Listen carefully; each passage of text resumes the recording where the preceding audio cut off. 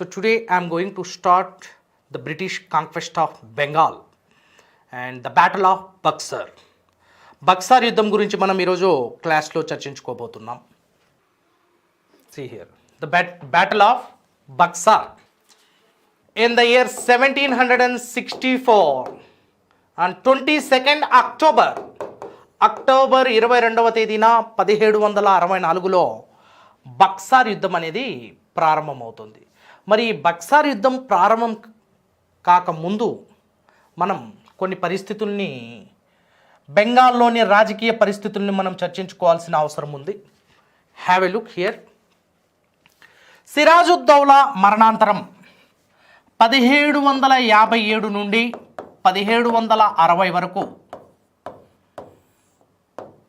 సిరాజుద్దౌలా మరణాంతరం రాజ్యానికి వస్తున్నవారు మీర్ జాఫర్, రాబర్ట్ క్లైవ్ మరియు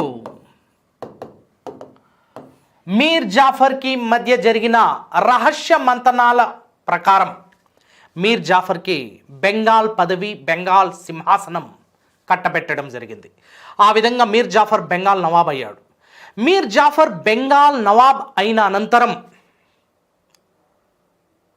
బక్సార్ యుద్ధానికి మధ్యనున్న ఈ కాలాన్ని మనం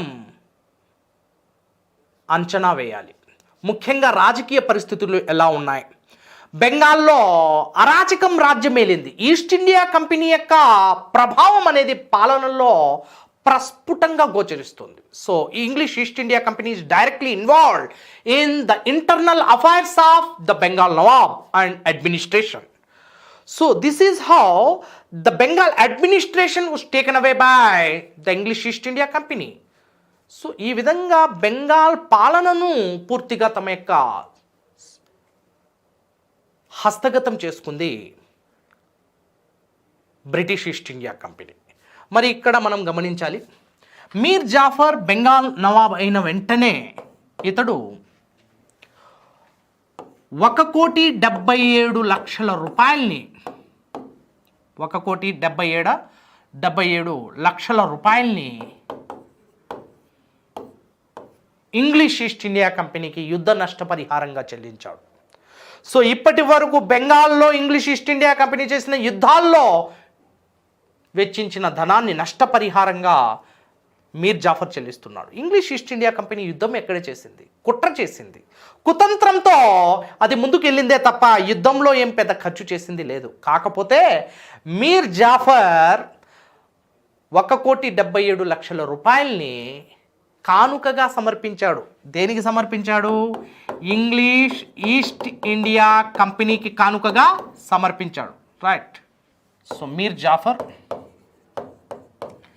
ఇంగ్లీష్ ఈస్ట్ ఇండియా కంపెనీకి 1,77,00,000 రూపాయల్ని చెల్లించాడు కానుకగా. నంబర్ 1.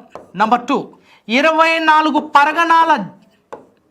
పరగణాల భూమిని ఇంగ్లీష్ ఈస్ట్ ఇండియా కంపెనీకి కేటాయించాడు.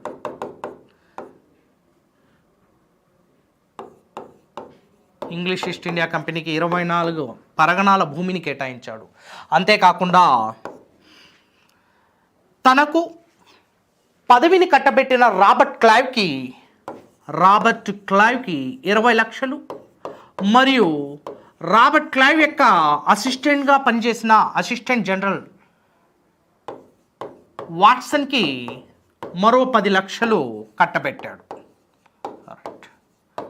సో ఈ విధంగా తనకు మద్దతు తెలిపిన తమ యొక్క అనుచరులకు అందరికీ ఎక్కువ బహుమానం రూపంలో, కానుకల రూపంలో, విరాళాల రూపంలో చెల్లించాడు. విరాళాల రూపంలో 1,77,00,000 రూపాయలు ఇంగ్లీష్ ఈస్ట్ ఇండియా కంపెనీకి చెల్లించగా 24 పరగణాలు భూభాగాన్ని ఇంగ్లీష్ ఈస్ట్ ఇండియా కంపెనీకి దారాదత్తం చేశాడు. అంతేకాకుండా ఆ 24 పరగణాల నుంచి రెవెన్యూను స్వీకరించి రెవెన్యూ ఆదాయాన్ని దండుకోమంటూ అతడు ఆజ్ఞలు కూడా జారీ చేశాడు.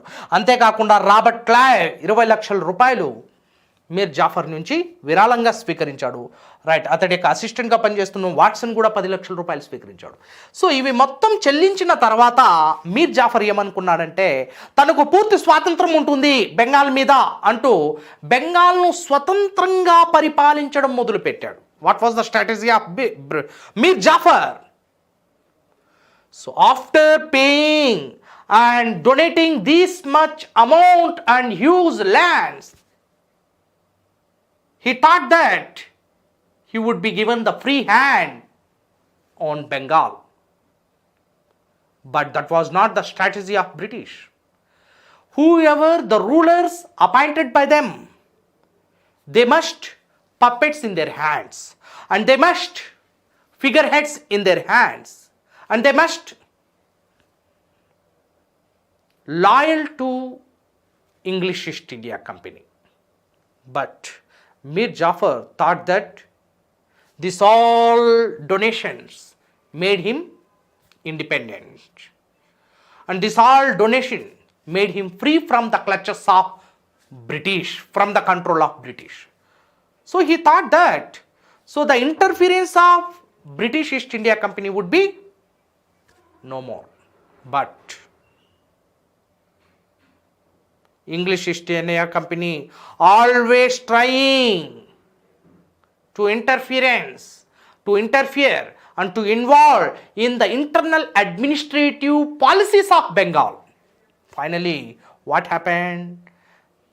Mir Jafar did not bear this all activities, and finally he started revamping the Bengal army with the help of the Dutch in the year 1759. See, he discarded the friendly relations with British and slowly and strategically having good relations with Dutch.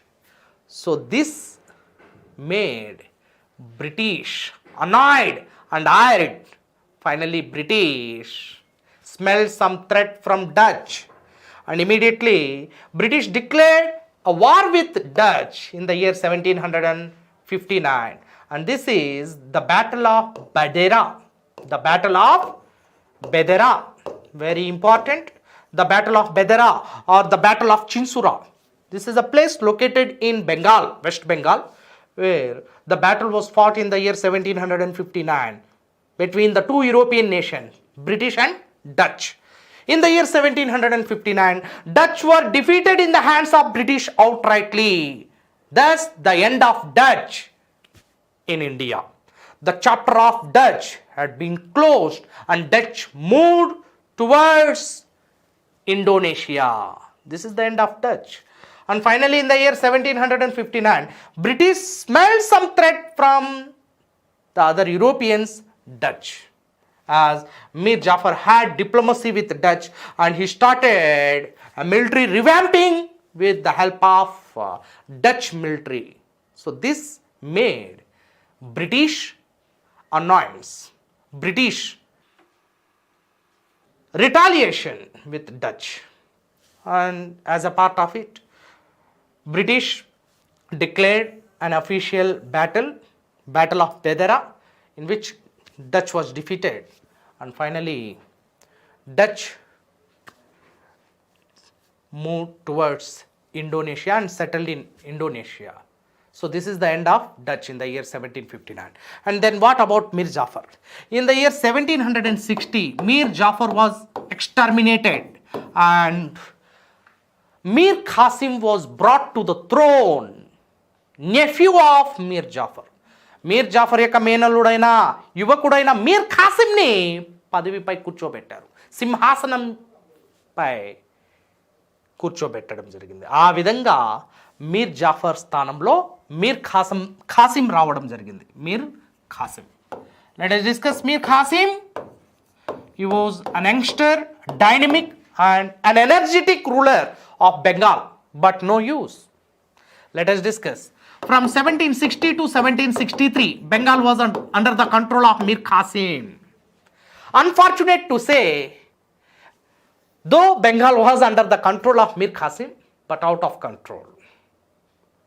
Because British Empire and British sovereign power organizing the key role in the Bengal administration. That was the dark spot of Bengal Nawabs and Bengal administration. Let us discuss. This is not healthy sign, and this is not good for the governance, and this is not at all good governance. See, the one who is constantly organizing the administrative setup and administrative policies, one should not involve in this. If another person involving in the administrative policies, that doesn't look good, and that is not for the healthy sign or good governance. So entire Bengal administration was ruined and completely demolished. ఈ విధంగా బెంగాల్ ప్రాంతంలో అరాచకం రాజ్యం ఏలింది ఈ రెండు యుద్ధాల కాలంలో. అనంతరం బెంగాల్ పూర్తి స్థాయిలో బ్రిటిష్ వారి చేతుల్లోకి వెళ్ళడం జరిగింది. Let us discuss here. Mir Qasim, soon after giving the throne to Mir Qasim, he took many steps in favor of the British, and he donated 3 revenue districts to English East India Company, and these 3 revenue districts are very important. So what were the 3 revenue districts donated by Mir Qasim? Mir Qasim donated 3 revenue districts to British East India Company. Number 1, Midnapur, Burdwan and Chittagong.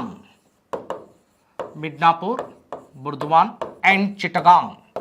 These 3 are revenue districts were donated to English East India Company. See, Midnapore, Burdwan, Chittagong అనే జిల్లాలను English east India కంపెనీకి దారాదత్తం చేస్తున్నాడు.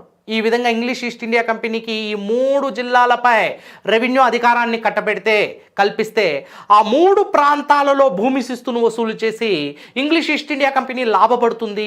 ఆ revenue వసూలు చేసుకునే హక్కులు English east India కంపెనీకి కల్పిస్తే ఇంగ్లీష్ ఈస్ట్ ఇండియా కంపెనీ యొక్క ఆదాయం క్రమక్రమంగా పెరిగి ఆర్థికంగా బలపడుతుంది. మరి ఇంగ్లీష్ ఈస్ట్ ఇండియా కంపెనీ తనకు పూర్తి స్వేచ్ఛను కల్పిస్తుంది బెంగాల్ పాలనలో అని భ్రమపడ్డాడు. ఇది కేవలం ఇతడి యొక్క అపోహ. రైట్, ఇతడి కంటే ముందు ఇతడి మామకు జరిగిన అవమానం ఇతడికి తెలిసినప్పటికీ ఇతడు అమాయకత్వాన్ని ప్రదర్శించాడు. 3 రెవెన్యూ జిల్లాలను ఇంగ్లీష్ ఈస్ట్ ఇండియా కంపెనీకి దారాదత్తం చేయడం ఏంటండి? సో దీనివల్ల ఇతడికి ఒరిగిందేంటో చూద్దాం. 3 రెవెన్యూ జిల్లాలను దారాదత్తం చేసి ఇంగ్లీష్ ఈస్ట్ ఇండియా కంపెనీకి వీటి మీద పూర్తి స్థాయి స్వేచ్ఛా వ్యాపారాన్ని కల్పిస్తూ పూర్తి స్థాయి ఈ రెవెన్యూను బ్రిటిష్ ఈస్ట్ ఇండియా కంపెనీ హస్తగతం చేయడం జరిగింది. కానీ ఆ తర్వాత ఏం జరిగింది? మీర్ ఖాసిం తను స్వేచ్ఛగా పరిపాలించడం ప్రారంభించాడు. But as we know, this is not the strategy of British. So the rulers or nawabs are appointed by the British East India Company should loyal to the British East India Company, and they must serve as the nawab under the purview of the British bylaws or British East India Company's rules and regulations. Right, and they must under the control of the British East India Company. They should be puppets and figureheads, not an independent and sovereign ruler. Okay, స్వతంత్ర పాలకులుగా, సార్వభౌమత్వ పాలకులుగా British east India Company ఎప్పటికీ ఒప్పుకోదు. కానీ వీళ్ళు సార్వభౌమత్వంగా పరిపాలిద్దాం, స్వతంత్రంగా పరిపాలిద్దాం. They wanted free hand on the Bengal administration, but British did not accept it. And then Mir Qasim took an intelligent step, and he strongly decided to shift the entire administrative setup from Murshidabad to Munger, as Murshidabad was the capital of Bengal, and he wanted to shift this Murshidabad to Munger. Thus the capital had been shifted, Munger. Murshidabad అనేది బెంగాల్లో ఉన్న బెంగాల్ యొక్క రాజధాని. ఈ ముర్షిదాబాద్ నుంచి మాంఘేర్ ప్రాంతానికి మారుస్తున్నాడు రాజధానిని. చాలా తెలివిగా మొత్తం రాజధానిని మారిస్తే ఏం జరుగుతుంది? అడ్మినిస్ట్రేటివ్ సెటప్ మొత్తం మారిపోతుంది. ఇప్పుడు ఆంధ్రప్రదేశ్కి అమరావతి నుంచి 3 ముక్కలు చేసేయడం జరిగింది. సో ఆ విధంగా పాలన అనేది కేంద్రీకరించబడిన ముర్షిదాబాద్ ప్రాంతం నుంచి వికేంద్రీకరించాడు. The entire Bengal administrative setup was decentralised mainly for reducing the involvement and interference of British in the administration. Hope you got the point. But British smelled some threat. ఈ మాంగేర్ అనేది బీహార్లో ఉంది. బీహార్లో this is a remote area, right? So this is no way concern with the administration. ఇది అసలు పరిపాలనకు సంబంధం లేని ప్రాంతం, కానీ అక్కడి నుంచి పరిపాలన చేస్తాను అంటూ, రైట్, బ్రిటిష్ ఈస్ట్ ఇండియా కంపెనీకి ఎటువంటి ప్రయర్ ఇంటిమేషన్ ఇవ్వకుండా, without any prior intimation, had shifted the capital of Bengal from Murshidabad to Munger. Munger is a remote area and this is insignificant for the administrative setup, but he did so and he wanted to reduce and remove the administrative power of British over Bengal. So he did so, but immediately English East India Company smelled some threat from Mir Qasim. మీర్ ఖాసిం నుంచి ఏదో ప్రమాదం ఉంది, వీడేదో చేస్తున్నాడు తేడాగా అని గమనించిన English east India company, బాబు బద్దం, ఇక నీ యొక్క ప్రయోగాత్మక పరిపాలన చాలు, నీ యొక్క సేవలు మాకు పూర్తిగా సరిపోయాయి, ఇక నీకు మాకు కాలం చెల్లింది, ఇక నువ్వు దిగిపోవచ్చు అంటూ ఉత్తర్వులు జారీ చేసింది. ఉత్తర్వులు జారీ చేసింది 1763లో. మీర్ ఖాసిమ్ని గద్దె దించి, and there is no second alternate except bringing the old Mir Jafar to the throne, right? కురువృద్ధుడైన మీర్ జాఫర్ని తీసుకురావడం తప్ప ఇక ఎటువంటి ప్రత్యామ్నాయ మార్గం లేదు ఇంగ్లీష్ ఈస్ట్ ఇండియా కంపెనీకి. Then British did successfully bringing Mir Jafar again to the throne. See the drama played in the power politics, the way that British started the dirty politics. నేను ఏదైనా చేస్తాను, మైట్ ఈజ్ రైట్, జిస్కే హాత్ మే లాఠీ ఉసి కా కామ్ ఉసికి. So might is right concept is adopted by British east India company. We can do anything. So as British herself declared and proclaimed as a great powerful empire in the world. Mir Qasim was terminated and the throne was given to Mir Jafar.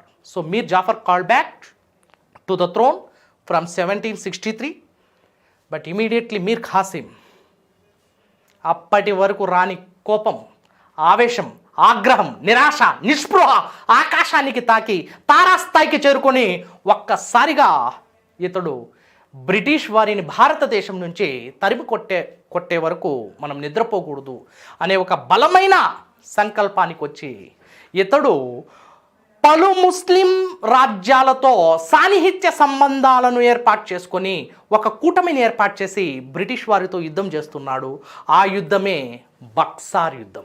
C immediately Mir Qasim Awadh రాజ్యానికి వెళ్తున్నాడు. ఆ అవధ్ రాజ్యానికి రాజు Shujauddaula was the contemporary ruler to Mir Qasim, the ex Bengal Nawab Shujauddaula. But luckily he met Shah Alam in the darbar of Siraj-Ud-Daula. See, the Shah Alam was fear of his own minister, Imadul Mulk. So he did not enter into Delhi politics or Mughal empire. Though he was a Mughal empire, later Mughal emperor, he did not start the rule from Delhi. He was under asylum in the Awadh state under Siraj-Ud-Daula. He did not go to Delhi because fear of his own prime minister.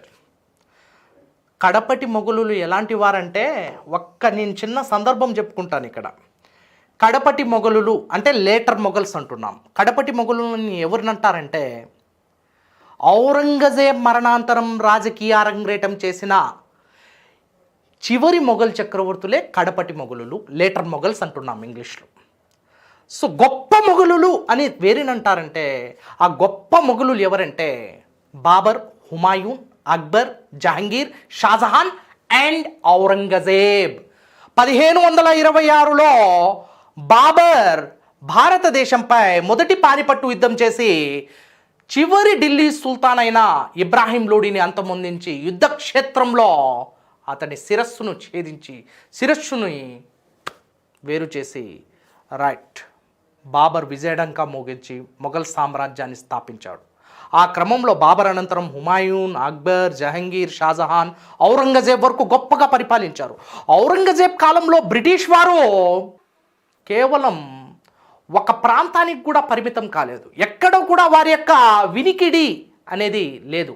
కానీ Aurangzeb మరణాంతరమే British వారు విజృంభించడం ప్రారంభించారు. కారణం ఏంటంటే బలహీన వారసులు ఢిల్లీ మొఘల్ పీఠంపై కూర్చున్నారు. బలహీన వారసులు రాజ్యానికి వచ్చారు. The weak successors of Mughals is one of the factors that made responsible for the supremacy of British in India. British వారు భారతదేశంలో బలపడ్డారంటే వారి గొప్పతనం కాదు. భారతదేశంలో ఉన్న రాజకీయ అనైక్యత, భారతదేశంలో ఉన్న రాజకీయ అసమర్థత, భారతదేశంలో ఉన్న వారసుల బలహీనత. ఒకటి రాజకీయ అనైక్యత, రాజుల యొక్క అసమర్థత మరియు బలహీనత. ఇవన్నీ చాలా కారణాలు తోడయ్యాయి వీటికి. అయితే ఔరంగజేబ్ మరణాంతరం వచ్చిన బహదూర్ షా 1 నుంచి బహదూర్ షా 2 వరకు, చివరి బహదూర్ షా వరకు వీళ్ళందరూ బలహీన పాలకులు. కొంతమందికి పరిపాలన తెలిసినప్పటికీ పరిపాలన సాగించలేకపోయారు. మరి కొంతమందికి పరిపాలన అంటేనే తెలియదు. Muhammad Shah Rangila is the notable example, who doesn't know the administration too, but he came to the throne. పరిపాలన అంటేనే తెలియదు కానీ సింహాసనాన్ని అధిష్ఠించాడు. ఇటువంటి వారా భారతదేశాన్ని పరిపాలించేవారా? ఆ సమయంలోనే నాదిర్ షా మహమ్మద్ షా మీద దాడి చేసి మయూర సింహాసనాన్ని, కోహినూర్ వజ్రాన్ని కొల్లగొట్టాడు. 70 కోట్ల విలువైన సంపదను కొల్లగొట్టుకొని వెళ్ళాడు. సిరి సంపదలతో తులతూగే భారతదేశాన్ని నిర్వీర్యపరిచాడు. The prosperous Indian economy was brutally collapsed and demolished totally. So ఈ విధంగా భారతదేశ ఆర్థిక వ్యవస్థను చిన్నాభిన్నం చేసేశారు విదేశీ ఆక్రమణదారులు. Because of the weak successors of Aurangzeb. Aurangzeb లాంటి మహా సామ్రాజ్యవాది మరణం అనేది భారతదేశ చరిత్రను ఎన్నో పాఠాలను నేర్పింది.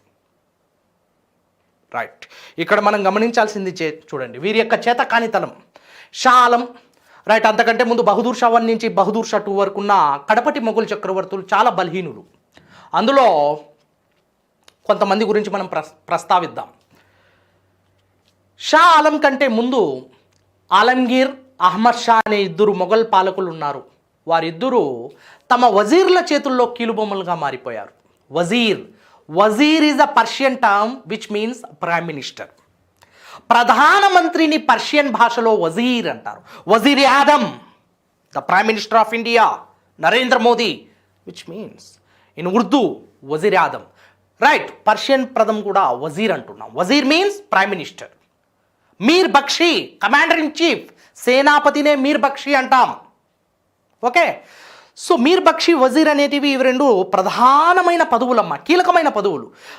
The Mir Bakshi, the wazir Adam, the wazir of Ahmad Shah, the later Mughal Ahmad Shah, and Alamgir 2, not Alamgir 1. So Alamgir 1 was the title of Aurangzeb, having a sounding title. But he was a great powerful emperor, great warrior and sovereign ruler. But here Alamgir even though having a sounding title, but originally they are not. గొప్ప పేర్లను పెట్టుకున్నప్పటికీ అసలు సిసలైన పిరికి వాళ్ళు వీరు కడపటి మొఘల్ చక్రవర్తులు. ఎందుకో చెప్తాం. అహ్మద్ షా మరియు అలంగీర్ 2 కాలంలో వజీర్గా పనిచేస్తున్న వ్యక్తి ఎవరో తెలుసా? Imadul Mulk. Imad very very important. So వీటి గురించి నేను ఒక ప్రత్యేక ఎపిసోడ్లో ఒక ప్రత్యేక కథనాన్ని మీ ముందు విశ్లేషించబోతున్నాను ముందు. But as per the demand of the situation I'm giving this notable example what actually happen to our later Mughal rulers and the way that they became puppets in the hands of British. ఇద్దరు కొట్టుకుంటే మూడో వాడికి లాభం అంటాం, ఆ ఇద్దరు తన్నుకుంటే మూడో వాడికి లాభం అంటున్నాం. ఆ మూడో వాడే బ్రిటిష్. ఇద్దరు కొట్టుకునే పూర్తిగా వీక్ అయిపోతే అందులో లాభపడుతున్నవాడు బ్రిటిష్ వాడు. అది ఎలా లాభపడుతున్నాడో చూద్దాం. ఫస్ట్ అహ్మద్ షా రంగీలా అలంగీర్ II యొక్క ప్రధానిగా పనిచేస్తున్న వ్యక్తి ఇమాద్. ఇక్కడ ఈ కడపటి మొఘల్ వారసుల యొక్క బలహీనతను ఆసరాగా తీసుకున్న ప్రధానులు అధికారాన్ని పూర్తిగా తమ చేతుల్లోకి తీసుకున్నారు. కానీ తాము ఎప్పుడు సింహాసనాన్ని ఆశించలేదు, కానీ అధికారాన్ని పూర్తిగా తమ చేతుల్లోకి తీసుకున్నారు. ఈ అహ్మద్ షా అలంగీర్ IIను ఇమాదుల్ ముల్క్ ఏం చేశాడంటే తనకి మరియు పాలకులకి మధ్య రాజకీయంగా వచ్చిన భేదాభిప్రాయాలు, పాలనాపరంగా వచ్చిన భేదాభిప్రాయాలు, అదేవిధంగా నిర్ణయాలు తీసుకునడంలో వచ్చిన భేదాభిప్రాయాల వల్ల ఒకరినేమో కళ్ళు పీకించి చెరసాలలో బంధించేశాడు, ఇంకొకరినేమో హత్య గావించి యమునా నదిలో పడేశాడు. So the naked dead body of the later Mughal rulers were thrown in the Yamuna river. Thrown in the river Yamuna, the tributary of river Ganga. And Ahmad Shah was blinded and imprisoned by Imadul Mulk. That was the situation. See the pathetic and miserable conditions of later Mughals. ఇవన్నీ British వారు ప్రేక్షకుల పాత్ర చూస్తున్నారు. ఏం జరుగుతుందో చూద్దాం. ఔరంగజేబ్ మరణించాడు, ఆ తర్వాత ఏం జరుగుతుందో చూద్దాం అంటూ చూస్తూ ఉన్నారు. ఈ యొక్క బలహీనత ప్రధానుల యొక్క బలంగా మారిపోయి ప్రధానులు పరిపాలించడం మొదలుపెట్టారు. రైట్, ప్రధానులే పరోక్షంగా సింహాసనాన్ని నడిపించారు. చివరికి అలంగీర్ II అనంతరం ఈ షా ఆలం వీరు రాజ్యానికి వస్తున్నారమ్మా. షా ఆలం రాజ్యానికి వచ్చిన తర్వాత బ్రిటిష్ వారు ఈ ఢిల్లీ మొఘల్ రాజ్యాన్ని పూర్తిగా తమ యొక్క హస్తగతం చేసుకుంటూ క్రమక్రమంగా బ్రిటిష్ వారు బలపడుతూ ఏం చేశారంటే షా ఆలంని చక్రవర్తిగా కాకుండా పెన్షనర్గా మార్చేశారు. షా ఆలం II, రెండవ షా ఆలం IIను పెన్షనర్గా మార్చేశారు బ్రిటిష్ వారు. So British east India company issued pension to the later Mughal ruler Shah Alam II. He was the first pension receiving sultan from Mughal Empire. ఒక మహా సామ్రాజ్యం, ఆ సామ్రాజ్యాన్ని పరిపాలించిన పాలకులు పెన్షన్దారులుగా మారిపోయారంటే ఇంతకంటే అవమానం మరొకటి ఉందా? ముమ్మాటికి ఉండదు. రైట్, షా ఆలం II పెన్షన్దారుగా మారిపోయాడు. అనంతరం షా ఆలం అనంతరం అక్బర్ II వస్తున్నాడు. అక్బర్ II, రెండవ అక్బర్. మొదటి అక్బర్ గొప్ప పాలకుడు. అక్బర్ అంటేనే గొప్పవాడు. Akbar, the literal meaning of Akbar, great, mighty. Allahu Akbar, Allah is great. See, have you ever heard about this in the mosque? Right, 5 times in a day azan would be there. Azan వస్తుంటుంది, అల్లాహు అక్బర్ అంటుంటారు. అల్లాహు అక్బర్, what is the meaning of అల్లాహు అక్బర్? Allah is great, దేవుడు గొప్పవాడు, అల్లా అనేవాడు గొప్పవాడు. అలా అక్బర్ అంటే గొప్పవాడు అని అర్థం. ఆ మొదటి అక్బర్ చాలా గొప్పవాడు, గొప్ప మొఘలుల్లో ఒకడు. కానీ ఆ తర్వాత బలహీన వారసులు అవే పేర్లను మళ్ళీ పెట్టుకుంటున్నారు. అందుకే అక్బర్ II అంటున్నాం. Though he is having a sounding title, but originally he did not show this. Right, అయితే ఈ అక్బర్ II కాలంలో ఏం జరిగిందంటే షా ఆలం IIకి ఇస్తున్న పెన్షన్ కాస్త అక్బర్ II కాలంకి వచ్చేసరికి ఆ పెన్షన్ని తగ్గించేశారు. పెన్షన్ని బాగా తగ్గించేసరికి ఇతడి యొక్క విలాసాలకు, ఇతడి యొక్క రాజ్ దర్బార్కి, ఇతడి యొక్క ప్రాంగణంలో ఉన్న కవులకు, పండితులకు, మన రాజులకి కవులు లేకపోతే ఉండలేరు, పెళ్ళాం లేకపోయినా కూడా ఉంటారేమో కానీ తమ సింహాసనం ముందు దర్బార్లో కబులు లేకపోతే బతకలేరు. ఎందుకంటే తమ యొక్క భార్య వండిన వంటకం నుండి, తమ యొక్క రోజు ఆహారపు అలవాట్లో భాగంగా తీసుకునే ఆహారం నుంచి కూడా మిక్కిలి గొప్పది కవి పాండిత్యం ద్వారా ప్రశంసలతో, పొగడ్తలతో, చలోక్తులతో, ఉపమానాలతో రాజును పొగుడుతూ ఉంటాడు చూడండి. అది చాలు వీరికి, ఆ గడ్డి చాలు. అందుకే కవుల కోసం, కళాకారుల కోసం జీవించిన పాలకులు కూడా ఉన్నారు. అందులో అక్బర్ II యొక్క ఈ పెన్షన్ అనేది పూర్తిగా తగ్గించబడింది. ఇక ఏం జరిగింది? అక్బర్ II తన యొక్క పెన్షన్ని పెంచమని అడిగాడు. కానీ ఇతడికి బ్రిటిష్ ఈస్ట్ ఇండియా కంపెనీతో మాట్లాడే, ఇంటరాక్ట్ అయ్యే ఆంగ్లం అనేది రాదు. ఆంగ్ల విద్య అప్పుడప్పుడే ప్రారంభమవుతున్న రోజులు. ఆంగ్ల విద్య అనేది 1835లో భారతదేశంలో ప్రవేశపెట్టబడింది. కానీ మనం మాట్లాడుకుంటున్నది అంతకంటే ముందు. రైట్, ఇక్కడ గమనించండి. అక్బర్ II తన యొక్క పెన్షన్ని పెంచమంటూ ఎన్నోసార్లు మెమొరాండం, ఎన్నోసార్లు వినతి పత్రాన్ని, పిటిషన్ని పెట్టాడు. But British east India company did not obey and British India company neglected the petitions of Akbar II. And then Akbar II strongly decided to send an envoy to England directly to raise his voice before the high command in England. చూడండి, మనకేమైనా మన ఇక్కడ ముఖ్యమంత్రి ఎవరో పని చేయకపోతే సరిగ్గా కేంద్రానికి వెళ్తాం, హైకమాండ్కి మనం వినతి చేసుకుంటాం. ఆ విధంగా బ్రిటిష్ ఈస్ట్ ఇండియా కంపెనీ పాలన చాలా చెత్తగా ఉంది, మా యొక్క పెన్షన్ని తగ్గించేశారు అంటూ పోరాడడానికి Raja Rammohan Roy, the modern man of India, pioneer of Indian renaissance and father of Indian renaissance and socio religious reform movement, Raja Rammohan రాయ్ని పిలిచి, ఓ రాజా అన్నాడు. నా పేరు రామ్మోహన్ రాయ్, మీరు రాజా అంటున్నారు, నాకు అర్థం కావడం లేదు అన్నాడు. లేదు, రాజా అనేది నీకు నేను ఇస్తున్న బిరుదు, సత్కరిస్తున్న బిరుదు. నువ్వు రాజు లాంటి వాడివి, ఎందుకంటే నీకు ఆంగ్ల భాష వచ్చు, అది నాకు రాదు. అయితే నీతో నాకు చాలా గొప్ప కార్యం ముందు ఉంది. అదేంటంటే నా పెన్షన్ తగ్గించబడింది. ఆ పెన్షన్ పెంచేందుకు బ్రిటిష్ హైకమాండ్తో నువ్వు వెళ్ళి చర్చించాలి and to get some remedy. So ఆ విధంగా రాజా రామ్మోహన్ రాయ్ని ఇంగ్లాండ్కి పంపిన కడపటి మొఘల్ చక్రవర్తి ఇతడే. పలు సందర్భాల్లో ప్రశ్న వచ్చింది ఇక్కడ గ్రూప్స్లో. రాజా రామ్మోహన్ రాయ్ని ఇంగ్లాండ్ దేశానికి పంపి చివరికి రాజా రామ్మోహన్ రాయ్ బ్రిస్టల్ నగరంలోనే మరణిస్తున్నాడు. రాజా రామ్మోహన్ రాయ్ సమాధి కూడా బ్రిస్టల్ నగరంలో ఉంది. ఎక్కడ? అర్నాస్ వ్యాలీ. రైట్, అర్నాస్ వ్యాలీ శ్మశాన వాటికలో ఉంది. రైట్, దీని గురించి మనం కూలంకుషంగా ముందు సాంస్కృతిక పునరుజ్జీవనంలో చర్చించబోతున్నాం. అంతకంటే ముందు అక్బర్ II యొక్క పెన్షన్ బాగా తగ్గించబడింది. చివరికి కడపటి మొఘల్ చక్రవర్తి బహదూర్ షా II ఇతడండి, కడపటి మొఘల్ చక్రవర్తి, చివరి మొఘల్ చక్రవర్తి. 1857 వరకు పరిపాలించాడు. 57లో సిపాయిల తిరుగుబాటులో పాల్గొనమని సిపాయిలు ఇతన్ని రెచ్చగొట్టారు. Indian sepoys stimulated, provoked Bahadur Shah II to join the Great Indian Mutiny 1857 or the Great Indian Revolt 1857.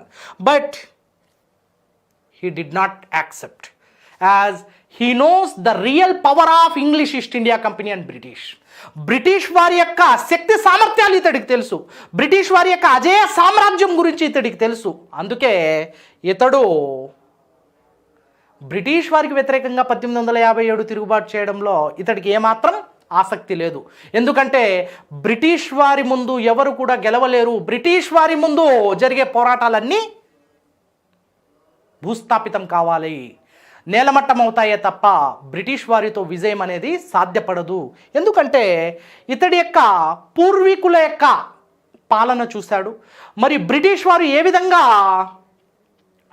Mughal సామ్రాజ్యాన్ని తమ యొక్క చెప్పు చేతుల్లోకి తీసుకుంటున్నారనేది కూడా ఇతడు గ్రహించాడు. ఆ క్రమంలో బహదూర్ షా II ఇక నేను పాల్గొనను, వేటిలో కూడా నేను పాల్గొనను అని చెప్పాడు. కానీ ఎర్రకోట ముందుకు వెళ్ళి, ఢిల్లీలోని ఎర్రకోట ముందుకు వెళ్ళి బహదూర్ షా జిందాబాద్, బ్రిటిష్ ముర్దాబాద్, షహన్ షాహే హిందుస్థాన్ అంటూ గొప్ప గొప్ప నినాదాలు చేశారు. ఎవరు? సిపాయిలు. షహన్ షాహే Hindustan. What is the meaning of షహన్ షాహే హిందుస్థాన్? భారతదేశ గొప్ప చక్రవర్తి నువ్వే, నువ్వు తప్ప మరొకటి కాదు, కాజాలడు, కానివ్వం.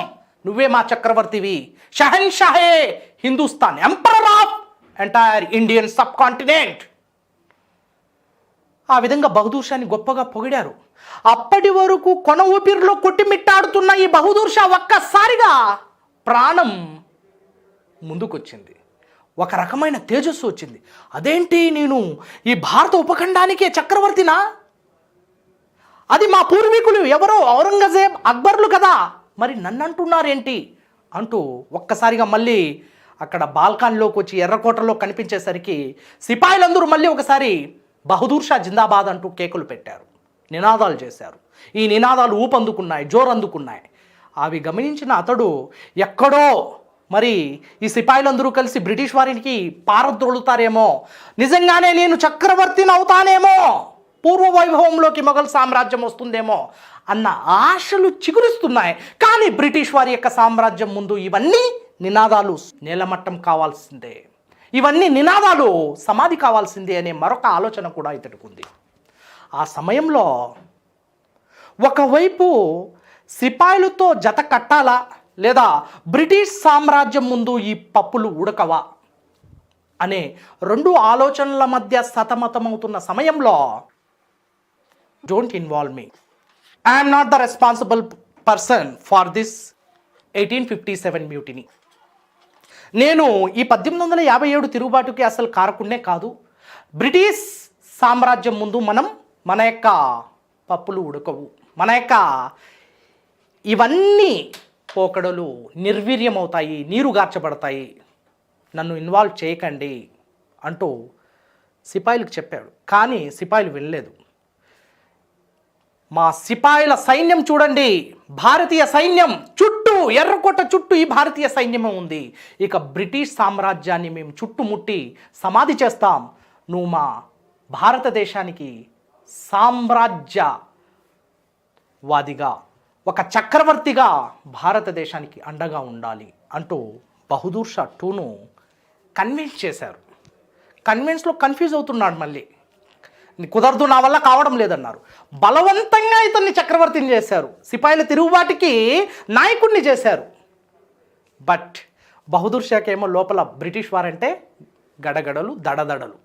మరి ఆ క్రమంలో బహదూర్ షా టూను 1857 తిరుగుబాటును బ్రిటిష్ వారు పూర్తిగా అణిచివేసి బహదూర్ షా టూను రంగూన్ జైలుకు పంపించారు. రంగూన్ జైలుకు పంపించి అతడి భార్యతో సహా Zeenat Mahal, wife of Bahadur Shah two, sent to Rangoon, present Myanmar. Rangoon జైలులో 1858 నుంచి 62 వరకు అక్కడే జైలు జీవితం గడుపుతూ అక్కడే చనిపోయాడు. See the fate of the Mughal empire and Mughal emperor. He did not get even a 6 feet of land for his burials in his own land, in his motherland. So he was buried in other land. రంగుల్లోనే సమాధి కాబడ్డాడు. 6 అడుగుల ఈ మహా మొఘల్ సామ్రాజ్యంలో ఇతడి యొక్క చివరి క్రియలకు, అంతిమ క్రియలకు 6 అడుగుల స్థలం కూడా లభ్యం కాలేదే. That was the fate of Mughal empire and Mughal emperors. ఈ విధంగా మొఘల్ సామ్రాజ్యం యొక్క బలహీనత అనేది స్పష్టంగా కనిపిస్తుంది. ఈ బలహీనతే బ్రిటిష్ వారికి బలంగా మారింది. బక్సార్ యుద్ధం గురించి మనం చర్చిస్తున్నాం. అసలు బక్సార్ యుద్ధం ఏంటి, దాని యొక్క ఫలితాలు ఏంటి, బక్సార్ యుద్ధం ఎందుకు జరుగుతుంది? బక్సార్ యుద్ధం ఎందుకు జరుగుతుందంటే, మీర్ ఖాసిం బ్రిటిష్ వారికి వ్యతిరేకంగా రాజధానిని మార్చడం, పరిపాలనలో బ్రిటిష్ జోక్యాన్ని తగ్గించడం మరియు బ్రిటిష్ వారి యొక్క ఆధిపత్య ధోరణిని వ్యతిరేకించడం, ఈ పలు కారణాల వల్ల మీర్ ఖాసింని గద్దె దించడం ద్వారా, సో మీర్ ఖాసిం స్థానంలో ప్రత్యామ్నాయ మార్గం లేకపోవడంతో మీర్ జాఫర్ని తిరిగి సింహాసనం మీదికి తీసుకురావడం వల్ల ఈ మీర్ ఖాసిం ముస్లిం నవాబులతో ఒక కూటమిని ఏర్పాటు చేస్తున్నాడు అని చెప్పుకున్నాం. సో ఈ కూటమి అవధ్ నవాబ్, ఆనాటి మొఘల్ నవాబ్ మరియు బెంగాల్ పదవిని కోల్పోయిన మీర్ ఖాసిం, ఈ ముగ్గురు ఒక కూటమిగా ఏర్పడ్డారు. ముస్లింల కూటమికి మరియు బ్రిటిష్ వారికి మధ్య బక్సార్ యుద్ధం జరుగుతోంది. ముస్లింల కూటమికి మరియు బ్రిటిష్ వారికి మధ్య బక్సార్ యుద్ధం 1764 అక్టోబర్ 22న బక్సార్ ప్రాంతంలో ప్రారంభమైంది ముస్లిం కూటమికి మరియు బ్రిటిష్ వారికి వ్యతిరేకంగా. ముస్లిం కూటమికి ప్రాతినిధ్యం వహిస్తున్న వారు అవధ్ నవాబ్గా పనిచేస్తున్న షుజావుద్దౌలా. అవధ్ నవాబ్ షుజావుద్దౌలా మరియు మొఘల్ చక్రవర్తి, ఆనాటి మొఘల్ చక్రవర్తిగా పనిచేస్తున్న రైట్ షా ఆలం టూ. రెండవ షా ఆలం. అయితే ఇతడు మొఘల్ పీఠాన్ని అధిరోహించలేదు, మొఘల్ పీఠంపై కూర్చోలేదు. కారణం ఏంటంటే తన ప్రధాన మంత్రులు చాలా క్రూర స్వభావం కలిగిన వారు మరియు సుల్తాన్లను గుడ్డివారిని చేసి చెరసాలలో బంధించడం కావచ్చు, మరి సుల్తాన్లను చంపి నగ్న శవాన్ని నదుల్లో పడేయడం కావచ్చు. ఈ కారణాల వల్ల, పలు కారణాల వల్ల రెండవ షా ఆలం ఢిల్లీ మొఘల్ పీఠాన్ని అధిష్ఠించడంపై ఏమాత్రం మొగ్గు చూపలేదు. కారణం ఏంటంటే తన ప్రాణాలు ఎక్కడ పోతాయో అన్న ప్రాణాలపై ఉన్న కాంక్ష పదవిపై ఇతడికి లేదు. ఆ క్రమంలో ఇతడు షా ఆలం టూ, రెండవ షా ఆలం అవధ్ నవాబ్ అయిన షుజావుద్దౌలా యొక్క దర్బార్లో కొలువు తీరి అక్కడే ఆశ్రయం పొంది ఉన్నాడు. అదే సమయంలో బెంగాల్ పదవిని కోల్పోయిన మీర్ ఖాసిం అవధ్ ప్రాంతానికి వెళ్ళి అవధ్ నవాబ్ షుజావుద్దౌలాతో మొఘల్ చక్రవర్తి అక్కడే అదృష్టవశాత్తు ఉన్న షా ఆలం టూతో కలిసి ఒక కూటమిని ఏర్పాటు చేస్తాడు. ఈ కూటమి ఒక బలమైన సైన్యాన్ని ఏర్పాటు చేసి బ్రిటిష్ వారితో పోరాడుతోంది. మరి బ్రిటిష్ సైన్యానికి నాయకత్వం వహించిన సేనాపతి major Hector Munro, very important. Hector Munro was the commander-in-chief of British Army in the Battle of Buxar. Buxar యుద్ధంలో బ్రిటిష్ సైన్యానికి నాయకత్వం వహిస్తున్న సేనాపతి హెక్టర్ మన్రో. ఎందుకంటే ఆ సమయంలో రాబర్ట్ క్లైవ్ భారతదేశంలో లేడు, ఇంగ్లాండ్ పర్యటనలో ఉన్నాడు మరియు అధిష్టాన వర్గంతో చర్చిస్తుండడంతో హెక్టర్ మన్రో బ్రిటిష్ సైన్యానికి అధినాయకత్వం వహించి చివరికి ముస్లిం సైన్యాన్ని చెల్లా చెదురు చేసి ఓటంపాలు చేసి బక్సార్లో విజయాన్ని సాధించాడు. అందుకే హెక్టర్ మన్రోని బక్సార్ వీరుడు అనే పేరుతో పిలుస్తారు. బక్సార్ వీరుడు, hero of Buxar, hero of Plassey and hero of Arcot was Robert Clive. మనం చర్చించుకున్నాం గతంలో ముస్లిం కూటమిని చిత్తుగా ఓడించి చల్లా చెదురు చేసి సైన్యాన్ని నేలమట్టం చేసి చివరికి విజయాన్ని సాధించి బక్సార్ వీరుడుగా చరిత్రకెక్కాడు హెక్టర్ మన్రో. అంతేకాదు ఇక హుటాహుటిన ఇంగ్లాండ్ పర్యటనలో ఉన్న రాబర్ట్ క్లైవ్ హుటాహుటిన భారతదేశానికి పరుగులు తీశాడు. భారతదేశానికి వచ్చి బెంగాల్ ప్రాంతానికి వచ్చి ఒక సంధిని చేసుకుంటున్నాడు. ఇది చాలా కీలకమైన పరిణామం. యుద్ధంలో మాత్రం హెక్టర్ మన్రో గొప్ప ప్రదర్శన ఇచ్చాడు. కానీ యుద్ధానంతరం 1765లో ఒక కీలకమైన సంధిని చేసుకుంటున్నాడు Robert Clive. The master mind of the treaty of Allahabad in the year 1765. Buxar యుద్ధం యొక్క ఫలితమే 1765 అలహాబాద్ సంధి. Let us discuss the treaty of Allahabad. So the battle of Buxar came to an end with a truce called Treaty of Allahabad in the year 1765. And who was the mastermind behind the Treaty of Allahabad? Robert Clive was the mastermind behind the Treaty of Allahabad. And Robert Clive was the author of this treaty. He was the creator of this treaty, Allahabad. Treaty of Allahabad. Allahabad is located in Uttar Pradesh. So this is the brain product of Master Robert Clive.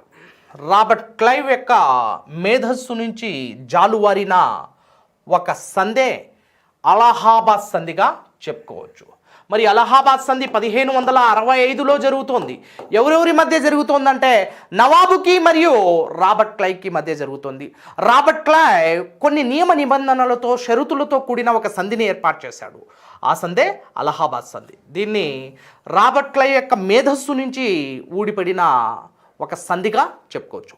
Brain child of Robert Clive or product of Robert Clive, the treaty of Allahabad in the year 1765. And the Treaty of Allahabad is the outcome or result of the Battle of Buxar. Allahabad సంధి అనేది ఏ యుద్ధం యొక్క పరిణామం లేదా ఫలితం? బక్సార్ యుద్ధం యొక్క ఫలితం. మరి అలహాబాద్ సంధి యొక్క విశేషాలు ఏంటో మనం పరిశీలిస్తే, ప్రధానంగా అలహాబాద్ సంధి 2 ప్రధాన అంశాలను కలిగి ఉంది. అందులో ఒకటి రెవెన్యూ పాలన, 2 శాంతి భద్రతలు. One is revenue administration, another one is police administration. So revenue administration అనేది బ్రిటిష్ వారు తమ యొక్క కైవసం చేసుకున్నారు, తమ హస్తగతం చేసుకున్నారు. Nizamat in Persian terminology, nizamat means law and order and diwani means revenue powers. Diwani revenue administration, nizamat police administration. Okay, శాంతి భద్రతలను కాపాడే ఆ వ్యవస్థను నిజామత్ అని పిలుస్తున్నాం. మరియు రెవెన్యూ హక్కులను, దివానీ హక్కుల్ని పొందే ఆ వ్యవస్థను దివానీ అని పిలుస్తున్నాం. ఓకే, మరి దివానీ హక్కుల్ని బ్రిటిష్ వారు సొంతం చేసుకుంటున్నారు. The charge of revenue collections comes under the control of British, while the law and order and the police administration shall be maintained by the Nawab.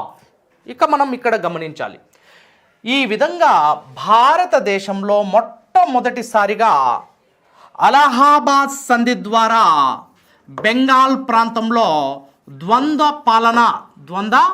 పాలన ప్రవేశపెట్టబడింది. ద్వంద్వ పాలన, డ్యూయల్ అడ్మినిస్ట్రేషన్. సో దివానీ మరియు నిజామత్ అనే రూపంలో, దివానీ మరియు నిజామత్ అనే రూపంలో ద్వంద్వ పాలన ప్రవేశపెట్టబడింది. So the treaty of Allahabad introduce the dual administration in Bengal, diwani and nizamat. Diwani means revenue collections, revenue administration. Nizamat law and order or police administration. So Diwani was under the control of British as per the treaty, as per the provision of the treaty, and Nizamat under the control of Nawab చేతుల్లో నిజామత్ ఉంటుంది. నిజామత్ శాంతి భద్రతల పాలన. Right, let us discuss here few important provisions apart from this dual administration. Number 1, Awadh Nawab shall be paid 50 crores as war indemnity. Awadh Nawab shall be paid 50 లక్షల రూపాయలు యుద్ధ నష్టపరిహారంగా చెల్లించాలి.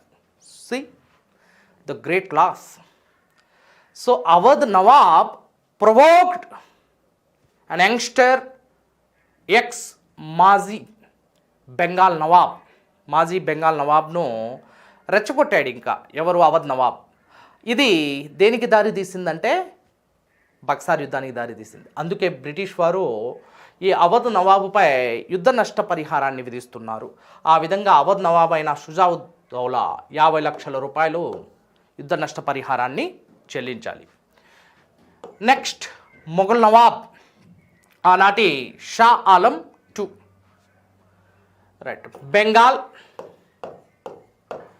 బీహార్ మరియు ఒడిస్సా ప్రాంతాలలో దివానీ హక్కులు మొత్తం బ్రిటిష్ వారి యొక్క సొంతం చేయాలి, బ్రిటిష్ వారి యొక్క వశం చేయాలి. ఆ విధంగా బెంగాల్, బీహార్, ఒడిస్సా ప్రాంతాలలో, ఈ 3 రాష్ట్రాలలో, 3 ప్రావిన్స్లలో దివానీ హక్కులు పూర్తిగా ఎవరి చేతుల్లోకి వస్తున్నాయి?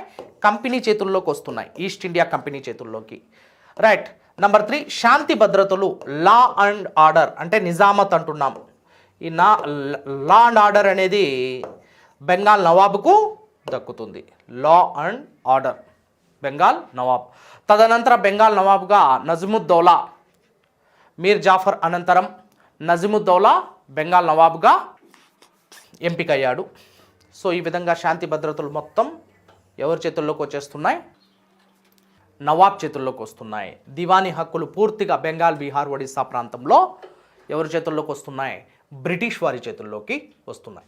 సో మనం ఇక్కడ గమనించాల్సిన అంశం ఏంటంటే this is the great loss to the nawabs of Awadh, Mughal and Bengal. So finally British became super power and economically strong. ఆర్థికంగా నిలదొక్కుకోగలిగింది English east India company. And hereafter on the economic sources, through the economic source, British started making the sovereign power or imperial power. So ఈ వనరుల్ని కేంద్రంగా చేసుకొని ఈ colonial activities అంటే వలసవాద పోకడలపై ఒక సామ్రాజ్యవాదాన్ని నిర్మించింది బ్రిటన్. సో ఆ విధంగా బ్రిటిష్ సామ్రాజ్యవాదానికి మార్గం సుగమమైంది. రెండవ అంశం ఏంటంటే ఏ trading company became a territorial power.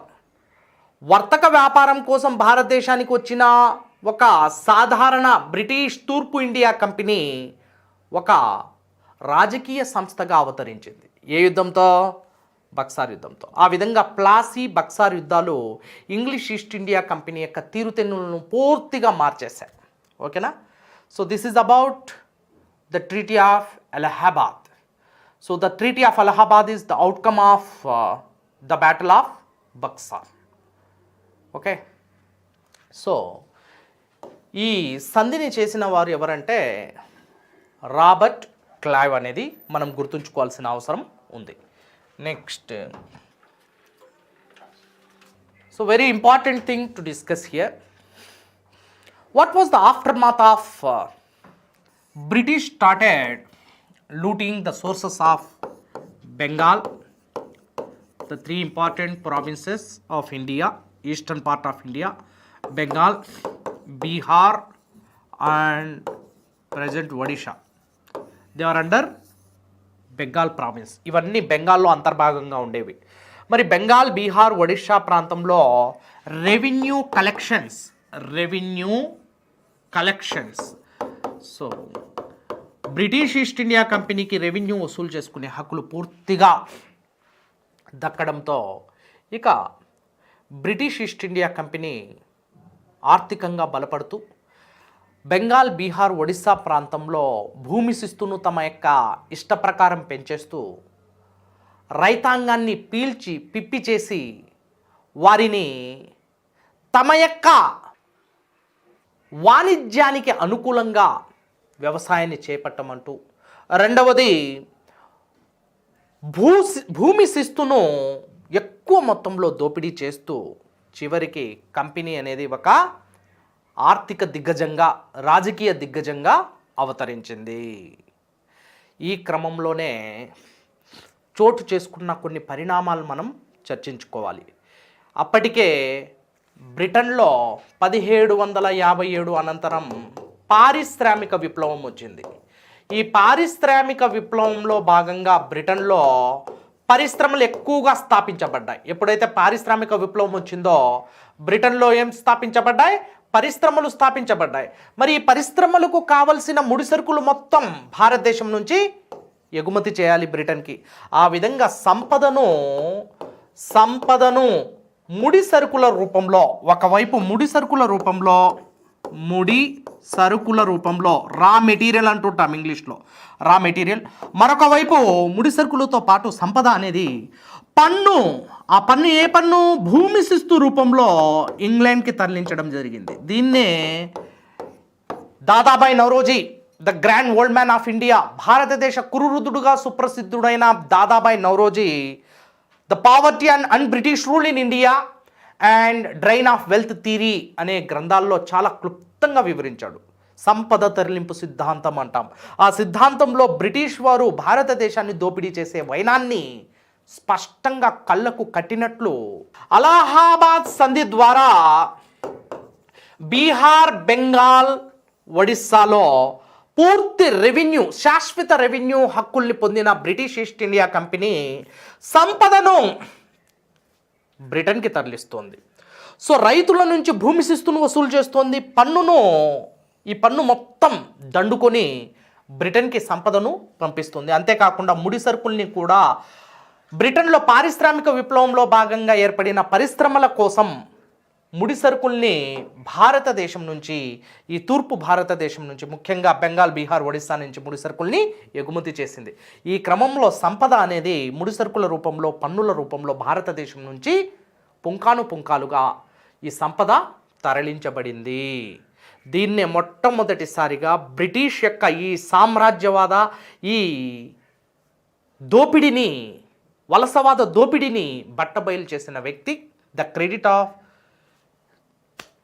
criticizing and exposing the British exploitation goes to none other than Dadabhai Naoroji. ఓకేనా? సో ఇప్పుడు మనం గమనించాల్సిన అంశాలు కొన్ని ఉన్నాయి ఇక్కడ. ఈ ద్వంద్వ పాలనతో లేదా రెవెన్యూ హక్కుల్ని బ్రిటిష్ ఈస్ట్ ఇండియా కంపెనీ వశపరుచుకోవడంతో ఎటువంటి పరిణామాలు చోటు చేసుకున్నాయనేది ఒకటి మనం గమనించాలి. నంబర్ 1, భూమి శిస్తు ఇష్టానుసారంగా పెంచి రైతుల్ని దోపిడీ చేయడం ప్రారంభించారు బ్రిటిష్ వారు.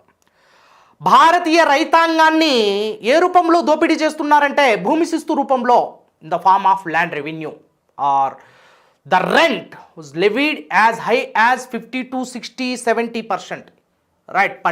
పండిన మొత్తం పంటలో దాదాపు సగ భాగం కంటే పైచిలుకు బ్రిటిష్ ప్రభుత్వానికి సుంకంగా, భూమి శిస్తుగా చెల్లించాలి.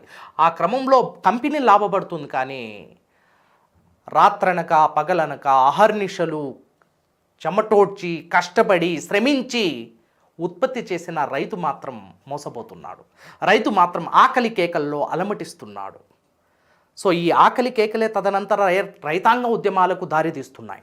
వాటి గురించి మనం చర్చించుకుందాం. భూమి శిస్తు విపరీతంగా పెరిగిపోతుంది. ఈ విపరీతంగా పెరిగిన భూమి శిస్తు భారతదేశంలో రైతాంగంలో నిరాశ నిస్పృహులకు, రైతాంగం యొక్క అలజడికి దారితీస్తోంది. నంబర్ 1. నంబర్ 2, ఈ భూమి శిస్తు ఎక్కువగా పెరిగిపోయింది, కానీ కరువు కాటకాలు సంభవిస్తున్నాయి. ఎందుకంటే బ్రిటిష్ ఈస్ట్ ఇండియా కంపెనీ, ఇక్కడ చాలా పెద్ద లాజిక్ ఉంది, గమనించాలి మనం. బ్రిటిష్ ఈస్ట్ ఇండియా కంపెనీ తనకి అనుకూలంగా భారతీయ వ్యవసాయాన్ని నియంత్రిస్తోంది, భారతీయ వ్యవసాయాన్ని ప్రభావితం చేస్తోంది. So the Indian agrarian economy was under the influence of British empire. See here. So భూమి శిస్తు అనేది పెరిగిపోయింది. ఎక్కువ భూమి శిస్తును చెల్లించాలంటే రాబడి ఎక్కువగా ఉన్న పంటను మాత్రమే ఎంచుకోవాలి. రాబడి తక్కువగా ఉన్న పంటను ఎంచుకుంటే భూమి శిస్తును ఆ మొత్తంలో చెల్లించగలమా? చెల్లించలేము. మరి రాబడి ఎక్కువగా ఉన్న పంటను ఎంచుకోవాలంటే ఆహార పంటలను ఎంచుకోవాలా లేదా వాణిజ్య పంటలను ఎంచుకోవాలా? So there is no alternate. So Indian peasantry opted cash crops, అంటే వాణిజ్య పంటల్ని ఎంపిక చేసుకోవడం జరిగింది. చూడండి, బ్రిటిష్ వారు ఎంత తెలివితేటలను ప్రదర్శించారు ఇక్కడ. తమ యొక్క పరిశ్రమలకు ఏం కావాలి? పత్తి కావాలి. ఎందుకంటే వస్త్ర పరిశ్రమలు ఎక్కువగా ఉన్నాయి. పారిశ్రామిక విప్లవ సందర్భంగా బ్రిటన్లో 80% పరిశ్రమలు, వస్త్ర పరిశ్రమలు స్థాపించబడ్డాయి. They are all textile industry. So almost 80% industry is associated with textile. So raw material for textile industry. వస్త్ర పరిశ్రమలు నిర్వహించబడాలంటే పత్తి అనేది రా మెటీరియల్, ముడి సరుకు కావాలి, అది పత్తి. నంబర్ 1. మరి వస్త్ర పరిశ్రమల్లో రంగును అద్దడానికి నీలిమందును ఉపయోగిస్తున్నారు. ఇండిగో అంటున్నాం దీన్నే, నీలిమందు, ఫర్ డైయింగ్ పర్పస్. నెక్స్ట్ పత్తి, కాటన్ రా మెటీరియల్గా ఉపయోగిస్తున్నారు. మరి ఈ 2 ముడి సరుకులు బ్రిటన్కి కావాలంటే భారతదేశం డెస్టినేషన్గా ఉంది, భారతదేశం గమ్యస్థానం. మరి భారతీయ రైతుల్ని బలవంతం చేశారు ఆ రెండింటిని పండించమంటూ. సో ఆ రకంగా పత్తిని, నీలిమందును భారతీయ రైతులు పండిస్తూ చివరికి ఆహార పంటల విధానాన్నే విస్మరించడం జరిగింది, మర్చిపోవడం జరిగింది. ఆ క్రమంలో this led to the shortage of food in a huge and wide scale. And these shortage of food led to the slow starvation in India. భారతదేశంలో ఎప్పుడైతే రైతులు బ్రిటిష్ పరిశ్రమలకు ఎగుమతి చేసే ఈ వాణిజ్య పంటల్ని ఎంచుకొని ఎక్కువ రాబడి వస్తున్న వాణిజ్య పంటల్ని ఎంచుకున్నారో వెంటనే భారతదేశంలో ఆహార పంటల కొరత ఏర్పడి ఈ ఆహార కొరత వల్ల ఆకలి కేకల్లో అలమటిస్తూ ప్రజలు తమ యొక్క ప్రాణాలని కూడా కోల్పోతున్నారు. Many of them died of slow starvation. In the year 1772 in Bengal, 1/3 population were died of slow starvation. So this is the naked example of British exploitation and British revenue policies and their revenue structure. The way that the British policy of revenue influenced Indian agrarian economy, looted the Indian agrarian economy in the form of the raw materials. Thus, the Indian economy was under crisis. Entire agrarian economy was demolished and destroyed to ashes. బూడిదగా మార్చేశారు భారతదేశ ఈ వ్యవసాయ ఆర్థిక వ్యవస్థను. ఆ విధంగా ఆహార కొరత ఏర్పడి రైతులు, ప్రజలు, గ్రామీణ వ్యవస్థ చిన్నాభిన్నమైపోయి గ్రామీణ వ్యవస్థ తమ యొక్క స్వరూపాన్ని కోల్పోయింది. ఒకవైపు భూమి శిస్తు ఎక్కువ చెల్లించాలి, మరొక వైపు భూమి శిస్తును చెల్లించాలంటే రాబడి ఎక్కువగా ఉన్న వాణిజ్య పంటలు ఎంచుకోవాలి. వాణిజ్య పంటలు పండిస్తే ఆహార కొరత ఏర్పడుతుంది. దాదాపు 1772-73లో బెంగాల్లో, అంటే ఈ బెంగాల్, బీహార్, ఒడిస్సాలో 1/3 వంతు, అంటే మొత్తం జనాభాలో 3వ వంతు జనాభా ఆకలి కేకల్లో అలమటిస్తూ ఈ కరువు కాటకాల్లో తినడానికి తిండి లేక, తాగడానికి గింజలు లేక తమ యొక్క ప్రాణాలని కోల్పోతున్నారు. So this is the severe famines and extreme droughts in India in the year 1772. This is the direct impact of British dual system of governance, a dual administration in India. Okay, ఇక్కడ గమనించాల్సిన మరొక అంశం ఉందమ్మా. రైతులకి ఒకవైపు భారతీయ వ్యవసాయం మొత్తం ప్రకృతిపై ఆధారపడి ఉంది, on the mercy of the nature. See, our entire Indian agrarian economy is dependent on the arrival of monsoons and the returning of monsoons. So, ఋతుపవనాల మీద మన భారతదేశ వ్యవసాయం ఆధారపడి ఉంది. మరి ప్రకృతి సహకరించకపోతే వ్యవసాయం యొక్క పరిస్థితి ఏంటి, వ్యవసాయం యొక్క స్థితిగతులేంటి? ప్రకృతి ఒకవైపు సహకరించడం లేదు, అకాల వర్షాలు వస్తున్నాయి, సకాలంలో వర్షాలు కురవడం లేదు, మరి ఒకవైపు భూమి శిస్తును చెల్లించాలి, ఆహార పంటల కొరత ఉంది. ఇక రైతు ప్రకృతి సహకరించక, ఉత్పత్తి లభ్యం కాక, భూమి శిస్తు చెల్లించలేక ఒక సందిగ్ధమైన అష్టదిగ్బంధనంలో కొట్టిమిట్టాడుతుండగా బ్రిటిష్ వారు మాత్రం భూమి శిస్తును మాత్రం బలవంతంగా వసూలు చేస్తున్నారు. So this is the forceful collection of taxation or rent from the field. But Indian peasantry was hopeless and helpless. And finally there is no alternate except contacting money lenders or usurers అంటుంటాం, money lending business. So వడ్డీ వ్యాపారులను ఆశ్రయించాల్సి వచ్చింది.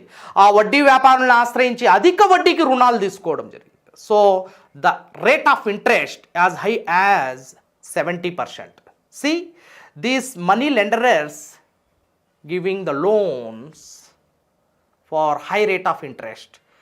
Thus, this Indian peasantry received the loans for their survival as well as for the survival of East India Company. For the survival of East India Company, which means East India Company is demanding for the tax and there is no temporary relaxation. Even in drought scenarios or extreme famines, British did not give any kind of relaxation. So this is the naked example of British looted plundering, looting and exploiting the wealth of Indian nation. Okay, this is the aftermath. So I am going to discuss these all things, especially in the colonial phases of Britain. So British colonial phases, British యొక్క వలసవాద దశల్లో మనం మళ్ళీ చర్చించబోతున్నాం. So this is about British conquest of Bengal and the battle of Plassey and the battle of Buxar, and the outcome of battle of Buxar is the treaty of Allahabad, and finally the aftermath, the consequences of the battle of Plassey and the battle of Buxar, and the way that an ordinary trading company became a territorial power. British conquest of India. British వారు భారతదేశాన్ని ఆక్రమించిన విధానం, British వారి యొక్క ఆక్రమణలో భారతీయ రాజ్యాలు, వాటి గురించి మనం కూలంకుషంగా చర్చించబోతున్నాం. సో కాంపిటేటివ్ ఎగ్జామ్స్కి ప్రిపేర్ అవుతున్న అభ్యర్థులు, కాంపిటేటివ్ ఎగ్జామ్స్లో అడుగిడిన ఫ్రెషర్స్, తొలితరం అభ్యర్థులు కావచ్చు, అదేవిధంగా సో పలుమార్లు ఎగ్జామ్స్ అటెంప్ట్ చేసి ఇప్పటికీ ప్రిపరేషన్ని కొనసాగిస్తున్న అభ్యర్థులకి, పోటీ పరీక్షల్లో నిమగ్నమైన ప్రతి ఒక్కరికి నేను మనవి చేసుకుంటున్న అంశం ఏంటంటే, ఎగ్జామ్స్కి సన్నిద్ధమయ్యే సమయంలో పాటించవలసిన కొన్ని సూత్రాలను మనం గుర్తుంచుకోవాల్సిన అవసరం ఉంటుంది.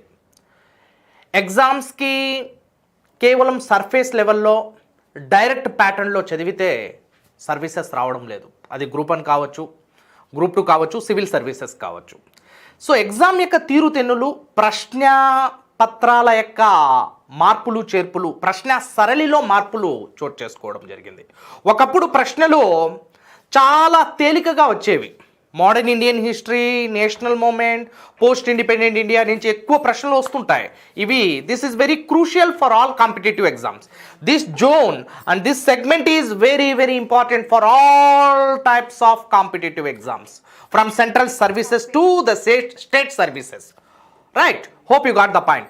Now see the difference between the old pattern and the new pattern. So the aspirant must have in-depth knowledge and a comprehensive outlook over the subject. And now have a look on the old pattern and the new pattern. In the old pattern, the questions coming like permanent settlement was introduced by permanent settlement or zamindari system was introduced in the year 1793 by option A Cornwallis, option B Warren Hastings, option C Lord Canning, option D Lord Hastings. The right answer is Cornwallis. This is the direct pattern of the question. So ఈ ప్రశ్న యొక్క ప్రత్యక్ష రూపాన్ని మనం ఇప్పుడే చూసాం. Right, వీటిని మనం చదువుకొని ఉంటే చాలు. సో దాంట్లో మనం ఇన్డెప్త్ నాలెడ్జ్ ఉండాల్సిన అవసరం లేదు. రైట్, క్వశ్చన్ ఆన్సర్ బిట్ రూపంలో చదువుకుంటే ఆన్సర్ చేయొచ్చు. సో ఇటువంటి ప్రశ్న సరళిని మనం గతంలో చూసాం.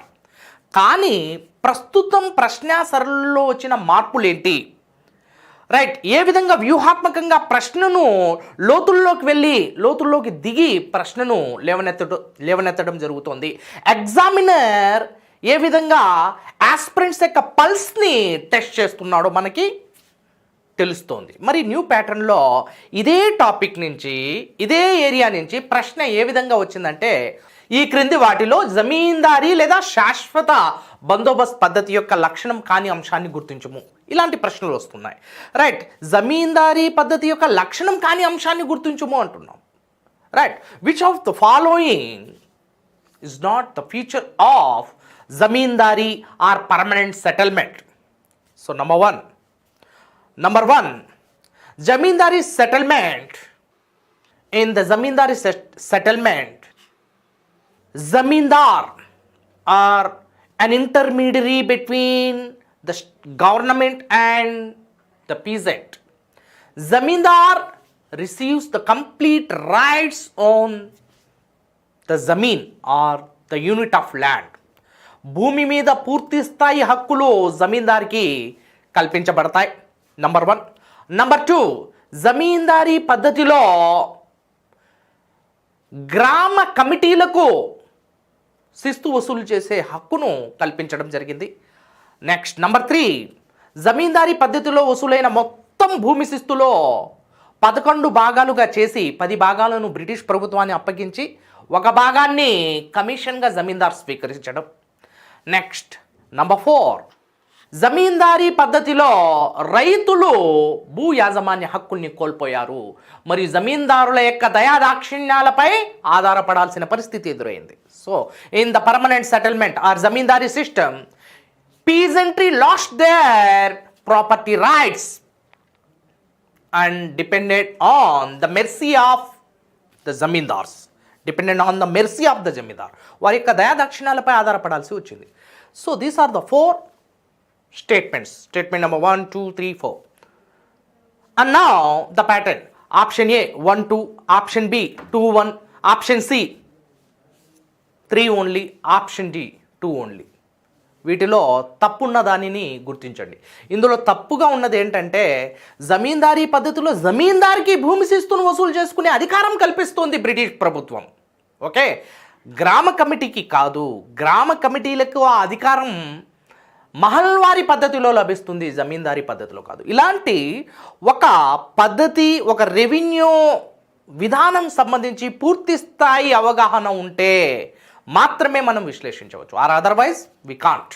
ఓకే, సో అందుకే surface level study that never helpful to crack any exam from central service to state service. So you must go through the complete comprehensive outlook and complete analysis and complete concept based orientation. Okay, this is very very helpful for your preparation and for your examination. So kindly follow this thing. And today I am going to discuss British Conquest of India. భారతదేశాన్ని British వారు ఆక్రమించిన తీరేంటి, భారతదేశాన్ని British వారు ఏ విధంగా ఆక్రమిస్తున్నారు, గతంలో మనం చూసాం. బ్రిటిష్ ఆధిపత్యానికి దారితీసిన పద్ధతులేంటి, బ్రిటిష్ వారు భారతదేశంలో ప్రవేశపెట్టిన పద్ధతులేంటి. So there are many policies introduce and initiated by British which are imperialist in nature. సామ్రాజ్యవాద ధోరణిలో కనిపిస్తున్నాయి బ్రిటిష్ వారు అవలంబించిన విధానాలు, బ్రిటిష్ వారు ప్రవేశపెట్టిన పద్ధతులు. రైట్, అందులో మనం చూసిన మొట్టమొదటిది కంచవలే సిద్ధాంతం కావచ్చు. నెక్స్ట్ కంచవలే సిద్ధాంతం అనంతరం వచ్చిన పద్ధతులు, రైట్, సైన్య సహకార ఒడంబడిక కావచ్చు, రైట్, విభజించు పాలించు విధానం కావచ్చు, రాజ్య సంక్రమణ సిద్ధాంతం లేదా దత్త సంక్రమణ సిద్ధాంతం. So ring fence policy, doctrine of lapse, subsidiary alliance and divide and rule. This all policies made British super paramount power throughout the world, not only in India. British created sun never setting empire throughout the world. ప్రపంచంలోనే ఒక రవి అస్తమించని సామ్రాజ్యాన్ని British సాధించింది. So ఇంతటి గొప్ప మహా సామ్రాజ్యం, అజేయ శక్తి, ఒక గొప్ప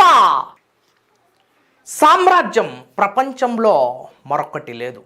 అందుకే బ్రిటిష్ సామ్రాజ్యాన్ని నా భూతో నా భవిష్యత్ అంటారు. రైట్, 1000 సంవత్సరాల ముందు అంతటి గొప్ప సామ్రాజ్యం ఉండదు. 1000 సంవత్సరాల అనంతరం కూడా భవిష్యత్తులో కూడా అంతటి గొప్ప సామ్రాజ్యం ఉండకపోవచ్చు. That was the great thing about British empire.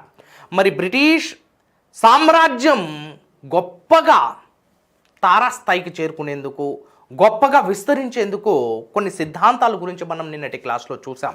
So ప్రస్తుతం మనం బ్రిటిష్ వారు ఆ సిద్ధాంతాల ద్వారా ఏ విధంగా భారతదేశాన్ని ఆక్రమిస్తున్నారనేది ఈరోజు క్లాస్లో మనం చర్చించుకోబోతున్నాం. So could you kindly focus carefully and have a look seriously regarding the British conquest of India and few imperialist policies initiated by imperialist of British empire or British government or governor generals or viceroy.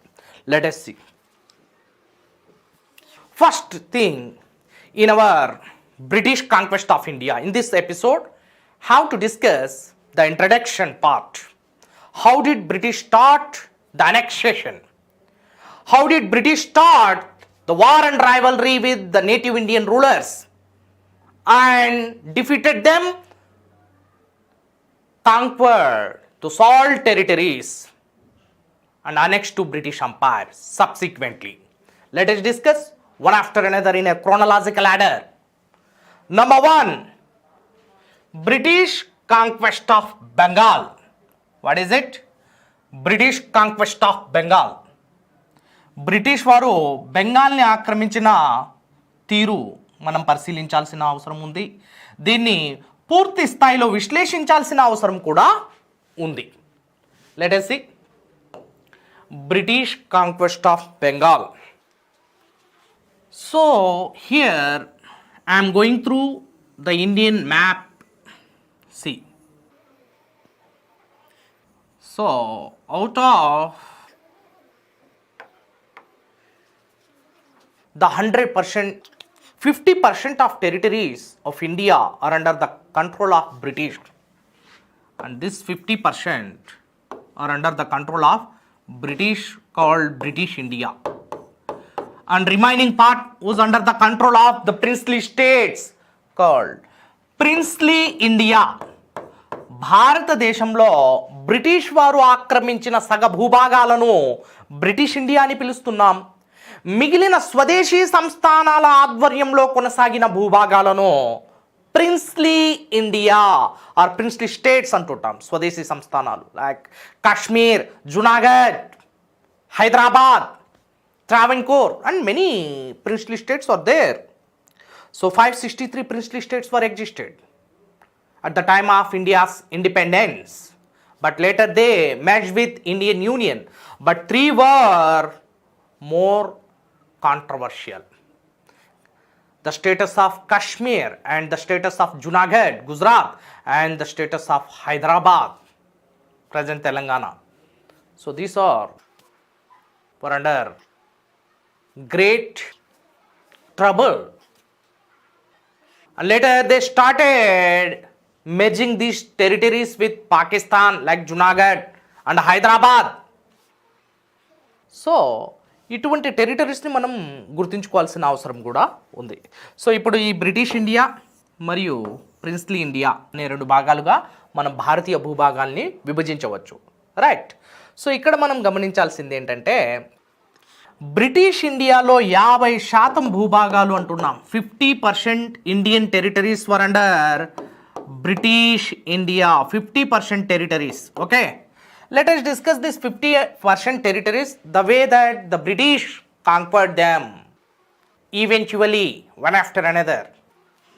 But the first territory of India to be annexed to the British Empire was Bengal, and the last territory annexed to the British Empire was Awadh. See, the various policies were initiated, were experimented. First, Bengal was the territory annexed to the British Empire. British రాజ్యంలో విలీనమైన మొట్టమొదటి రాజ్యం Bengal, right. చివరిది Awadh. So the conquest of Bengal was started with the Battle of Plassey. Battle of Plassey is not a battle but betrayal. I am going to discuss this in the next episode. So let us discuss the first Indian territory to be annexed in the British Empire was Bengal in the year 1757 after the Battle of Plassey, 23rd June 1757. And this is not a battle, this is a treason, and this is a treachery, and this is a sedition, and this is a betrayal. It's a conspiracy. అది కుట్ర, కపటం, కల్మషం, మోసంతో కూడుకుని ఉంది, right. ఎందుకో మనం చూద్దాం. ఆ ప్లాసీ యుద్ధంతో మొదలైన బెంగాల్ ఆక్రమణ చివరకు 1856లో అవధ్ రాజ్యాన్ని భారత సామ్రాజ్యంలో విలీనం చేస్తున్నాం. Awadh was annexed to the British Empire in the year 1856.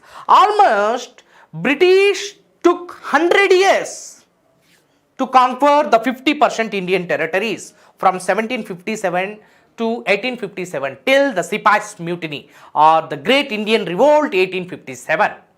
1857 వరకు 1757 నుంచి ప్లాసీ యుద్ధం నుంచి గమనిస్తే 1856 వరకు అంటే ప్లాసీ యుద్ధం ద్వారా బెంగాల్ని ఆక్రమించడం మొదలుపెట్టిన బ్రిటిష్ వారు 1856లో అవధ్ని ఆక్రమించేంత వరకు ఈ 100 సంవత్సరాలలో సగా భారత భూభాగాలను తమ యొక్క ఆక్రమణలోకి తీసుకున్నారు.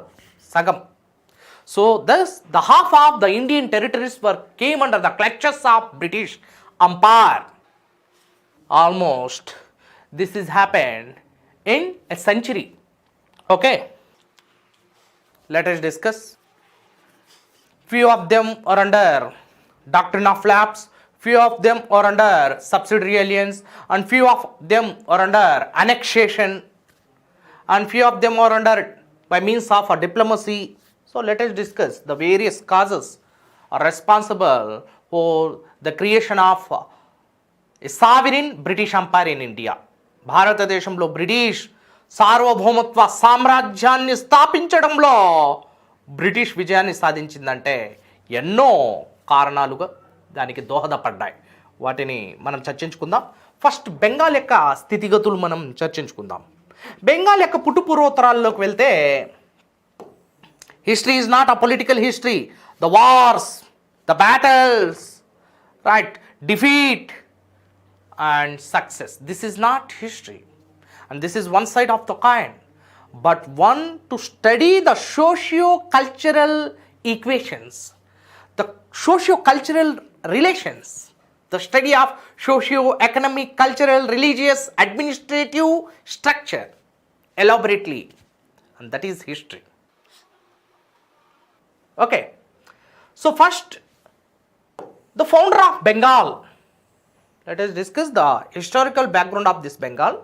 Founder of Bengal was Murshid Quli Khan in the year 1717 during the period of Farooq Shear.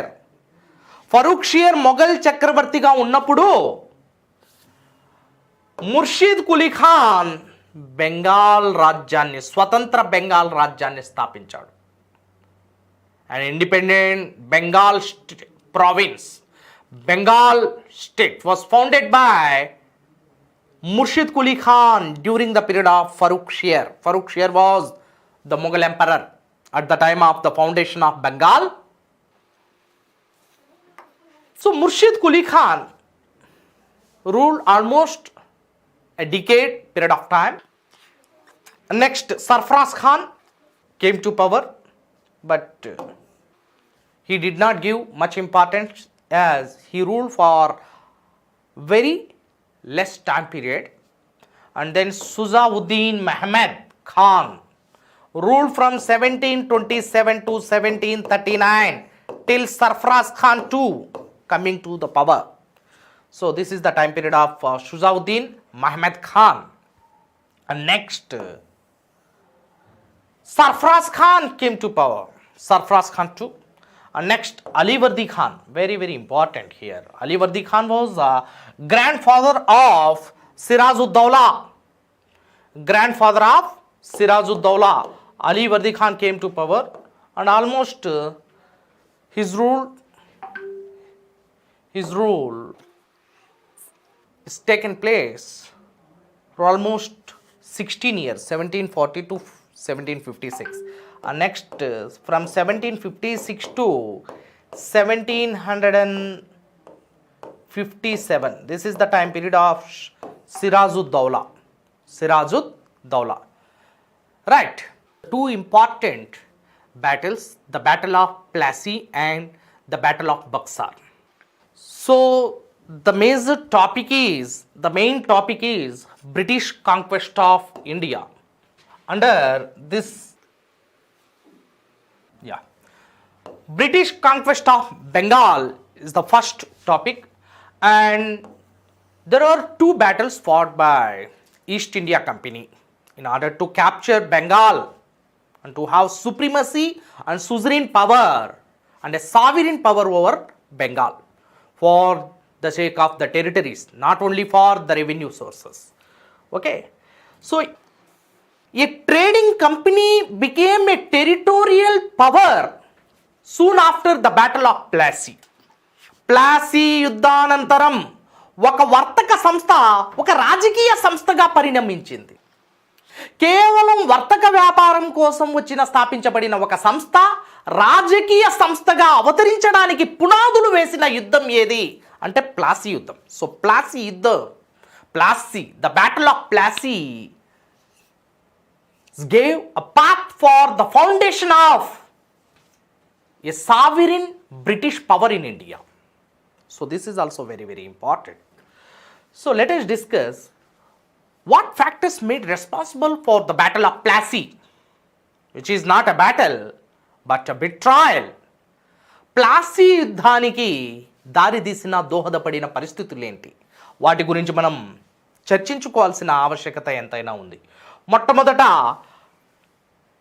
Plassey యుద్ధం 1757 జూన్ 23న ప్రారంభమవుతోంది. 2 యుద్ధాల ద్వారా బెంగాల్ అనేది బ్రిటిష్ వారి యొక్క నియంత్రణలోకి వెళ్ళిపోతుంది, వారి యొక్క హస్తగతం అవుతోంది. మరి ఎలా జరుగుతోందంటే 2 యుద్ధాలు అంటున్నాం, ఒకటి ప్లాసీ యుద్ధం, మరొకటి బక్సార్ యుద్ధం. మరి ఈ ప్లాసీ యుద్ధానికి దారితీసిన పరిస్థితులు ఏంటి? ఆనాటి పాలకుడు ఎవరంటే సిరాజుద్దౌలా. సిరాజుద్దౌలా ఆవేశం ఎక్కువ, ఆలోచన తక్కువ, అటువంటి స్వభావాన్ని కలిగి ఉండేవాడు. సిరాజుద్దౌలా స్వభావం ఏంటంటే ఆలోచన జ్ఞానాన్ని ఎక్కువ ప్రాధాన్యత ఇవ్వకుండా ఆవేశానికి మాత్రమే ఎక్కువ ప్రాధాన్యత ఇచ్చాడు. That was one of the dark spot of his own characteristic. And finally what happened? Siraj-Ud-Daula did not realize the exact incidents happening behind. He did not realize on what was the conspiracy behind him. By his own commander-in-chief Mir Jafar hatched a conspiracy for the sake of the power. And this Mir Jafar is always trying to usurp the power by deposing the existed Nawab of Bengal. అనునిత్యం చూసుకొని ఉన్నాడు. ఎప్పుడైతే నవాబ్ అనేవాడు, పాలకుడు అనేవాడు బలహీన పడతాడో ఇక మంత్రి సేనాపతి బలపడతాడు, అంతర్యుద్ధం చేస్తాడు, తిరుగుబాటు చేస్తాడు, సింహాసనాన్ని కైవసం చేసుకునేంత వరకు పోరాడతాడు. కానీ ఇక్కడ మీర్ జాఫర్ బలవంతుడైనప్పటికీ సిరాజుద్దౌలాతో పోరాడడానికి సాహసించలేదు. బట్ అతడికి ఒక కుట్ర, కుతంత్రం, కల్మషం, కపటం అనే ఒక మార్గ నిర్దేశం అనేది కనిపిస్తోంది. ఆ మార్గ నిర్దేశాన్ని ఇచ్చిన వారు ఎవరు అంటే కుట్ర, కల్మషానికి భాష్యం పలికినవాడు, నిర్వచనం మరియు అతడి యొక్క పుట్టుకతోనే కుట్ర, కుతంత్రం అనేది పుట్టింది. That was none other than Robert Clive, a British governor and a British commander-in-chief and a powerful warrior from England. ఒక గొప్ప విధ్వంసాన్ని సృష్టించే శత్రు సంహారకుడు, గొప్ప వీరుడు, సూర్యుడు, ధీరుడు, hero of Plassey and hero of Arcot as well. ఆ రాబర్ట్ క్లైవ్తో కలిసి కుట్ర, కుతంత్రాన్ని అమలు చేస్తున్నాడు మీర్ జాఫర్. దీన్ని పసిగట్టలేకపోయాడు సిరాజుద్దౌలా. అయితే ఈ సిరాజుద్దౌలా గొప్ప సంకల్పం కలిగిన వాడే, కానీ ఆలోచన తక్కువ, ఆవేశం ఎక్కువ, దూకుడుతనం ఎక్కువ. కానీ ఆ దూకుడుతనానికి కళ్ళెం వేసే ఆ యంత్రాంగం, ఆ స్థాయి బ్రిటిష్ వారి దగ్గర పుష్కలంగా ఉంది. అదే ప్లాసీ యుద్ధంలో జరిగింది. Let us discuss here. The first factor that made responsible for the Battle of Plassey was free trade. Free trade on the basis of dastak. So this is the controversy of dastak. And what is meant by dastak? It is a trade permit. So the goods are mentioned on the dastak.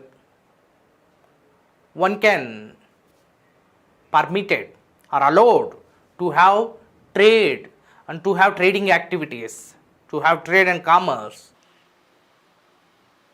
mentioned the goods on the dastak. So this is simply trade permit. Trade permit, a pass which gives trade permit without any customs, without any kind of taxation. ఎటువంటి పన్ను చెల్లించకుండా పన్ను రహిత వ్యాపారాన్ని నిర్వహించేందుకు గాను దస్తక్ అనేది ఉపయోగపడుతుంది. Dastak is a trade permit for the custom free trade. Custom free trade. ఎటువంటి పన్ను చెల్లించకుండా పన్ను రహిత వ్యాపారాన్ని నిర్వహించడానికి దస్తక్ అనేది ఉంది. So in the year 1717 the Mughal emperor, at the time of the foundation of Bengal, the Mughal emperor was Farooq Shear, and Farooq Shear declared a farmana in favor of British. What was the reason behind the declaration or proclamation of a farman by Farooq Shear? Farman is equal to government order today, like royal order of Ashoka through his inscriptions. నేడు మనం government order అంటుంటాం. ఆ విధంగా మొఘల్ చక్రవర్తులు సుల్తాన్లు జారీ చేసే రాచరిక ఆజ్ఞను, రాయల్ ఆర్డర్ని ఏమని పిలుస్తాం? ఫర్మానా అంటున్నాం. ఆ ఫర్మాన్ని తప్పుదోవ పట్టిస్తున్నారు బ్రిటిష్ వారు. ఎలా జరిగిందో చూద్దాం. సో 1717లో ఫరూక్ షియర్ పచ్చకామెర్ల వ్యాధితో బాధపడుతున్నాడు, పక్షవాతంతో బాధపడుతున్నాడు. మరియు ఆ సమయంలో ఒక ఆంగ్ల వైద్యుడు, so a famous physician from the British force, Hamilton, cured the disease of Farooq Shear. On the request of East India Company, Hamilton gave a perfect treatment, and finally Farooq Shear got cured by Hamilton. And next, Farooq Shear immediately he was impressed by the British East India Company, and finally he gave a farmana in favor of East India Company. And this Farooq Shear farmana gave custom free trade for British in the 3 provinces of Mughals or Mughal Empire: Gujarat, Deccan and Bengal. So Gujarat ప్రాంతంలో, దక్కన్ ప్రాంతంలో, బెంగాల్ ప్రాంతంలో British వారు company వర్తకులు స్వేచ్ఛాయుతంగా వ్యాపారం చేసుకునే హక్కును కల్పిస్తూ ఫర్మానాను జారీ చేశాడు. And this farmana has a dastak. మరి దేనితో వ్యాపారం చేసుకోవచ్చు అనేది కూడా ఆ ఫర్మానాలోని దస్తక్ రూపంలో వస్తువుల జాబితాను అందులో పొందుపరచడం జరిగింది. దట్ ఈస్, సో ఏ వస్తువులతో పన్ను రహిత వ్యాపారం చేసుకోవచ్చు అనేది చాలా ప్రస్ఫుటంగా అందులో వివరించడం జరిగింది. రైట్. సో ఆ విధంగా దస్తక్లను పొందిన ఈస్ట్ ఇండియా కంపెనీ ఆ దస్తక్లను తప్పుదోవ పట్టించడం చేశారు. Miss directed and misused the dastak. And during the period of Siraj-Ud-Daula, this dastak became more controversial. చాలా వివాదాస్పదమైంది దస్తక్. ఎందుకు ఇది వివాదాస్పదంగా మిగిలిపోయిందంటే కారణం ఏంటి అంటే, so in the year 1717 Farrukh Siyar declared the farmana. As per the provisions of the Farmana, British East India Company empowered to have custom free trade. But in the year 1756, see here, the ruler of Bengal was Siraj-Ud-Daula. Bengal became a sovereign power, and Bengal ruler, the first ruler and founder of the Bengal, Murshid Quli Khan, declared independence from the control of Mughals, and then Bengal has a sovereign power. And now in the year 1756, an independent ruler, Siraj-Ud-Daula, Siraj-Ud-Daula declared that the Dastak and Farooq Shear Farmana is invalid. That is not valid, invalid. So Farooq Shear issued the Farmana before the foundation of Bengal. And in this present conditions, present situation, the Dastak is invalid. That doesn't work. Now Bengal is an independent state, an independent province or empire. How can you apply the Dastak now? So he imposed many restrictions on the traders of English East India Company to stop the misuse of the Dastak. But English East India Company disobeyed the orders of Siraj-Ud-Daula. Siraj-Ud-Daula చాలా చక్కగా చెప్తున్నాడు. 1717లో Farooq shear ఫర్మానాను జారీ చేశాడు. దస్తక్లను ఇచ్చాడు బెంగాల్ మీద, గుజరాత్ మీద, దక్కన్ మీద మీరు స్వేచ్ఛా వ్యాపారం చేసుకోవచ్చని. కానీ ఇప్పుడు 1756లో ఉన్నాం. 1717 ఫర్మానం అనంతరం బెంగాల్ అనేది ఒక స్వతంత్ర రాజ్యమైంది. ఇప్పుడు ఆ దస్తక్ అనేది చెల్లదు, దానికి కాలం చెల్లింది, అది ఏమాత్రం దానికి వ్యాలిడిటీ లేదంటూ సిరాజుద్దౌలా తేల్చి చెప్పేశాడు. అటువంటి దస్తక్లను ఈస్ట్ ఇండియా కంపెనీ దాన్ని దుర్వినియోగం చేయడం, దాన్ని మళ్ళీ కాలం చెల్లిన ఆ దస్తక్ని తిరిగి మరి జారీ చేస్తూ దాన్ని దుర్వినియోగపరచడం ఏమాత్రం హేతుబద్ధం కాదు అంటూ ఆజ్ఞలు జారీ చేశాడు, వివరణ ఇచ్చాడు. కానీ British east India company Siraj-ud-Daulah యొక్క ఆజ్ఞకు, సిరాజుద్దౌలా యొక్క వివరణను బేఖాతరు చేస్తూ దస్తక్లను మిస్యూజ్ చేయడం జరిగింది. So what was the misuse of the dastak? The way that the dastak was misdirected, not as per the provisions of the Farooq shear farmana. English East India Company started selling the dastaks to the internal traders, the local traders. Local rich traders or elite section of the Bengal society received the dastak from English East India Company by paying huge amount.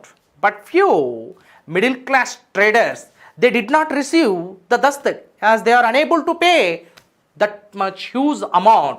And finally, few traders of Bengal complained Siraj-Ud-Daula regarding the misutilization of the dastak.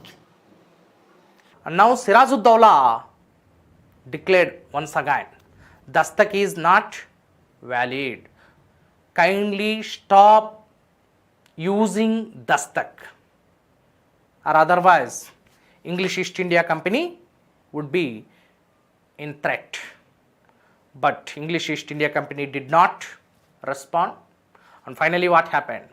The interlopers entered in the Indian market. Even the interloper means the one who does not have a proper license to have trading activity.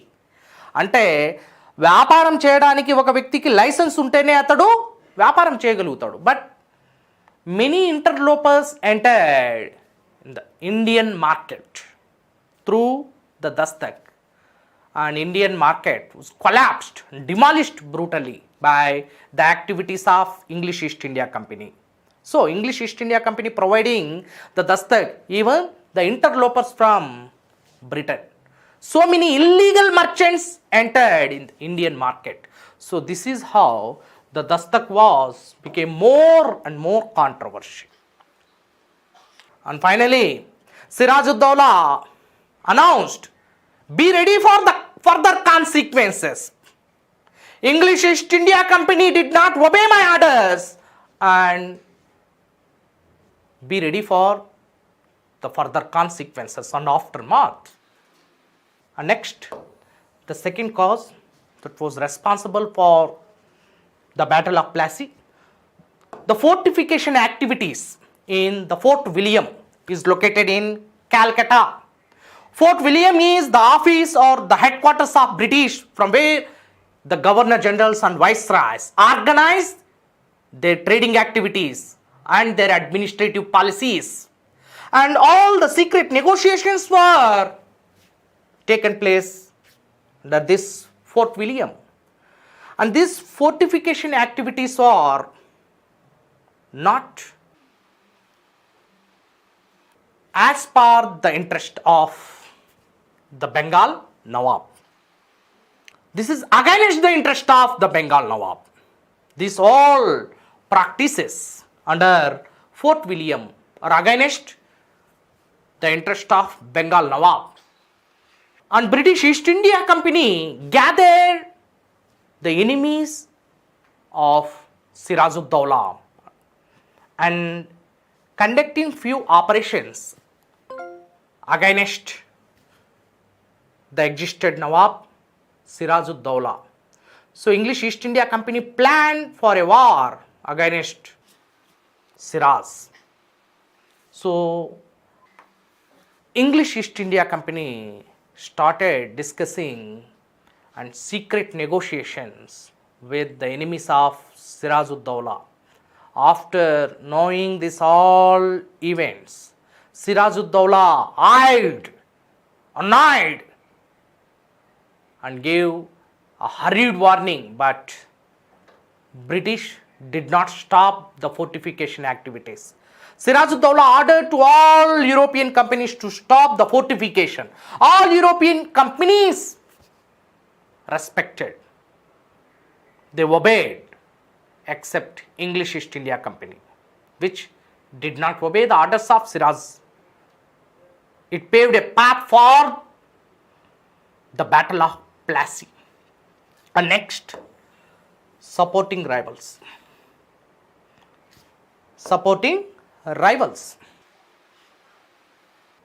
Siraj-ud-Daulah యొక్క శత్రు సైన్యాన్ని, శత్రువులను, బద్ధ శత్రువుల్ని, Rai Durlabh, Raj Ballabh are the enemies, force of Siraj-Ud-Daula were given asylum under East India Company, and they had secret negotiations with the East India Companies and Governor General. So ఎప్పుడైతే ఈ east India company యొక్క గవర్నర్లతో కలిసి సంప్రదింపులు జరుపుతున్నారో సిరాజ్ యొక్క శత్రువర్గం, మరి సిరాజ్ యొక్క శత్రువర్గాలను ఫోర్ట్ విలియం ఆశ్రయం కల్పిస్తుందో దాన్ని సహించలేదు Sirajuddaula. And next immediate thing, the capture of fort William. Siraj-Ud-Daula had a plan and he organized a super army with a huge troops. He besieged the four corners of the Fort William, and 146 English men were captured as captives, and they were put in a small dark chamber in the year 1756, and this came to be known as Black Hole Tragedy. Let us discuss the Black Hole Tragedy. Black Hole Tragedy, very very important. Black Hole Tragedy, చీకటి గది ఉదంతం అంటుంటాం దీన్ని. 1756లో right, 1756లో జరిగిన చీకటి గది ఉదంతం. అదేంటంటే సిరాజుద్దౌలా విలియం కోటను 4 వైపుల నుంచి చుట్టుముట్టి అందులో ఉన్న బ్రిటిష్ సైన్యాన్ని బందీలుగా పట్టుకొని వారిని ఒక చిన్న గదిలో ఒకరిపై మరొకరిని ఇటుకల్ని పేర్చినట్టు చిన్న గదిలో 146 మందిని పేర్చి దాన్ని లాక్ చేసేశాడు. When the doors opened in the morning of the next day, 123 were died of suffocation, only 23 were alive. This caused the Battle of Plassey. And the Battle of Plassey is not a battle only, but a betrayal and retaliation of English East India Company against the Black Hole Tragedy. చీకటి గది ఉదంతానికి ప్రతీకార చర్యే ప్లాసీ యుద్ధం అని చెప్పుకోవచ్చు. 1756లో జరిగిన ఒక సంఘటన అదే. 146 మందిలో 123 మంది మరణించడం, 23 మంది మాత్రమే ప్రాణంతో ఉండడం. See, so 123 were died of suffocation, 23 were alive. ఊపిరాడగా 123 మంది మరణిస్తున్నారు. సో ఆ క్రమంలో చీకటి గది ఉదంతం బ్రిటిష్ వారిని కుట్ర కుతంత్రాల వైపుకి నడిపించింది. బ్రిటిష్ వారి యొక్క ప్రతీకార చర్య అనేది కుట్ర కుతంత్రాలతో ముడిపడి ఉంది. కారణం ఏంటంటే చీకటి గది ఉదంతాన్ని సహించని బ్రిటిష్ ఈస్ట్ ఇండియా కంపెనీ సిరాజుద్దౌలాకి వ్యతిరేకంగా ప్రతీకారం తీర్చుకుందామంటూ ప్లాసీ యుద్ధాన్ని నిర్వహిస్తున్నారు. So this is the main reason. Okay, so there are 4 factors that made responsible for the Battle of Plassey. Okay, number 1, the misuse of dastaks, the controversy of dastak. Number 2, fortification activities and the asylum of Siraj enemies in the Fort William. Next, the capture of Fort William by Siraj-Ud-Daula and his army. And finally, the black hole tragedy. So the black hole tragedies came into light by Holwell, a British historian, wrote the book Black Hole Tragedy, in which he described of 143, 123 were died of suffocation. Only 23 were alive at the time of the opening the doors. Okay, so this black hole tragedy made responsible for the Battle of Plassey. ఆ విధంగా ప్లాసీ యుద్ధం అనేది అనివార్యమైంది. సిరాజుద్దౌలా చాలా స్పష్టంగా రాజనీతిని ప్రదర్శిస్తూ చట్టబద్ధంగా British east India company యొక్క అవకతవకల్ని, అవినీతిని, వారి యొక్క అరాచకాల్ని ప్రశ్నించాడు. మొట్టమొదట దస్తక్ వివాదాన్ని ఆపండి. రైట్, 1717 ఫర్మానా ప్రకారం ఈస్ట్ ఇండియా కంపెనీ దస్తక్ను మంజూరు చేసుకుంటూ ఆ దస్తక్ను వేరే వాళ్ళకి వ్యాపార వర్గాన్ని అమ్ముతూ సొమ్ము చేసుకుంటూ అవినీతికి పాల్పడుతూ ఉంటే 1756లో ఉన్నాం. ఇది ఒక బెంగాల్ అనేది ఒక స్వతంత్ర రాజ్యం. నా సామ్రాజ్యంలో, నా సార్వభౌమత్వ సామ్రాజ్యంలో ఏదైనా జరగాలంటే, చట్టబద్ధంగా ఏదైనా జరగాలంటే అది నా వైపు నుంచి జరగాలి. So English east India company does not have authority to issue this dastaks. So these dastaks are invalid అంటూ ప్రశ్నించాడు. అది వాస్తవం. కానీ ఇంగ్లీష్ ఈస్ట్ ఇండియా కంపెనీ చేసిన తప్పులు, ఆ తప్పుల్ని సరిదిద్దుకోవడానికి అవకాశం కల్పించినప్పటికీ ఇంగ్లీష్ ఈస్ట్ ఇండియా కంపెనీ దాన్ని బేఖాతరు చేయడం, చివరికి చీకటి గది ఉదంతానికి బెంగాల్ నవాబైన సిరాజుద్దౌలా పాల్పడడం, అనంతరం 1757 జూన్ 23న ప్లాసీ యుద్ధం అనేది అధికారికంగా ప్రకటిస్తున్నారు. కానీ ఈ ప్లాసీ యుద్ధం అనేది ఇది యుద్ధమే కాదు, ఇది ఒక సెడిషన్, ఇది ఒక ట్రెచరీ, ఇది ఒక మోసం, బెట్రాయల్ అంటున్నాం. ఎందుకో చూద్దాం. Have a look here, see here clearly the battle of Plassey. On June 23rd, 1757, a battle took place in Plassey, in Bengal, in which Siraj was defeated outrightly. No doubt. Undoubtedly, Siraj was defeated. And he cleverly managed to escape from the battlefield. But he was chased by the son of Mir Jafar, Miran, and finally executed, hanged by Miran. That was the end of Siraj-Ud-Daula. So British were capable of defeating Siraj because a sedition, a treason, a treachery or a betrayal. దగా, మోసం, కుట్ర, కుతంత్రం అంటున్నాం దీన్ని, ప్లాసీ యుద్ధాన్ని. ఎందుకు దగా, కుట్ర, కుతంత్రం అంటున్నారో మనం ఒకసారి దీన్ని ప్రత్యక్షంగా చర్చించుకుందాం. So this is the conspiracy hatched by the commander-in-chief of Siraj-Ud-Daula, Mir Jafar. And he had a secret alliance with the British governor Robert Clive. ఏ విధంగా తెర వెనుక ఇతడు ఈ కుట్రను పన్నుతున్నాడో మనం ఒకసారి చూద్దాం. రైట్, కుట్రను కుట్రతోనే కోయాలి, ముళ్ళును ముళ్ళుతోనే తీయాలి, కుట్రకు కుట్రే సమాధానం అన్న ఆ వాస్తవాన్ని యుద్ధాలలో ప్రయోగించిన వ్యక్తి రాబర్ట్ క్లైవ్. కుట్ర అనే పదానికి సరైన నిర్వచనం ఇచ్చిన వ్యక్తి రాబర్ట్ క్లైవ్. కుట్రను పన్నడంలో తనకు తానే సాటి తనకెవ్వరూ రారు పోటీ అన్న చందాన రాబర్ట్ క్లైవ్ కుట్రలకు ఒక సూత్రధారి అయ్యాడు. కుట్రకు ఒక నిర్వచనం అయ్యాడు. తను పుట్టిన తర్వాతే కుట్ర అనేది పుట్టింది. అలాంటి రాబర్ట్ క్లైవ్ ఏ విధంగా చేతులు కలుపుతున్నాడో చూడండి. ఎందుకంటే battle of Plassey is not a battle but a great betrayal. అది ఒక మహా కుట్ర అని ఎందుకు పిలుస్తున్నామంటే, see the soldiers of Sirajuddaula more than 40,000, but the company soldiers not even 4,000.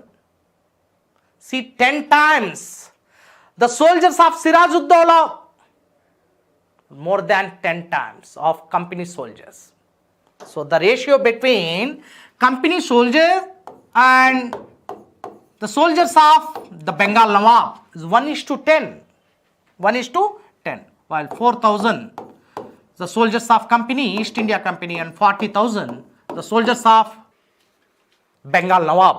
Now see the thing, 4 1 ja 4 10 ja, this is the ratio. 1:10 is the ratio. See, సిరాజుద్దౌలాకి 10 మంది సిపాయిలు ఉంటే British east India కంపెనీకి ఒక్క సిపాయి.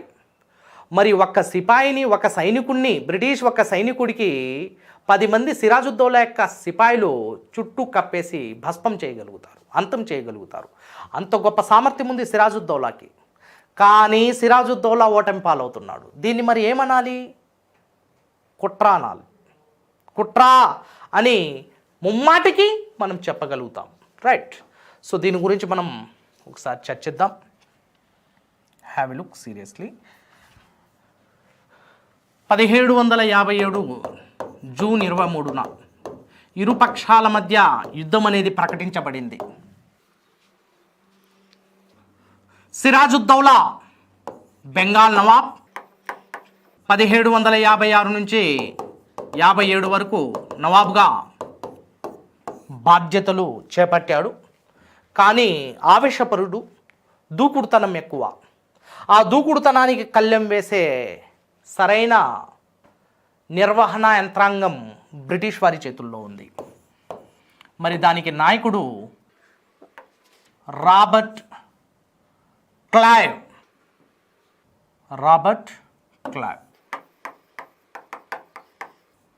రాబర్ట్ క్లైవ్కి సిరాజుద్దౌలాకి మధ్య యుద్ధం జరుగుతుంది. బట్ సిరాజుద్దౌలా యుద్ధానికి ముందే తన యొక్క మంది మార్బలం, తన యొక్క సైనిక బలగం సిరాజుద్దౌలాతో పోటీ పడలేదు అని గ్రహించిన రాబర్ట్ క్లైవ్ ఏం చేశాడు?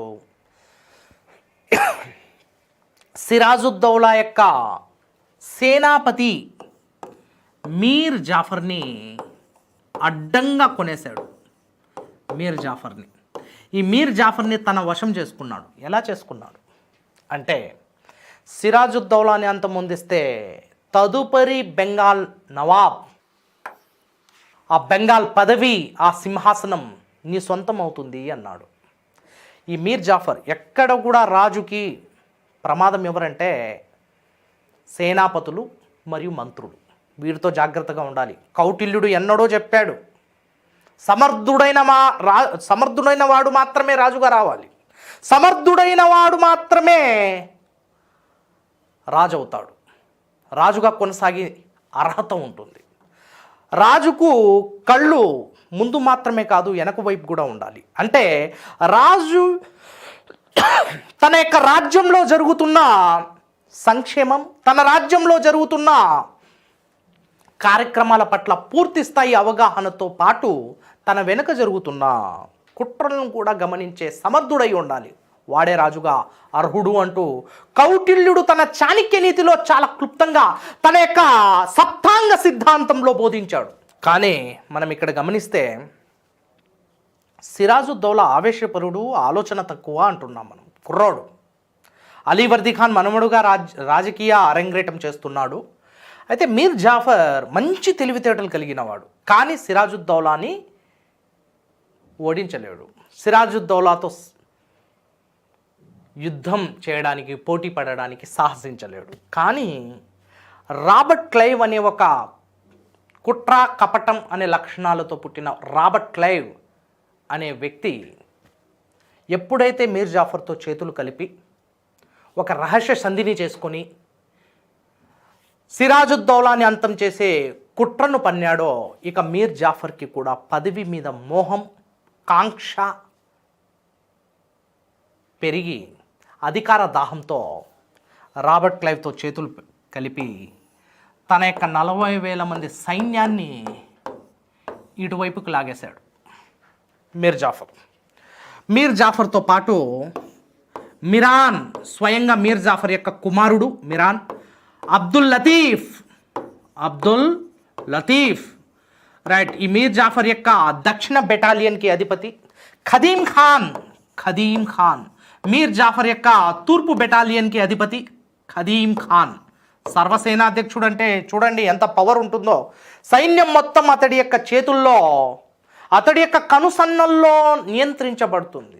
ఓకే, మరి అబ్దుల్ లతీఫ్, ఖదీం ఖాన్, మిరాన్, వారితో పాటు సిరాజుద్దౌలా యొక్క శత్రు శేషం.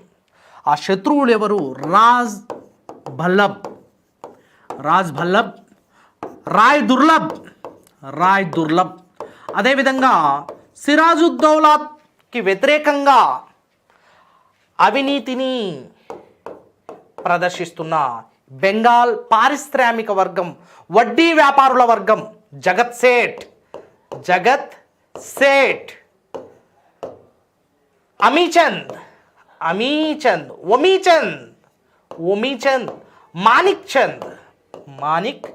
చంద్ రైట్. వీరందరూ సిరాజుద్దౌలాకి వ్యతిరేకంగా రాబర్ట్ క్లైవ్ పన్నిన కుట్రలో సిరాజుద్దౌలాని ఒంటరిని చేసి సిరాజుద్దౌలా యొక్క పూర్తి సైన్యాన్ని తమ వైపు తిప్పుకొని మీర్ జాఫర్ రాబర్ట్ క్లైవ్తో చేతులు కలిపి రహస్య మంతనాలు జరిపి సిరాజుద్దౌలాని ఒంటరిని చేసి యుద్ధంలో ఓటమి పాలు చేస్తున్నారు. కానీ కొంతమంది విశ్వాస పాత్రును పోషించినప్పటికీ వారు వీరమరణం పొందుతున్నారు. సిరాజుద్దౌలాను చివరి వరకు రక్షించే ప్రయత్నం చేశారు. కానీ సిరాజుద్దౌలాకి పూర్తి స్థాయి ఈ యుద్ధ సన్నివేశాల్లో జరుగుతున్న ఆ సన్నివేశాన్ని చాలా దగ్గర నుంచి వీక్షిస్తూ గమనిస్తూ సిరాజుద్దౌలా ఇదేదో కుట్ర జరుగుతుంది, చాలా తేడా అనిపిస్తుంది అని గమనించి he took an intelligent step. He cleverly manage to escape from the battle field. యుద్ధ క్షేత్రం నుంచి చాలా తెలివిగా తప్పించుకోవడానికి ప్రయత్నించాడు. ఎందుకంటే ఓటమి తప్పదని గ్రహించాడు. కుట్ర, కపటం అనేది ఇక్కడ గెలుస్తోందని గ్రహించాడు. సో ఆ విధంగా యుద్ధ క్షేత్రం నుంచి తప్పించుకోవడానికి దారులు వెతికాడు, తప్పించుకున్నాడు. బట్ మీర్ జాఫర్ యొక్క కుమారుడు మిరాన్ సిరాజుద్దౌలాను తప్పించుకుని పారిపోతున్న సిరాజుద్దౌలాని వెంబడించి పట్టుకొని ఉరి తీస్తున్నారు. సో అది 1757 జూన్ 23న కేవలం ఒకే రోజులో యుద్ధం ముగిసింది. రైట్. రాబర్ట్ క్లైవ్ యొక్క కుట్ర ఫలించింది. అందుకే దీన్ని యుద్ధమే అనరు, ఒక కుట్ర. Battle of Plassey is not a battle, it's a betrayal. Okay, so this is about the Battle of Plassey, the later Mughals, and the legacy of Aurangzeb and his Deccan policy. So ఈరోజు క్లాస్లో మనం ఔరంగజేబ్ యొక్క దక్కన్ విధానం, అతడి అనంతరం వచ్చిన బలహీన వారసుల గురించి చర్చించబోతున్నాం. సో ఔరంగజేబ్ మరణం కావచ్చు, ఔరంగజేబ్ చివరి రోజుల్లో అతడు అవలంబించిన విధానాలు మొఘల్ సామ్రాజ్యానికి ఎటువంటి ప్రయోజనాన్ని చేకూర్చాయి, ప్రయోజనం కంటే ఎటువంటి నష్టాలను చవి చూడడం జరిగిందో దాన్ని మనం చర్చించుకోవాల్సిన అవసరం ఉంటుంది. So first of all Aurangzeb Deccan విధానం, ఇది మనం అర్థం చేసుకుంటే తదనంతరం మనం బ్రిటిష్ వారు ఏ విధంగా బలపడుతున్నారు, మరి తదనంతరం వచ్చిన కడపటి మొఘలుల యొక్క బలహీనత ఏంటనేది మనకి చాలా సునాయాసంగా తేలికగా అర్థమవుతుంది. So let us discuss Aurangzeb యొక్క దక్కన్ విధానం, Deccan policy of Aurangzeb. So Aurangzeb had this policy with 3 southern states. 3 Deccan రాజ్యాలతో ఔరంగజేబ్కి ఈ దక్కన్ విధానం అనేది ముడిపడి ఉంది. మరి ఔరంగజేబ్ ఈ దక్కన్ విధానాన్ని ఏ 3 రాజ్యాలతో చేసుకోవడం జరిగింది అంటే number 1 Maratha. Number 1 Maratha power, ఒక హిందూ రాజ్యం, Marathwada region. Number 2 Bijapur in Karnataka region, Karnataka, Maratha, Maharashtra. And next Golconda ప్రాంతం. So Golconda Qutub Shahi kingdom, present Telangana states, right. So ఈ 3 రాజ్యాలతో ఔరంగజేబ్ అవలంబించిన యుద్ధ విధానం, దాన్నే దక్కన్ విధానం అంటున్నాం. ఔరంగజేబ్ తన యొక్క పాలనలో మొదటి సగభాగాన్ని ఉత్తర భారతదేశాన్ని కేటాయించగా తదుపరి సగభాగాన్ని దక్షిణ భారతదేశంపై, ముఖ్యంగా దక్కన్ ప్రాంతంపై దృష్టి సారించడం జరిగింది. ఈ క్రమంలో ఔరంగజేబ్ పాలనను 2 భాగాలుగా విభజించవచ్చు. ఇతడు 1658లో తండ్రిని చెరసాలలో బంధించి తన సోదరుల్ని అంతమొందించి రాజ్యానికి వస్తున్నాడు. 1658 నుంచి 1707 వరకు పరిపాలించాడు. So this is the tenure of Aurangzeb. దీన్ని మనం 2 భాగాలుగా విభజిస్తే మొదటి 25 సంవత్సరాలు ఉత్తర భారతదేశంలో, నార్త్ ఇండియాలో, రైట్. తదుపరి 25 సంవత్సరాలు ఆల్మోస్ట్ 49-50 ఇయర్స్. సో తదుపరి 25 సంవత్సరాలు దక్కన్ ప్రాంతంలో తన యొక్క పాలనను కొనసాగించడం జరిగింది. మరి ఈ క్రమంలో ఔరంగజేబ్ దక్షిణ భారతదేశానికి, దక్కన్ ప్రాంతానికి మొఘల్ సామ్రాజ్యాన్ని ఏ విధంగా విస్తరిస్తున్నాడు, విస్తరించడం వల్ల చేకూర్చబడిన లాభాలేంటి, నష్టాలేంటి, మరి ఈ దక్కన్ విధానం వల్ల మొఘల్ సామ్రాజ్యం ఏ విధంగా బలహీనపడింది అనేది మనం చర్చించుకోవాల్సిన ప్రధాన అంశం, రైట్. ఫస్ట్ ఆఫ్ ఆల్ మరాఠాలతో ఛత్రపతి శివాజీ మరియు శివాజీ యొక్క వారసులతో ఔరంగజేబ్ పోరాడుతున్నాడు. అసలు ఔరంగజేబ్ దక్కన్ ప్రాంతానికి ఎప్పుడూ ప్రత్యేక దృష్టితో చూడలేదు. దక్కన్ ప్రాంతానికి ఎక్కువ శ్రద్ధ కూడా చూపించలేదు. కానీ ఏ కారణం వల్ల ఔరంగజేబ్ ఢిల్లీ ప్రాంతాన్ని వదిలి దక్కన్ ప్రాంతానికి, మహారాష్ట్ర ప్రాంతానికి రావడం జరిగింది, దీన్ని కూడా మనం గుర్తించాలి, right. So Aurangzeb engaged in the continuous campaign in the North India. He did not give much importance to the southern expeditions or Deccan policy. But few factors made responsible for the annexation of Aurangzeb towards the Deccan part of India. Let us discuss the annexation. What factors made responsible? Around in 1680s, 1680లో ఔరంగజేబ్ యొక్క కుమారుడికి శివాజీ యొక్క కుమారుడు సంభాజీ ప్రేరేపిస్తున్నాడు, రెచ్చగొడుతున్నాడు. ఏ విధంగా రెచ్చగొట్టాడు? ఔరంగజేబ్ యొక్క కుమారుడు prince Akbar Sambhaji యొక్క ఆస్థానానికి రాగా సంభాజీ ఔరంగజేబ్ కుమారుణ్ణి రెచ్చగొట్టాడు. ఔరంగజేబ్కి వ్యతిరేకంగా ఔరంగజేబ్ కుమారుణ్ణి రెచ్చగొడుతున్నాడు సంభాజీ. ఎలా?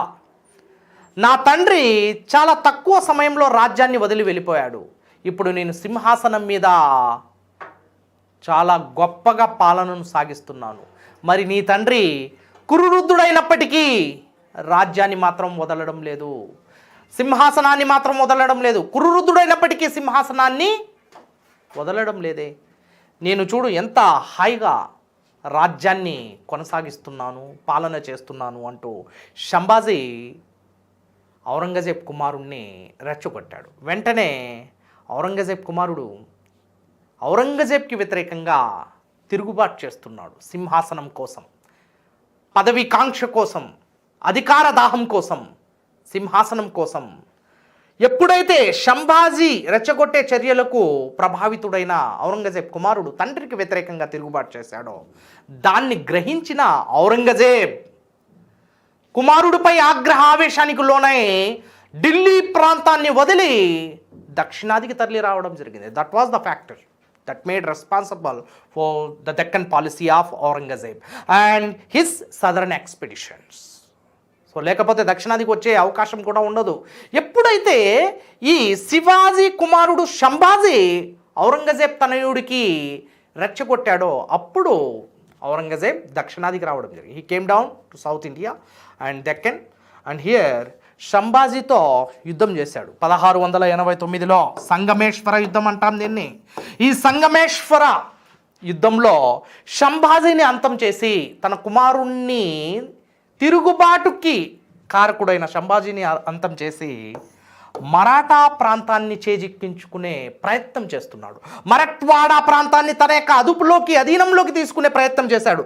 కానీ షంబాజీ అనంతరం పెద్ద కుమారుడు జ్యేష్ఠ కుమారుడు శివాజీకి జ్యేష్ఠ కుమారుడు right soon after the death of Sambhaji younger son of Shivaji Rajaram came to power. చూడండి ఎంత లింక్ ఉంటుందో ఇక్కడ. మనం బ్రిటిష్ వారి గురించి చర్చించుకునే సమయంలో మన స్వదేశీ శక్తులు, స్వదేశీ ప్రాంతాలు మరియు రాజ్యాల గురించి చర్చించుకోవాల్సిన అవసరం చాలా ఉంటుంది. ఎందుకంటే ఇంటర్లింక్స్, కనెక్షన్స్ అంటుంటాం, ఇంటర్ కనెక్షన్స్. ఈ నెట్వర్క్ చాలా పెద్దది because this is Indian history. So ఆ ఇంటర్ కనెక్షన్స్, ఆ ఇంటర్ లింక్ అనేది మనం ఇస్తూ చర్చించుకుంటే ప్రశ్న ఎలా వచ్చినా కూడా మనం ఆన్సర్ చేయగలుగుతాం. అందుకే ప్రశ్నించే నాడిని పసిగట్టండి అంటాను నేను. రైట్, ప్రశ్నించే నాడిని పసిగడితే ప్రశ్న ఎలా ఉన్నా కూడా ఆన్సర్ చేయగలుగుతాం. ఆ నాడిని పట్టుకోవాలంటే, ఎగ్జామినర్ పల్స్ని మీరు క్యాచ్ చేయాలంటే సబ్జెక్ట్లో మీకు ఇన్డెప్త్ నాలెడ్జ్ ఉండాలి. పూర్తి స్థాయి పరిపూర్ణమైన అవగాహన, సమగ్రమైన అవగాహన, పూర్తి స్థాయి పట్టు ఉండాలి. రైట్, సో ఇక్కడ మనం గమనించాలి షంబాజీ మరణాంతరం 1689 నుంచి 1700 వరకు దాదాపు 11 సంవత్సరాల పాటు శివాజీ యొక్క చిన్న కుమారుడైన రాజారాం రాజ్యానికి వచ్చాడు. Younger son of Shivaji Rajaram came to the throne in the year 1689, soon after the death of his brother Shambhaji. Right, here Shivaji's son Rajaram had a strong control over Marathwada region and he was the great warrior and having guerrilla tactics, guerrilla skills, war behind the screen. Guerrilla యుద్ధ తంత్రంలో గొప్ప నిష్ణాతుడు, తన తండ్రి లాంటి వాడు. ఎవరో రాజారాం. అంటే guerrilla యుద్ధాలంటే మనం గమనించాలి, మరాఠాలు గెరిల్లా యుద్ధాలు ఎక్కువ చేశారు. అసలు గెరిల్లా యుద్ధ తంత్రం అంటే ఏంటి, గెరిల్లా యుద్ధ తంత్రం ఎలా పుట్టింది ఒకసారి మనం గమనిస్తే, నేడు మన మావోయిస్టులు, నెక్సలైట్స్ అంటుంటాం, వారు ప్రభుత్వానికి వ్యతిరేకంగా గెరిల్లా యుద్ధాలు చేస్తుంటారు. ఎందుకంటే వారి వద్ద ఆయుధ సంపత్తి, వారి వద్ద సైనిక బలం, వారి వద్ద సామాగ్రి, యుద్ధ సామాగ్రి తక్కువగా ఉంటుంది. కాబట్టి శత్రుశేషంపై వారు దాగి ఉండి, ప్రత్యక్ష యుద్ధం కాదు, దాగి ఉండి యుద్ధాలు చేస్తారు. ఏ గుట్టలలో, కొండలలో, చెట్లపైనో, ఎక్కడో అడవులలో ఉంటూ ప్రభుత్వ అధికారాలపై దాడి చేస్తుంటారు. రైట్, మంత్రులపై దాడి చేస్తుంటారు, ప్రభుత్వ యంత్రాంగంపై దాడి చేస్తుంటారు. నక్సల్స్, మావోస్ చేసే యుద్ధాలే గెరిల్లా యుద్ధాలు. ఆ కాలంలో ఈ గెరిల్లా యుద్ధ తంత్రాన్ని ప్రవేశపెట్టిన ధీరుడు, వీరుడు, సూర్యుడు శివాజీ, ఛత్రపతి శివాజీ. ఎందుకు శివాజీ మైదానంపై పిచ్ బ్యాటిల్స్ అంటుంటాం, అధికారికంగా యుద్ధాలు చేయడు? ఎందుకు గెరిల్లా యుద్ధ తంత్రంలోనే అతడు విజయాలు సాధిస్తున్నాడు? మైదానంలో ఎందుకు యుద్ధాలు చేయడం లేదంటే, అతడి ప్రాంతానికి రక్షించేంత సైనిక బలాన్ని అతడు కలిగి లేడు. ఎందుకు ఆ సైనిక బలం శివాజీకి లేదు? కారణం ఏంటంటే, ఆ సైన్యాన్ని పోషించే ఆర్థిక స్తోమత అతడికి లేదు.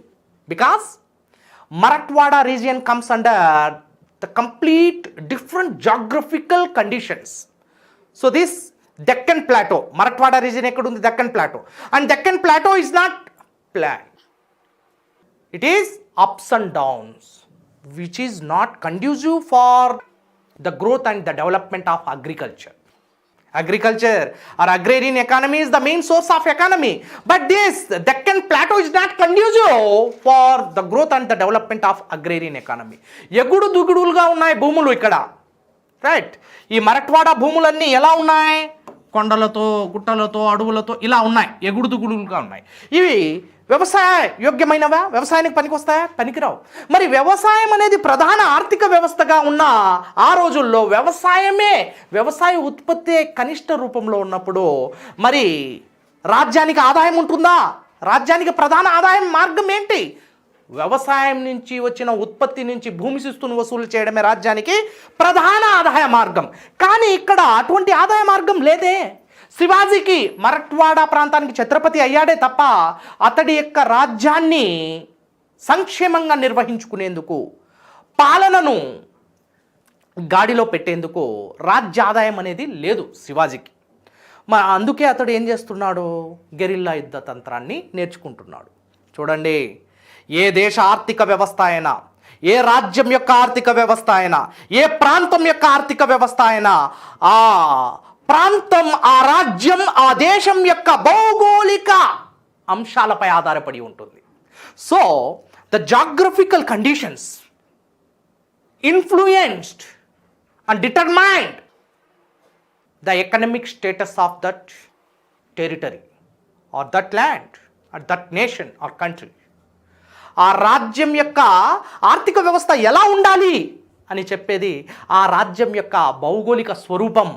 Note this point, this is very important and this comprehensive outlook is very important for each and every competitive as. సమతలంగా ఉండవు, ఎగుడు దిగుడుగా ఉంటాయి. మరి ఎగుడు దిగుడు భూముల్లో వ్యవసాయ యోగ్యానికి పనికొచ్చే భూములు చాలా తక్కువగా ఉంటాయి. అందుకే వ్యవసాయం నుంచి ప్రధాన రాజ్య ఆదాయ మార్గమైన భూమి శిస్తు అనేది ఇక్కడ కొరవడుతోంది. మరి రాజ్యానికి సక్రమంగా పరిపాలించలేకపోతున్నాడు. కేవలం తన జీవితం మొత్తం దేని మీద ధారపోసాడంటే యుద్ధాలు. ఆ యుద్ధాలు ఏ యుద్ధాలంటే గెరిల్లా యుద్ధాలు. గెరిల్లా యుద్ధాలంటే దోచుకోవడం, కొల్లగొట్టడం, శత్రువుల్ని దాగి ఉండి అంతమొందించడం. ఈ గెరిల్లా యుద్ధాల ద్వారానే మొఘలుల యొక్క ఎన్నో కోటల్ని దోచుకున్నాడు, ఎన్నో ప్రాంతాలను దోచుకున్నాడు Shivaji. The best example is Surat. Surat was plundered by so many times, plenty of times Surat was plundered and abducted, looted by Shivaji. ఎందుకు? తమ యొక్క రాజ్యానికి ఆదాయం తక్కువగా లభ్యమవుతుంది, మరియు ఆ రాజ్యాన్ని సంక్షేమంగా పరిపాలించాలి. ఎలా చేయాలి? పక్క రాజ్యాలను దోపిడీ చేయాలి, పక్క రాజ్యాలపై పడి దోచుకోవాలి, సంపదను కొల్లగొట్టాలి. ఆ క్రమంలోనే శివాజీ మొఘలుల యొక్క కోటల్ని దోచుకుంటున్నాడు. అర్థమవుతుందా? మొఘలుల యొక్క కోటల్ని దోచుకొని దోచుకున్న ఆ సిరి సంపదలను తన రాజ్య సంక్షేమం కోసం, తన రాజ్య పరిపాలన కోసం ఉపయోగిస్తున్నాడు. That was the status of Shivaji. Okay, మరి ఇక్కడ మనం గమనించాలి, అదే గెరిల్లా తంత్రాన్ని శివాజీ యొక్క కుమారుడైన రాజారాం, రెండవ కుమారుడు, గొప్ప గెరిల్లా యుద్ధంలో ప్రావీణ్యత కలిగిన వాడు రాజారాం. మరి ఈ రాజారాం మొఘల్ యొక్క సైన్యంతో గెరిల్లా యుద్ధాలు చేస్తూనే గొప్పగా ఒక విజయ పంతాలో నిలవడం జరిగింది. మరి ఔరంగజేబ్ కొన్ని కోట్ల రూపాయల్ని మరాఠాలతో యుద్ధం చేయడానికి ఖర్చు పెట్టాడు. కానీ ఫలితం దక్కలేదు పూర్తిగా. కేవలం యుద్ధాల్లో పాక్షికంగా ఓడిస్తున్నాడు, కానీ పరిపూర్ణంగా మరాఠ్వాడా రాజ్యాన్ని చేజిక్కించుకోలేదు ఔరంగజేబ్.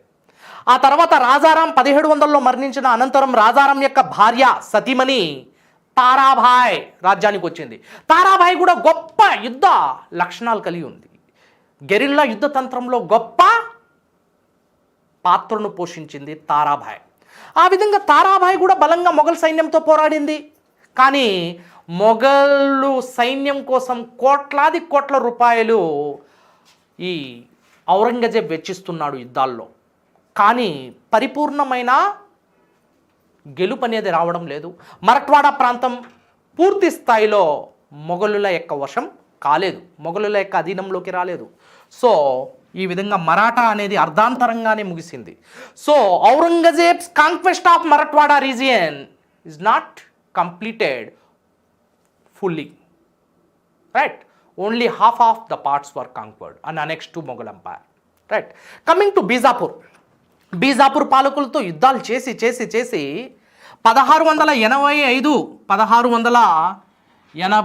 5 మరియు 1686 వరుసగా 2 సంవత్సరాల పాటు బీజాపూర్తో యుద్ధాలు చేసి కర్ణాటకలో బీజాపూర్ ప్రాంతాన్ని పట్టుకున్నాడు. బీజాపూర్ని మొఘల్ సామ్రాజ్యంలో విలీనం చేశాడు ఔరంగజేబ్. నెక్స్ట్ చివరిగా 1687లో గోల్కొండ ప్రాంతానికి వచ్చాడు.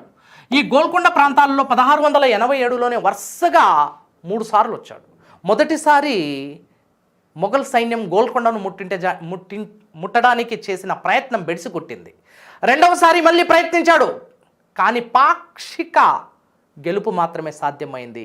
కోటను మొత్తం కొల్లగొట్టడం, కోటను తమ యొక్క అధీనంలోకి తీసుకోవడం సాధ్యపడలేదు. కానీ చివరిగా ఔరంగజేబ్ గోల్కొండ సేనానులతో కుట్రను చేసి సేనాపతుల యొక్క సహాయంతో గేట్లను తెరిచి లోపలికి మొఘల్ సైన్యం చొచ్చుకుపోయింది. ఆ క్రమంలోనే గోల్కొండ అనేది మొఘలుల యొక్క వశమవుతోంది. 1687లో మొఘలులు సాధించిన చిట్ట చివరి రాజ్యం గోల్కొండ రాజ్యం. 15వ Suba మొఘలులకి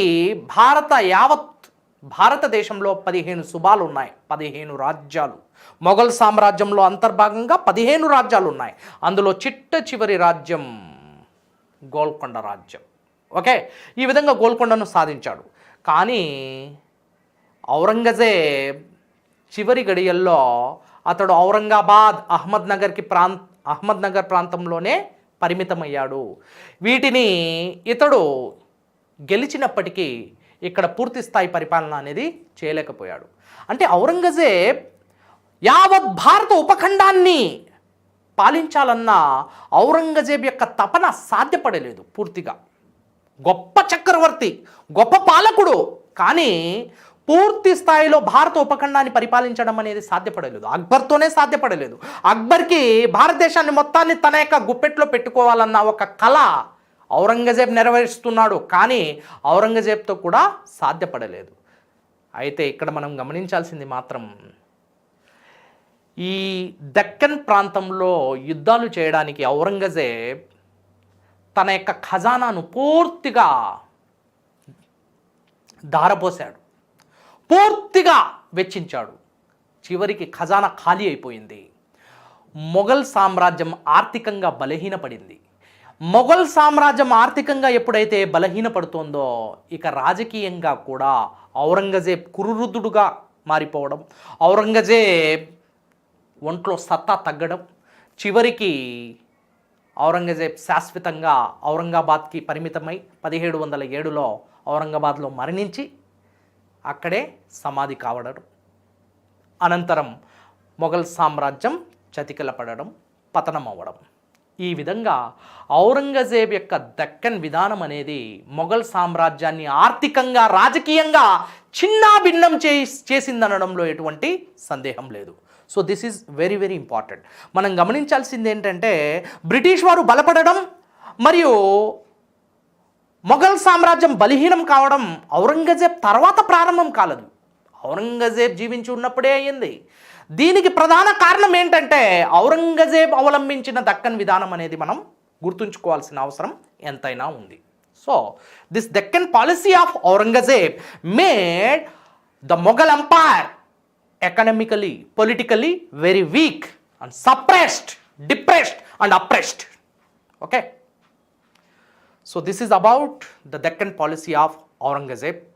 After the death of Aurangzeb from 1707 till the Sipai Mutiny 1857, the later Mughals era is very important, the way that gave a path for the foundation of a sovereign British power. So ఈ బలహీన మొఘలులు, కడపటి మొఘలుల యొక్క పాలన అనేది British సామ్రాజ్యాన్ని ఏ విధంగా బలోపేతం చేసింది, and hence the fruitful results for enjoyed by British, ఏ విధంగా ఆ బలహీన వారసుల పాలన యొక్క ఫలాలను బ్రిటిష్ వారు అనుభవించారో మనం చూద్దాం.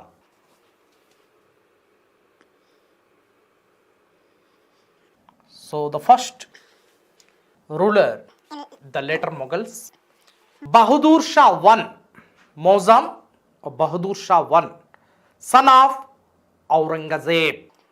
Unlike his father, he maintained diplomatic and friendly relations with the neighbor states and other religions. And he followed the policy of secularism. లౌకికవాదాన్ని ఎక్కువగా నమ్మాడు. లౌకికవాద సూత్రం అనేది ఇతడి యొక్క పాలనలో స్పష్టంగా కనిపిస్తుంది.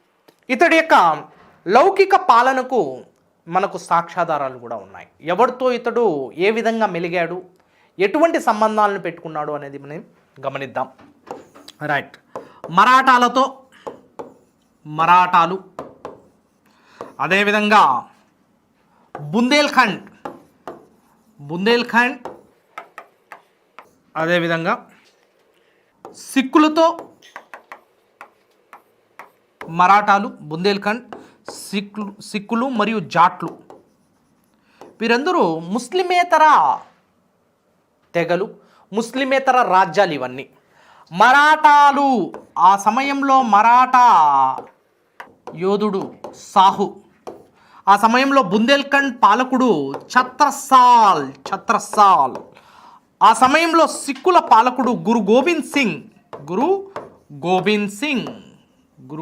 సింగ్. నెక్స్ట్ ఆ సమయంలో జాట్ల పాలకుడు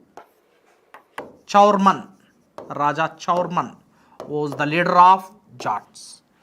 So this man, Bahadur Shah I, unlike his father, he maintained diplomacy and secular relations with the neighborhoods. మరాఠాలతో మంచి లౌకిక సంబంధాలు, దౌత్య సంబంధాలు కలిగి ఉన్నాడు. బుందేల్ఖండ్ పాలకులతో దౌత్య సంబంధాలు కలిగి ఉన్నాడు, సిక్కులతో మరియు జాట్లతో. వీరందరూ మొదటి బహదూర్ షా యొక్క సమకాలిక రాజులుగా చెప్పుకోవచ్చు. ఎక్కడ కూడా మత ప్రమేయం లేని పాలనను మాత్రమే కొనసాగించాడు తప్ప మత ప్రమేయం ఉన్న పాలన ఇతడి కాలంలో కనిపించదు. కానీ ఔరంగజేబ్ తన యొక్క ముస్లిం మత విధానాన్ని భారత ఉపఖండం మొత్తం వ్యాప్తి చేసే ప్రయత్నం చేశాడు. ఆ పాలన అనేది ఔరంగజేబ్ కాలంలో కనిపిస్తుంది. కానీ ఔరంగజేబ్ వారసుడుగా, తనయుడుగా రాజకీయ అరంగేటం చేసిన మొదటి బహదూర్ షా మరాఠాలతో, బుందేల్ఖండ్లతో, సిక్కులతో, జాట్లతో మంచి సంబంధాలు, సత్సంబంధాలను జరిపాడు, సత్సంబంధాలను కొనసాగించాడు. రైట్. ఔరంగజేబ్ మరణాంతరం రాజకీయ అరంగేటం చేసిన ఇతడు 1707 నుంచి 1712 వరకు పాలించాడు. ఈ 5 సంవత్సరాల పాలనలో ఇతడు చేసింది ఏమీ లేదు. అందుకే ఆనాటి చరిత్రకారుడు కఫీ ఖాన్ ఇతన్ని షాయి బేఖబర్ అనే బిరుదుతో సత్కరించాడు. షాయి బేఖబర్, షాయి బేఖబర్, heedless emperor. Shah means an emperor. Bekhabar, heedless, the one who neglected the administration. Though he knows the administration, but neglected. పరిపాలనను నిర్లక్ష్యం చేసిన పాలకుడా అనే బిరుదునిచ్చాడు. పరిపాలనను నిర్లక్ష్యం చేసిన పాలకుడా అనే బిరుదు ఎవరికి ఇవ్వడం జరిగింది అంటే, కాఫీ ఖాన్ అనే ఒక పర్షియన్ చరిత్రకారుడు ఔరంగజేబ్ ఆస్థానంలో ఉండేవాడు. మరియు ఔరంగజేబ్ మరణాంతరం ఈ బహదూర్ షా I ఆస్థానంలో కూడా ఉన్నాడు. కానీ కఫీ ఖాన్ బహదూర్ షా యొక్క పాలనను దగ్గర నుంచి గమనించి దాన్ని పరిశీలించి పరిపాలన ఏమాత్రం పట్టించుకోవడం లేదు. తండ్రిలాగా ఇతడు పరిపాలన దిట్ట కాదు, పరిపాలన కాస్త తెలిసి ఉన్నప్పటికీ దాని మీద పట్టు సాధించడం లేదు, నిర్లక్ష్యం చేస్తున్నాడు అంటూ షాయి బేఖబర్ అనే బిరుదునిస్తున్నాడు. So this is very very important title of Bahadur Shah I. మొదటి షా ఆలం అని కూడా పిలుస్తాం ఇతన్ని. రైట్. షా ఆలం I అని కూడా పిలుస్తాం. Right. Bahadur Shah I or Shah Alam రెండు కూడా ఒక్కరికి సంబంధించిన పేర్లే. Right.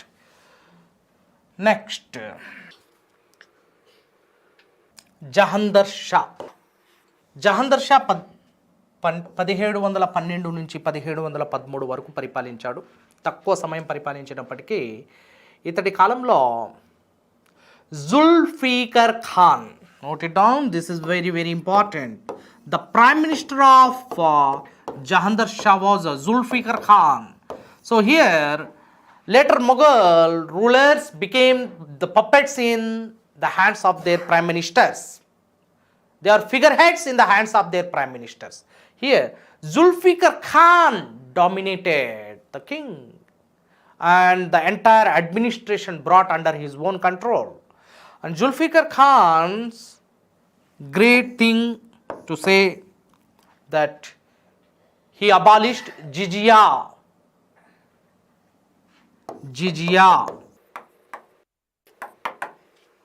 in India. Jizya was abolished by Zulfikar Khan in the year 1712 during the period of Jahandar Shah as the Prime Minister or Wazir of Mughal Empire. What was jizya? Jizya was a religious tax. Every non-Muslim living in Muslim kingdom shall pay this tax. ముస్లిమేతరుడు ముస్లిం రాజ్యంలో నివసిస్తున్నప్పుడు చెల్లించాల్సిన ప్రత్యేక మతపరమైన పన్నునే జిజియా అని పిలుస్తున్నాం. ఈ జిజియా అనేది క్రీస్తు శకం 712లో ప్రారంభమైంది. ప్రారంభకుడు దీన్ని ప్రారంభించిన వాడు మహమ్మద్ బిన్ ఖాసిం ప్రారంభించాడు. మహమ్మద్ బిన్ ఖాసిం ఆనాడు సింధ్పై దండయాత్ర చేసి సింధ్ను తన యొక్క పాలనలోకి తీసుకొచ్చి సింధ్లో నివసిస్తున్న ముస్లిమేతరులపై జిజియా అనే పన్నును విధించాడు. ఆ విధంగా జిజియా ప్రస్థానం అనేది క్రీస్తు శకం 712లో ప్రారంభమై పలు సందర్భాల్లో జిజియా నిషేధించబడి మళ్ళీ పునరుద్ధరించబడింది. Right, again and again the jizya was abolished and then revived. So 712లో ప్రారంభమైన ఈ జిజియాలో చిన్న పిల్లలను మరియు బ్రాహ్మణ పురోహితులను జిజియా పరిధి నుంచి తొలగించాడు. అంటే బ్రాహ్మణ పండితులు జిజియాను చెల్లించాల్సిన అవసరం లేదు, కానీ ముస్లిమేతరులు అందరూ చెల్లించాలి. అదేవిధంగా చిన్న చిన్న పిల్లలు స్త్రీలపై ఈ జిజియాను నిషేధించాడు. అయితే 1351కి వచ్చేసరికి in the year 1351 Firoz Shah Tughlaq imposed jizya over the Brahmins. బ్రాహ్మణులను జిజియా పరిధిలోకి తీసుకొచ్చిన సుల్తాన్ ఎవరంటే ఫిరోజ్ షా తుగ్లక్. అనంతరం Akbar, the great most celebrated ruler of Mughal Empire, Akbar abolished jizya once for all in the India. భారతదేశం మొత్తం ఒక్కసారిగా జిజియాను నిషేధించేశాడు 1564లో. But finally in the year 1679 the jizya was revived by Aurangzeb as a religious bigot. Aurangzeb revived jizya, and then in the year 1712 once again the jizya was abolished. The jizya was abolished, banned in India. So ఆ విధంగా 1712లో జుల్ఫికర్ ఖాన్ జిజియాను నిషేధించాడు. And one more important event in the revenue system. In the year 1712,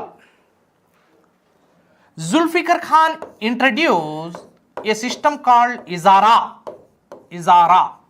in the revenue.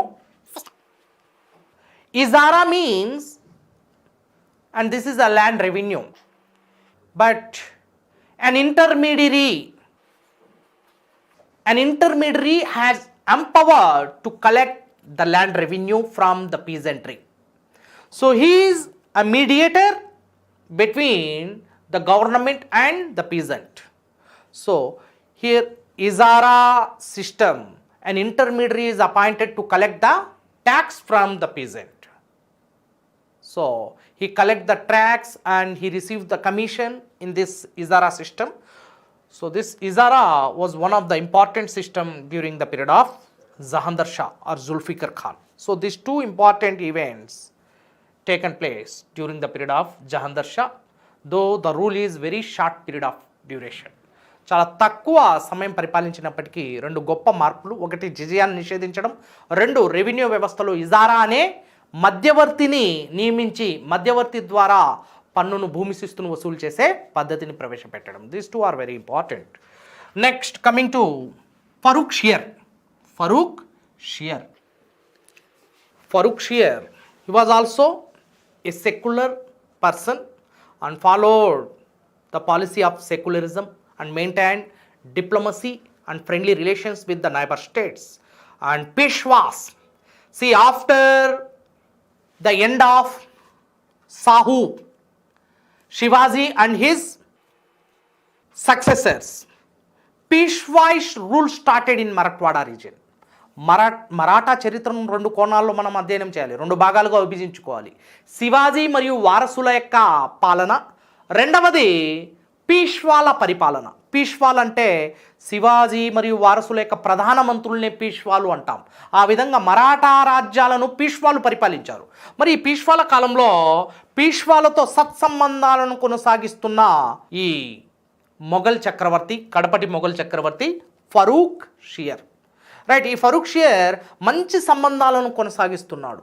ఆ సమయంలోనే ఔరంగజేబ్ యొక్క సమాధిని కూడా పీష్వాలు సందర్శించుకోవడం జరిగింది. ఇతడి కాలంలో ఔరంగజేబ్ యొక్క సమాధిని సందర్శించుకుంటున్నాడు బాలాజీ విశ్వనాథ్ అనే పీష్వా. అంటే మొఘలులకి మరియు మరాఠాలకు మధ్యనున్న వైరం పూర్తిగా నశించి ఔరంగజేబ్ కాలంలో ఉన్న శత్రుత్వం పూర్తిగా అంతమొందించబడి మరాఠాలకు మరియు మొఘలులకి మధ్య సాన్నిహిత్య సంబంధాలు నెలకొన్నాయి అనడానికి నిలవెత్తు సాక్ష్యంగా బాలాజీ విశ్వనాథ్ ఔరంగజేబ్ యొక్క సమాధిని సందర్శించుకోవడం ఔరంగాబాద్లోని ఖులాదాబాద్లో ఇది గొప్ప నిదర్శనంగా, నిలువెత్తు నిదర్శనంగా చెప్పుకోవచ్చు. రెండవది, ఈ ఫరూక్ షియర్ కాలంలో ముఖ్యంగా ఇతడు ఒక పక్షవాత రోగి, పారాలిసిస్. రెండవది, ఇతడి యొక్క శరీరంలో చేతులు కాళ్ళు ఎక్కువ కాలం పనిచేయవు. సో ఇటువంటి రోగిని రోగం బారి నుండి రక్షించడానికి ఇంగ్లీష్ ఈస్ట్ ఇండియా కంపెనీ ఒక వైద్యుడిని పంపిస్తుంది, హామిల్టన్. Very important.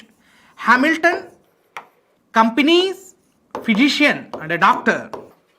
అంటే బ్రిటిష్ సైన్యంలో ఎంతోమంది వైద్యులు ఉండేవారు, అందులో Hamilton was sent to the court of Farooq Shear to cure the disease of Farooq Shear, and finally after the successful attempt and treatment of Hamilton, Farooq Shear impressed and immediately he gave a great declaration called Farooq Shear Farmana. Very important. So this Farooq Shear Farmana is came to be known as 1717 Farman. 1717 Farman, which accordingly English East India Company received custom free trade over Bengal, Gujarat and Deccan. చూడండి, ఫరూక్ షియర్కి ఎప్పుడైతే వైద్యం చేసి పక్షవాతాన్ని పూర్తిగా నయం చేసి ఆరోగ్యవంతుడుగా మార్చాడో ఈ Farooq shear ఇక British east India కంపెనీకి ఫిదా అయిపోయాడు పూర్తిగా. వెంటనే మీకేం కావాలో కోరుకోండి, ఇది నా రాజ్యం, ఏం కావాలన్నా కూడా ఇస్తాను అన్నాడు. ఆ సమయంలో బ్రిటిష్ ఈస్ట్ ఇండియా కంపెనీ మాకు బెంగాల్, గుజరాత్, దెక్కన్ ప్రాంతాల్లో స్వేచ్ఛా వ్యాపారానికి అనుమతినివ్వండి అంటూ బ్రిటిష్ ఈస్ట్ ఇండియా కంపెనీ కోరడం, ఇక హామిల్టన్ దానికి సమర్థించడం. వెంటనే ఇతడు ఒక్క మారు కూడా ఆలోచించకుండా బెంగాల్, గుజరాత్, దెక్కన్, అప్పుడు బెంగాల్లో బీహార్ మరియు ఒడిస్సాలు కూడా అంతర్భాగంగా ఉండేవి, ఆ ప్రాంతాలన్నిటినీ ఇంగ్లీష్ ఈస్ట్ ఇండియా కంపెనీకి దారాదత్తం చేశాడు. Right, so through the Farooq shear farmana 1717, English East India Company empowered to have custom free trade without paying any tax or custom. They can have free trade, స్వేచ్ఛా వ్యాపారం చేసుకోవచ్చు. ఎవరు? British east India company, British. And now the company has to be pay 10,000 rupees per annum. సంవత్సరానికి నామమాత్రంగా 10,000 రూపాయలని చెల్లించి ఇక స్వేచ్ఛా వ్యాపారాన్ని నిర్వహించుకోవచ్చు. ఆ విధంగా ఒక గొప్ప అద్భుతమైన రెవెన్యూ వనరుల్ని బెంగాల్, బీహార్, ఒడిస్సా, గుజరాత్, దెక్కన్ ప్రాంతాల్లో ఈస్ట్ ఇండియా కంపెనీ పొందడం జరిగింది. మొహమ్మద్ షా రంగీలా, మహమ్మద్ షా రంగీలా, రోషన్ అఖ్తర్ అని కూడా పిలుస్తాం ఇతన్ని. రోషన్ అఖ్తర్ అసలు పేరు. మహమ్మద్ షా రంగీలా అనేది అధికారిక నామం. మొహమ్మద్ ద నేమ్, షా చక్రవర్తి, రంగీలా రంగీలా రంగీలా అని కూడా పిలుస్తున్నాం ఇతన్ని. కారణం ఏంటంటే ప్రజలు ఇతడికి రంగీలా అని పిలుదిస్తున్నారు. కారణం ఏంటంటే పరిపాలనను నిర్లక్ష్యం చేయడం కాదు, అసలు పరిపాలన అంటేనే తెలియదు. And the age of Muhammad Shah Rangila is famous for drunkard, not for the common weal or good governance or good system of administration. పరిపాలనకు కాదు, ప్రజా సంక్షేమానికి కాదు, ప్రజారంజక పాలనకు కాదు, తాగుడుబోతులకు సువర్ణయుగంగా చెప్పుకోవచ్చు, నృత్య కళాకారులకు సువర్ణయుగంగా చెప్పుకోవచ్చు. So the court of Muhammad Shah Rangila is famous for dances. Muhammad Shah Rangila, he himself was a Kathak dancer. Expert. He was an exponent of Kathak dancer. కాళ్ళను భిన్న భంగిమలో ఎత్తి కథక్ నృత్యాన్ని ప్రదర్శించే ఆ కళలో నిష్ణాతుడు మహమ్మద్ షా రంగీలా. కానీ పాలనను మాత్రం కాదు, పాలన ఏమాత్రం తెలియదు. He did not neglect the administration. He doesn't know the administration too. ఇది గమ్మత్తైన విషయం. ఓకే, అతడికి పరిపాలన నిర్లక్ష్యం చేయడం కాదు, నిర్లక్ష్యం చేసిన వాడు మొదటివాడు, కానీ ఇతడు పరిపాలన అంటేనే తెలియదు. ఓకే, సో ఇక్కడ మనం గమనించాల్సిన అంశం ఏంటంటే ఇటువంటి పరిపాలన తెలియని వ్యక్తి రెండు రంగాల్లో, ఒకటి తాగుడులో, రెండు విస్తృత విలాసాల్లో, ఒకటి తాగుడు కావచ్చు, రెండు నృత్య కళా ప్రదర్శనలో కావచ్చు. ఆ విధంగా మద్యపానం మరియు నృత్య కళా ప్రదర్శన వీటిలో గొప్ప కళను ప్రదర్శించాడు మహమ్మద్ షా రంగీలా. మరి ఈ క్రమంలో మహమ్మద్ షా రంగీలా పాలనకు పూర్తి స్థాయి పటిష్టమైన నిర్వహణ లేకపోవడంతో పాలన గాడి తప్పినందుకు గాను ఇతడి ఆస్థానంలో ఉన్న ఇద్దరు ప్రముఖులు గొప్ప అధికారులు, ఒకరు బుర్హాన్ ఉల్ ముల్క్, మరొకరు Nizamul Mulk. Burhan ul Mulk and Nizamul Mulk flourished in the court of Muhammad Shah Rangila. The two great bureaucrats and officers flourished in the court of Muhammad Shah Rangila or Nizamul Mulk and Burhanul Mulk. So, Burhanul Mulk and Nizamul Mulk were exhausted. They were exhausted. And finally, they are unable to continue their bureaucracy under Muhammad Shah Rangila. So, they came out of Mughal Empire and declared independence, founded independent states.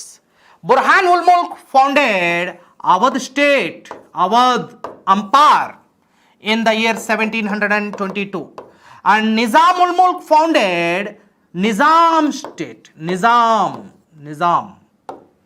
kingdom in the year 1724. చూడండి, మహమ్మద్ షా రంగీలా యొక్క పాలనతో విసుగొచ్చి వేసారెత్తిపోయిన ప్రముఖ అధికారులైన Burhan ul Mulk, Nizamul Mulk ఈ మహమ్మద్ షా రంగీలా యొక్క పాలన నుంచి బయటకు వచ్చి Burhan ul Mulk Awadh రాజ్యాన్ని స్థాపించాడు 1722లో.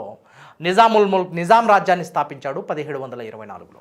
So Burhan ul Mulk founded Awadh empire as Faizabad was the first capital, Faizabad, and later the capital had been shifted to Lucknow, present the capital of Uttar Pradesh. And Nizam Mir Khamruddin Chinklich Khan Asafza founded Nizam kingdom in the year 1724. The first capital was Aurangabad, after the name of Aurangzeb, and the second capital was Hyderabad. The capital was been shifted to Hyderabad later. So ఈ విధంగా ఏ మొఘల్ చక్రవర్తి కాలంలో నిజాం సంస్థానం ఒక ప్రత్యేక స్వతంత్ర సంస్థానంగా స్థాపించబడింది అనే ప్రశ్నలు వస్తుంటాయి మహమ్మద్ షా రంగీలా కాలంలో. ఏ మొఘల్ చక్రవర్తి కాలంలో అవధ్ స్వతంత్ర సంస్థానంగా ప్రకటించుకుంది అంటే మహమ్మద్ షా రంగీలా కాలంలో. చూడండి, ఎప్పుడైతే ఒక రాజు అసమర్థుడవుతాడో, బలహీనుడవుతాడో, అతడి యొక్క అధికారులే ఆ పాలన నుంచి బయటకు వచ్చి వారికి ఆయా ప్రాంతాలపై ఉన్న పట్టును ఆధారంగా చేసుకొని ఆ ప్రాంతాలను పరిపాలించడం మొదలుపెట్టేశారు. ఆ ప్రాంతాల నుంచి స్వతంత్రాన్ని ప్రకటించుకోవడం మొదలుపెట్టుకున్నారు. అదే ఔరంగజేబ్ కాలంలో జరిగిందా? ఔరంగజేబ్ కాలంలో ఎవరైనా అధికారి లేదా ఎవరైనా సుబేదార్ ఔరంగజేబ్కి వ్యతిరేకంగా స్వతంత్రతను ప్రకటించుకుంటే అతడి యొక్క చివరి రోజు అవుతుంది. కానీ ఇక్కడ మొఘల్ వారసులు బలహీనులు కావడంతో, పరిపాలన అంటేనే తెలియకపోవడంతో ఈ అధికారులు గొప్ప సాహసాన్ని చేయడం జరిగింది. ఆ క్రమంలో 2 స్వతంత్ర రాజ్యాలు స్థాపించబడ్డాయి, అవధ్ మరియు నిజాం రాజ్యాలు. ఇక్కడ మనం గమనించాలి, ఈ మహమ్మద్ షా రంగీలా ప్రజలు తన యొక్క ఆస్థానానికి వెళ్ళి తమ యొక్క సాధక బాధకాలు వినిపించుకునే సమయంలో మహమ్మద్ షా రంగీలా ఆ ప్రజల యొక్క సాధక బాధకాలను విన్న అనంతరం నృత్యం చేస్తూ ప్రదర్శిస్తాడు, నృత్య ప్రదర్శన చేస్తాడు. ఇదే ఆ ప్రజలకు సమాధానంగా మిగిలిపోయింది. అంటే ఇక్కడ ప్రజల యొక్క ప్రజా సంక్షేమాన్ని విస్మరించి, పాలనను పూర్తిగా తుంగలో తొక్కి ప్రజలకు కావలసిన సమాధానాన్ని కూడా ఇచ్చే సమర్థత ఇతడిలో లేకపోవడం వల్ల ప్రజలు ఇతన్ని రంగీలా, అన్ని లక్షణాలు ఉన్నాయి కానీ పాలించే గుణగణాలు ఇతడికి లేవు అంటూ రంగీలా అనే బిరుదును ఇవ్వడం జరిగింది. Rangeela, man having various shades but not qualified for the administration. He is not even qualified for the administration or good governance, and that was the major problem. And now what happened? See the weakness and inefficiency and insufficiency of Muhammad Shah Rangila reached to Iran. భారత సరిహద్దులు దాటి విదేశాలకు కూడా తెలిసిపోయింది. ఔరంగజేబ్ తర్వాత ఎవరో బలహీన వారసులు వచ్చారంట అంటూ విదేశాలకు కూడా ఈ మొఘల్ చక్రవర్తుల యొక్క బలహీన పవనాలు వీచాయి. ఆ పవనాలను పట్టుకొని భారతదేశం వైపుకి దండయాత్రకు వస్తున్నాడు Napoleon of Iran. Nadir Shah invaded India during the period of Mohammed Shah Roshan Akhtar. Okay, have a look here. So this is very important. ఇక నాదిర్ షా భారతదేశంపై దండయాత్ర చేస్తున్నాడు. 1739లో నాదిర్ షా ఒక అధికారిక యుద్ధాన్ని ప్రకటించాడు. హర్యానాలోని కర్నల్ వద్ద యుద్ధం జరుగుతుంది, భీకరమైన పోరు జరుగుతుంది.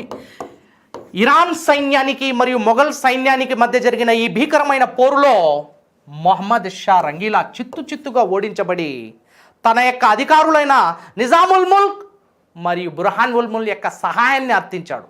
కానీ నిజాముల్ ముల్క్ వెళ్ళి సంప్రదింపులు జరిగినప్పటికీ ఎటువంటి లాభం లేదు. చివరికి 1739 కర్నాల్ యుద్ధం యొక్క పర్యావసానమే మొఘల్ సామ్రాజ్యం ఆర్థికంగా, రాజకీయంగా చిన్నాభిన్నం కావడం.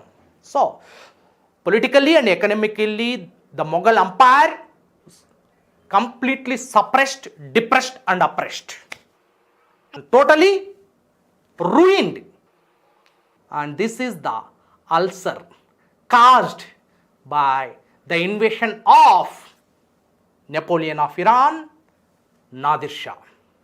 1739 కర్నాల్ యుద్ధంలో చిత్తుగా ఓడిపోయిన మహమ్మద్ షా సైన్యం చివరికి సంధిని చేసుకుని కోహినూర్ వజ్రాన్ని, మయూర సింహాసనాన్ని మరియు 70 కోట్ల విలువైన ధనాన్ని కోల్పోవడం జరిగింది. So this is the great loss to the Mughal empire and this is the great abduction from India by Nadir Shah. Nadir Shah looted the prosperous India Mughal empire, and the prosperous Mughal empire was deteriorated, shattered into very weak and poorest of the poor. ఈ బలమైన మొఘల్ సామ్రాజ్యం, ఆర్థికంగా సిరి సంపదలతో తులతూగే మొఘల్ సామ్రాజ్యం చతికిల పడిపోయి right ఆర్థికంగా కోలుకోలేని దెబ్బకు లోనైంది. So this is the great blow on the Mughal empire. The battle of Karnal taught many lessons to the Indians. భారతదేశానికి, మొఘల్ సామ్రాజ్యానికే కాకుండా భారతదేశానికి ఎన్నో పాఠాలను నేర్పింది ఈ కర్నాల్ యుద్ధం. సో ఈ కోహినూర్ వజ్రం, మయూర సింహాసనం 70 కోట్ల విలువైన ధనాన్ని దోచుకు వెళ్ళడం జరిగింది. Let us discuss the glory and the beauty of the Kohinoor diamond. Okay, and the peacock throne. ఈ పీకాక్ థ్రోన్ అనేది దాదాపు 20 కేజీల బంగారంతో చేయబడింది. So this is made up of gold 2000 tolas, that is equal to 20 KGs. 20 కేజీల బంగారంతో చేయబడింది. చాలా అద్భుతంగా అంచుల వెంబడి విలువైన ఆభరణాలతో, విలువైన రత్నాలు, పగడాలు, ముత్యాలతో అలంకరించబడింది. That was the great beauty of peacock throne. దీన్నే నెమలి సింహాసనం అంటాం. దీనిపై షాజహాన్ కూర్చుని తన యొక్క పాలనను సమీక్షించేవాడు. అటువంటి మయూర సింహాసనాన్ని విదేశీయులు పట్టుకు వెళ్తున్నారు. ఇది ఎంతటి అసమర్థత, ఎంతటి చేతగానితనం, ఎంతటి బలహీనత. సో దీన్ని మనం కాపాడలేకపోయాం. గొప్ప గొప్ప మయూర సింహాసనాన్ని రైట్. ఈ మయూర సింహాసనాన్ని షాజహాన్ ఢిల్లీలోని ఎర్రకోటలో అధిష్టానంపై ఉంచి మయూర సింహాసనం మీద కూర్చొని కోహినూర్ వజ్రాన్ని చేతుల్లో తీసుకొని ఇలా తిప్పుతూ పాలనను గొప్పగా, అంగరంగ వైభవంగా, వైభవోపేతంగా నిర్వహించేవాడు. కానీ కడపటి మొఘల్ కాలంలోకి వచ్చేసరికి ఇవేమీ మిగలలేదు. షాజహాన్ ఢిల్లీలోని ఎర్రకోటలో దివానీ ఖాస్, ఎర్రకోటలో 2 భవనాలు ఉంటాయి, 2 భవంతులు ఉంటాయమ్మా. ఒకటి Diwani Khas. So the forts of Mughals are divided into 2 parts. One is the Diwani Khas, another one is Diwani Am. Diwani Am. Diwani Khas, a chamber of private audience, while the Diwani Am, the chamber of public audience. ప్రజలతో రాజు ముఖాముఖి అయ్యే ప్రాంతాన్నే దివానీ ఆమ్ అంటాం. And Diwani Khan అంటే తన యొక్క బంధుమిత్రులతో, తన యొక్క సన్నిహితులతో, తన యొక్క సహచరులతో, తన యొక్క ఆత్మీయులతో ముఖాముఖి అయ్యే ప్రాంగణం దివానీ ఖాస్. అంత అద్భుతంగా దివానీ ఖాస్ని తయారు చేశాడు ఎవరు? షాజహాన్. ఢిల్లీలోని ఎర్రకోటలో, ఇప్పుడు మనకి స్వాతంత్ర సమయంలో ప్రధాని అక్కడి నుంచి ప్రసంగిస్తూ ఉంటారు రైట్. ఆ ఢిల్లీలోని ఎర్రకోటలో అత్యంత వైభవోపేతంగా ఎర్రకోటలోని దివానీ ఖాస్ పీఠాన్ని అలంకరించి, రెండవది మయూర సింహాసనాన్ని నుంచి కోహినూర్ వజ్రాన్ని అక్కడ ఆ పీఠం మీద ప్రయోగిస్తూ ఒక మాటను అక్కడ గోడలపై రాస్తాడు. ఆ గోడలపై ఒక వ్యాఖ్యను చాలా క్లుప్తంగా చెప్తాడు. అగర్ ఫరదోస్ బుర్హే జమీనత్ తో హమినత్ తో హమినత్ తో హమినత్. If on the earth be an Eden of bliss, it is this none but this. భూమి మీద స్వర్గం అంటూ ఉంటే అది ఇదియే, అది ఇదియే, ఇది తప్ప మరొకటి కాదు, కాజాలదు అంటూ చాలా అద్భుతంగా చెప్పాడు. సో అగర్ ఫిర్దోస్ బుర్హే జమీనత్ తో హమినత్ తో హమినత్ తో హమినత్. So the meaning of this Persian couplet authored by Amir Khusro, the famous Persian poet during the Delhi Sultanate, was copied by Shah Jahan to the walls of Diwani Khas. అగర్ ఫిర్దోస్ బుర్హే జమీనత్ తో హమినత్ తో హమినత్ తో హమినత్. భూమి మీద స్వర్గం అంటూ ఉంటే అది ఇదియే, అది ఇదియే, ఇది తప్ప మరొకటి కాదు. అంతటి గొప్పగా దాన్ని అలంకరించాడు. Yes, if on the earth be an Eden of bliss, it is this none but this is true. అలాంటి విలువైన సంపదను పట్టుకొల్లారు, అలాంటి విలువైన సంపదను కోల్పోయాం. కోహినూర్ వజ్రం యొక్క ప్రస్థానం గురించి మనం చర్చించుకోబోతున్నాం. Let us discuss.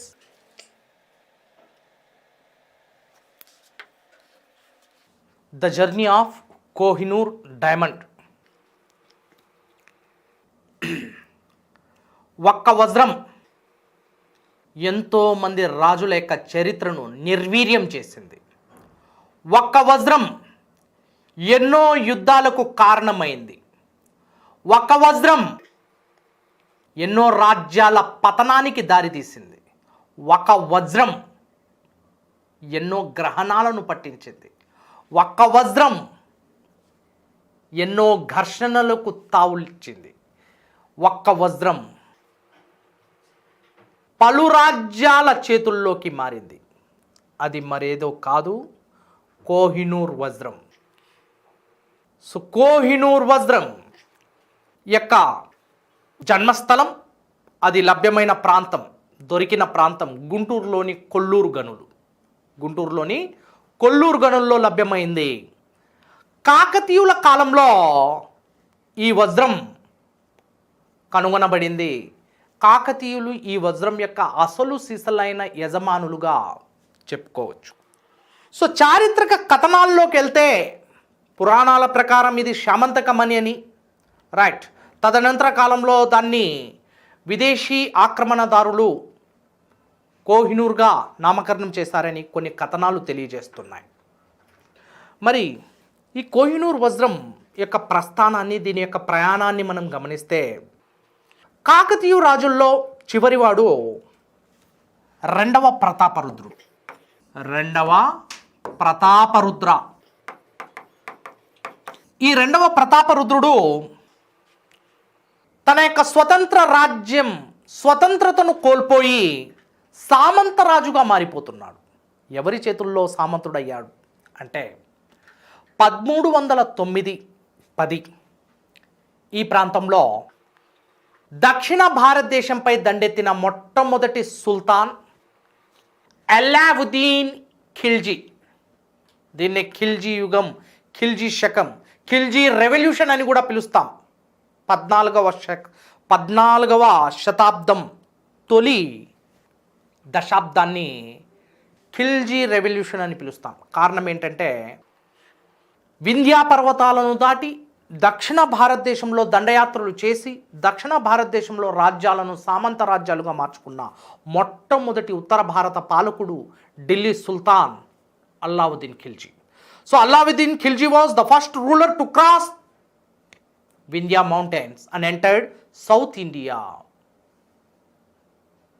and defeated many South Indian states and brought them under his control. And they are all the feudatories of Allahabad Khilji. Allahabad Khilji యొక్క సామంతులుగా మారిపోయారు. What is meant by feudatory? An annual tribute paying state is a feudatory. సామంత రాజ్యంగా మారిపోయింది కాకతీయ రాజ్యం. 1309లో అల్లావుద్దీన్ ఖిల్జీకి, ఢిల్లీ సల్తనత్కి సామంత రాజ్యంగా మారిపోయింది. సామంత రాజ్యం అంటే annual tribute paying state. Annual tribute paying state is a feudatory or subordinate to Delhi Sultan Allauddin Khilji. So ప్రతి ఏటా కప్పం చెల్లించేవాడినే సామంత రాజు అంటాం. ఒక సార్వభౌమత్వ రాజ్యం ముందు లొంగిపోతే అది సామంత రాజ్యం అయిపోతుంది. ఆ లొంగిపోయిన ఆ రాజ్యం సార్వభౌమత్వ రాజ్యంలో విలీనం చేయబడకపోయినప్పటికీ ఆ లొంగిపోయిన ఆ రాజ్యం సామంత రాజ్యంగా మారిపోయిన అనంతరం సామంతరాజు ప్రతి ఏటా ఆ సార్వభౌమత్వ రాజ్యానికి పన్ను చెల్లించాలి, కప్పం చెల్లించాలి. దాన్నే సామంత రాజ్యం అంటున్నాం. So Alauddin Khilji took an intelligent step. Soon after defeating the South Indian states, he did not merge them with the Delhi Sultanate. He did not annex to Delhi Sultanate. He gave independence, but under his own control. They can rule independently, but they should pay the tax annually. So this is how feudatory states became the annual tribute paying states. Okay, ఆ క్రమంలో రెండవ ప్రతాపరుద్రుడు అల్లావుద్దీన్ ఖిల్జీకి ప్రతి ఏటా కప్పం చెల్లించాలి, లేకపోతే తన రాజ్యాన్ని ఆక్రమిస్తారు. అయితే Allauddin Khilji did not merge these kingdoms, Yadava kingdom, right, Pandya and Kakatiya and Hoysala. Though Allauddin Khilji emerge victorious, he did not merge them with the Delhi Sultanate, as he took an intelligent step. It is very difficult to rule the entire Indian subcontinent, and it is very difficult to merge South India with North India those times, and it is very difficult to control the power in South India. So he made them the feudatories, not annexed to the Delhi Sultanate. So this is the intelligent step of Allahabad Khilji. And now see the thing, రెండవ ప్రతాపరుద్రుడు ఎప్పుడైతే సామంతుడుగా మారిపోయాడో ఇక ప్రతి ఏటా ఢిల్లీ సుల్తాన్లకు కప్పం చెల్లించాలి. కప్పం చెల్లించకపోతే రాజ్యం ఆక్రమించబడుతుంది. ఆ క్రమంలో ఇతడు గిరిజన తాండాలపై కూడా పన్ను విధిస్తున్నాడు. ఆ సమయంలో గిరిజన తాండాలను కూడా పన్ను పరిధిలోకి తీసుకొచ్చి వాటి నుంచి కూడా పన్నులు వసూలు చేశాడు. కానీ ఆ సమయంలో మేడారం, సమ్మక్క సారాలమ్మ జాతరకు సుప్రసిద్ధి. ఆసియా ఖండంలోనే అతిపెద్ద గిరిజన జాతరగా నిర్వహించబడుతుంది. మరి ఇటువంటి మేడారం ప్రాంతంలో కూడా మేడారం పరగనాను కూడా, గిరిజనుల నివాసం ఉంటున్న ఈ మేడారం పరగనాను కూడా పన్ను పరిధిలోకి తీసుకొచ్చాడు. కానీ దీనికి వ్యతిరేకంగా తాడ్వాయి మండల్, ఓరుగల్లు ప్రాంతం, మేడారం పరగనాను పన్ను పరిధిలోకి తీసుకొచ్చిన అనంతరం గిరిజనులు అందరూ సమ్మక్క సారాలమ్మ జంపన్న ఆధ్వర్యంలో పోరాటం చేశారు. కానీ రెండవ ప్రతాపరుద్రుడు వారి యొక్క పోరాటాన్ని తన యొక్క సైనిక బలంతో, మంది మార్బలంతో అష్టదిగ్బంధనం గావించి వారిని అంతమొందించాడు. ఆ సమ్మక్క సారాలమ్మ నేల కొరిగిన ఆ ప్రాంతాన్నే నేడు అతి పవిత్రంగా భావించే సమ్మక్క సారాలమ్మ జాతరను నిర్వహిస్తున్నారు. సో గిరిజనులు అటవీ ఉత్పత్తులపై ఆధారపడే గిరిజన జాతులపై పన్ను విధించడం ఇది సహేతుకమా, అవివేకమా, మరి గొప్ప విషయమా అంటే ఇది ముమ్మాటికి అవివేకమే అవుతుంది. గిరిజనులు అటవీ ఉత్పత్తులపై, అడవుల్లో లభించే లక్క, కలప, జిగురు వాటిపై బతికే వీరిపై పన్ను విధించడం అనేది చాలా విడ్డూరంగా మారింది, చాలా విచిత్రంగా మారింది. ఆ క్రమంలోనే గిరిజనులందరూ ఏకమై పోరాడారు. జల్, జమీన్, జంగల్ అంటూ పోరాడే ఈ గిరిజనుల మీద పన్నును విధించడం అనేది ప్రతికూల వాతావరణాన్ని సృష్టించింది. గిరిజనుల్లో ఒక గొప్ప అలజడిని తీసుకొచ్చింది. రైట్. సో ఇది మనకి తెలంగాణ కల్చరల్ హిస్టరీలో మనం ప్రత్యేకంగా చర్చించుకోవాల్సి ఉంటుంది.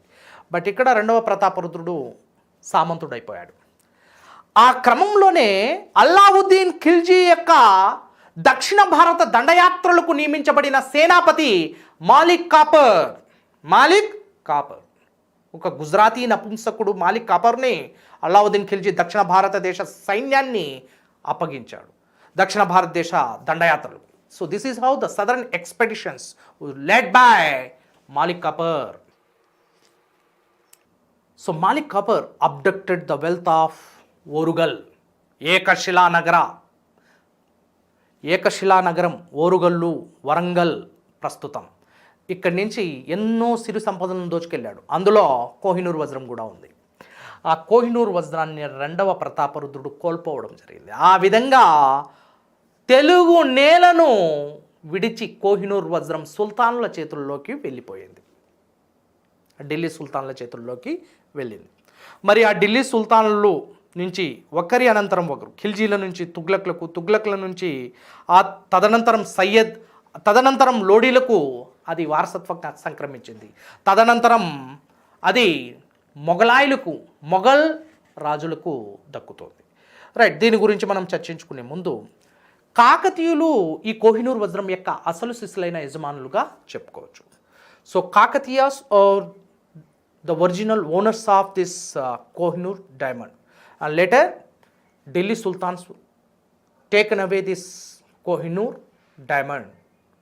So this is the first journey of Kohinoor diamond from the Telugu soil.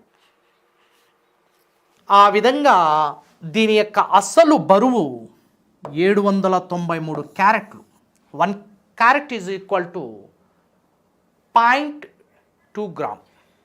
ఒక క్యారెట్ అనేది 0.2 గ్రామ్. మరి 793 క్యారెట్లు ఎన్ని గ్రాములకు సమానం అంటే 158.6 గ్రాముల బరువు ఉంది. కోహినూర్ వజ్రం యొక్క అసలు బరువు ఎంత? 158.6 grams, and that is equal to 793 carats. Okay, మరి ఇది క్రమక్రమంగా కోహినూర్ వజ్రం బరువును కోల్పోతుంది. చివరికి 21.12 గ్రాములకు చేరుకుంది. See 21.12 gram, and that is equal to 105 carats. ఏ విధంగా ఇది బరువును కోల్పోతుంది? ఎందుకు కోల్పోతుంది? దీని యొక్క ప్రయాణంలో వచ్చిన మార్పులు చేర్పులు ఏంటి? ఇది ఏ విధంగా చేతులు మారింది అనేది మనం చర్చించుకోవాల్సిన ప్రధాన అంశం.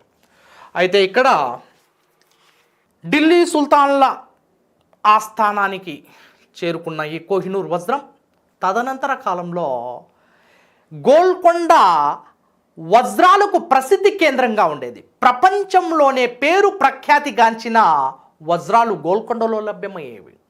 అలాంటి ప్రపంచ ప్రఖ్యాతిని గడించిన గోల్కొండ వజ్రాల కేంద్రం విదేశీ వజ్రాల వ్యాపారులకు ఒక కేంద్రంగా మారింది. ట్రావెర్నియర్, బెర్నియర్ అనే గొప్ప గొప్ప వజ్రాల వ్యాపారులు భారతదేశానికి వచ్చేవారు.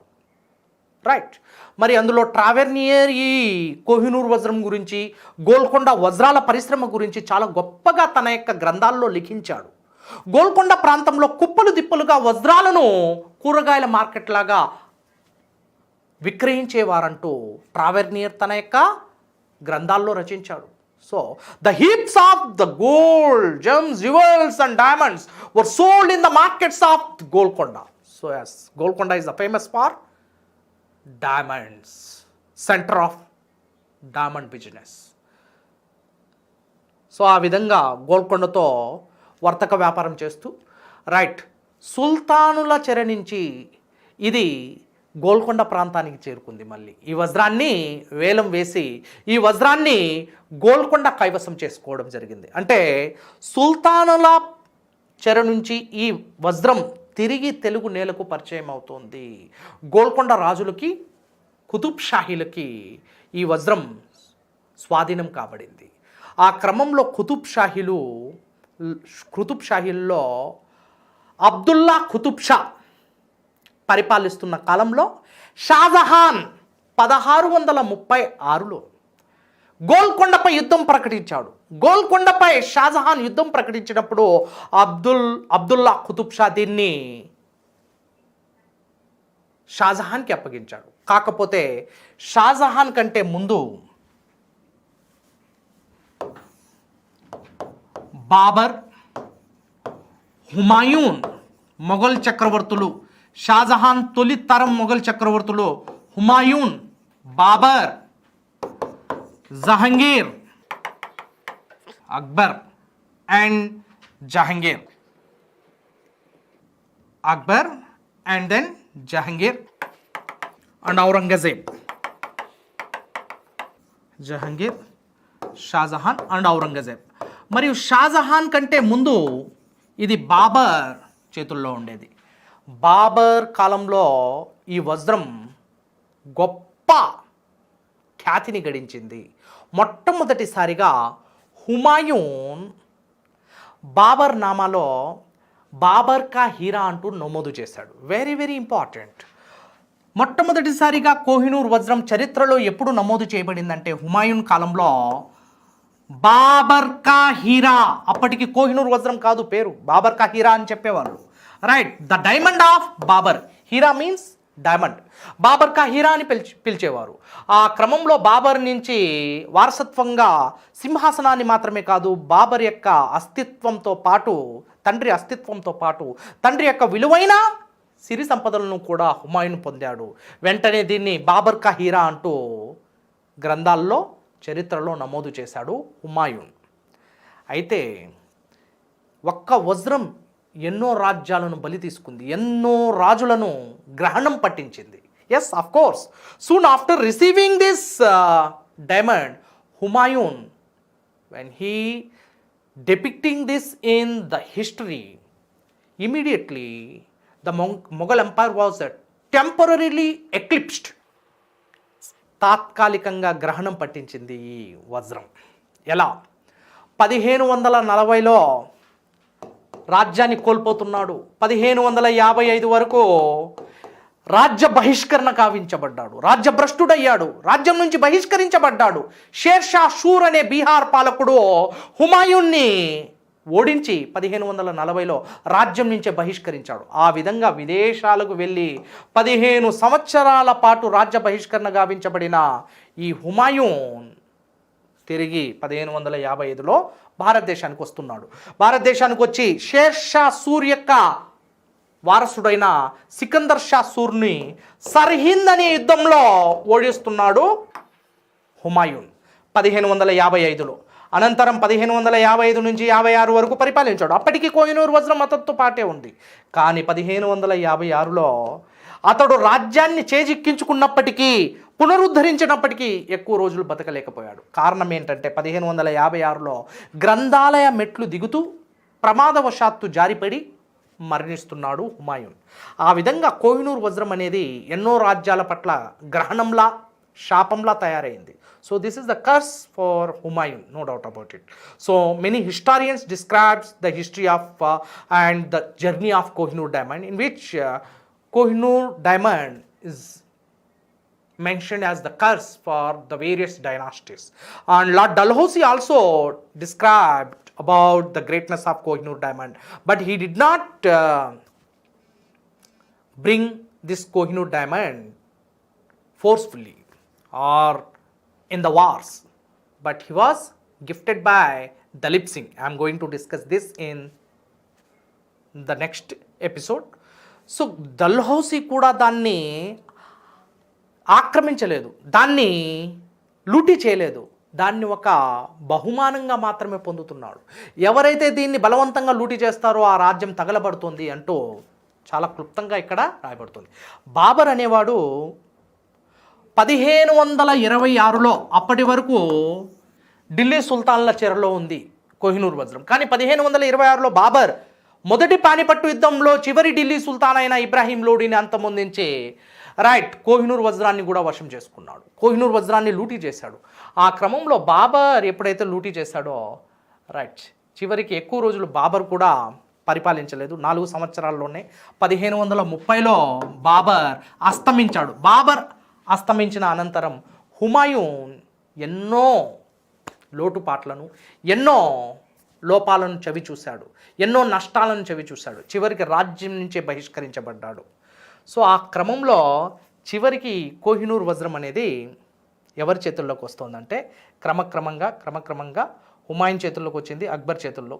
ఆ తర్వాత మళ్ళీ ఇది గోల్కొండ నవాబుల దగ్గరికి చేరుతుంది. ఎందుకంటే ఫ్రెంచ్ ప్రాంతం నుంచి ఎంతోమంది వజ్రాల వ్యాపారులు భారతదేశానికి వచ్చి దీన్ని అక్బర్ కాలంలో గోల్కొండ ప్రాంతానికి తీసుకొచ్చి వేలం వేయడం జరిగింది. ఆ క్రమంలో గోల్కొండ అబ్దుల్లా ఖుతుబ్ షా వద్దకు చేరుకున్న ఆ వజ్రం చివరికి అబ్దుల్లా ఖుతుబ్ షా రాజ్యాన్ని పట్టుకునేందుకు షాజహాన్ చేసిన 1636లో షాజహాన్ చేసిన జైత్ర యాత్రలో గోల్కొండ రాజ్యం సామంత రాజ్యంగా మారిపోయింది. ఇక వెంటనే షాజహాన్ ఈ కోహినూర్ వజ్రాన్ని బహుమతిగా స్వీకరించాడు. ఎవరి నుంచి? అబ్దుల్లా నుంచి బహుమతిగా స్వీకరించాడు. కానీ షాజహాన్ కూడా తన జీవిత పరిణామ క్రమంలో ఎన్నో చావు దెబ్బలు తిన్నాడు. తన కుమారుడే షాజహాన్ని చెరసాలలో బంధిస్తున్నాడు. మరి కోహినూర్ వజ్రంతో గొప్పగా దివానీ ఖాస్లో ఎర్రకోటలో రాజసం చెలాయించిన ఈ షాజహాన్ చివరికి చెరసాల పాలవుతున్నాడు. అనంతరం ఔరంగజేబ్ చేతుల్లోకి కోహినూర్ వజ్రం రావడం జరిగింది. తండ్రి నుంచి అస్తిత్వాన్ని, తండ్రి నుంచి వారసత్వాన్ని గ్రహించడమే కాకుండా సిరి సంపదలను కూడా సొంతం చేసుకున్న ఔరంగజేబ్ ఈ కోహినూర్ వజ్రం మీద చేతులు మారి దాని యొక్క అందం విహీనమై దాని మీద 2 చిన్న ఘాట్లు కూడా ఏర్పడ్డాయి. వాటిని తొలగించడానికి, పాలిష్ చేయడానికి, దానికి చక్కటి నగిషిని తీసుకురావడానికి ఔరంగజేబ్ కోహినూర్ వజ్రాన్ని సానబెట్టడానికి, మెరుపుదిద్దడానికి ఒక ఫ్రెంచ్ వ్యాపారి, వజ్రాల వ్యాపారి అయిన బోర్గియోకి అప్పగించాడు. బోర్గియో. సో బోర్గియో రిసీవ్డ్ ఫ్రమ్ ఔరంగజేబ్ నుంచి బోర్గియో దీన్ని స్వీకరించి దీన్ని సానబట్టే పనిలో నిమగ్నమయ్యాడు. ఆ క్రమంలో బోర్గియా నేర్పరి కానందున దీనిపై మరికొన్ని ఘాట్లు వేసేశాడు. మరికొన్ని ఘాట్లు వేయడమే కాకుండా తదనంతరం ఔరంగజేబ్కి ఈ కోహినూర్ వజ్రాన్ని సమర్పించి దాని యొక్క బరువును 793 క్యారెట్ల నుంచి 186 క్యారెట్లకు తగ్గించేశాడు. కోహినూర్ వజ్రాన్ని ఔరంగజేబ్కి సమర్పిస్తుండగా ఔరంగజేబ్ దాన్ని చూసి నా వజ్రాన్ని తీసుకురా అంటూ ప్రశ్నించాడు. మీ వజ్రమే ఇది అంటూ బోర్గియో చెప్తున్నాడు. లేదు, నా వజ్రం పరిమాణం చాలా పెద్దగా ఉంటుంది, రైట్, ఇది చాలా చిన్నదిగా ఉంది అంటే అది నేను మెరుపుదిద్దే క్రమంలో, సానబట్టే క్రమంలో దాన్ని చిన్నది చేసేశాను అనగానే ఔరంగజేబ్ ఒక్కసారిగా ఆగ్రహావేశానికి లోనై బోర్గియా మీద 10,000 రూపాయల జరిమానాను విధించాడు. 3 నెలల జైలు శిక్షను కూడా విధించాడు. So this is how Borgia was imprisoned and penalised. And finally what happened? Aurangzeb చేతుల్లో నుంచి తదనంతర పాలకుల చేతుల్లోకి ఇది మారింది. ఆ క్రమంలోనే కడపటి మొఘల్ చక్రవర్తులైన బహదూర్ షా, అనంతరం జహందర్ షా, ఫరూక్ షియర్, మహమ్మద్ షా చేతుల్లోకి కోహినూర్ వజ్రం వచ్చింది. ఆ విధంగా కోహినూర్ వజ్రాన్ని మహమ్మద్ షా సొంతం చేసుకున్నాడు. కానీ ఇది ఎక్కువ కాలం పాటు ఇది మొఘల్ సామ్రాజ్యంలో నిలవలేదు. కారణం ఏంటంటే నాదిర్ షా, మనం ఇదివరకే చెప్పుకున్నాం, మహమ్మద్ షా రంగీలా కాలంలో నాదిర్ షా భారతదేశంపై దండెత్తి 1739లో కర్నాల్ యుద్ధంలో విలువైన 70 కోట్ల ధనాన్ని, కోహినూర్ వజ్రాన్ని మరియు నెమిలి సింహాసనాన్ని దోచుకు వెళ్ళాడు. ఆ విధంగా మహమ్మద్ షా నుంచి నాదిర్ షా చేతుల్లోకి కోహినూర్ వజ్రం మారడం జరిగింది. ఇక నాదిర్ షా ఇరాన్కి తీసుకువెళ్ళిన అనంతరం కోహినూర్ వజ్రాన్ని తమ వద్ద ఉంచుకొని పరిపాలించడం మొదలు పెడుతూ ఎన్నో సాధక బాధకాలను చవి చూశాడు. అనంతరం నాదిర్ షా హత్యకు గురవుతున్నాడు ఇరాన్ ప్రాంతంలో. ఎందుకంటే నాదిర్ షా కొల్లగొట్టాడు కాబట్టి ఇతడికి కూడా ఈ వజ్రం శాపంగా మారినట్లు చరిత్రకారులు భిన్న కథనాల్లో తెలియజేయడం జరిగింది. అయితే అనంతరం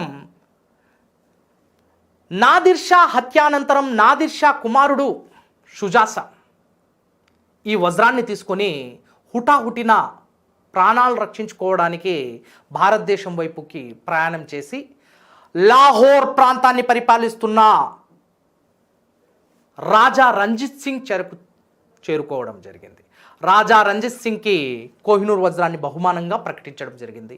ఇక రాజా రంజిత్ సింగ్ ఆ కోహినూర్ వజ్రాన్ని తీసుకుని ఆ కోహినూర్ వజ్రం యొక్క అందాన్ని చర్చిస్తూ దాన్ని తన యొక్క వీలునామాలో నా తదనంతరం ఇది ఒడిస్సాలోని పూరి జగన్నాథ ఆలయానికి సంక్రమిస్తుంది అంటూ ఆ వీలునామాలో ప్రస్తావించడం జరిగింది.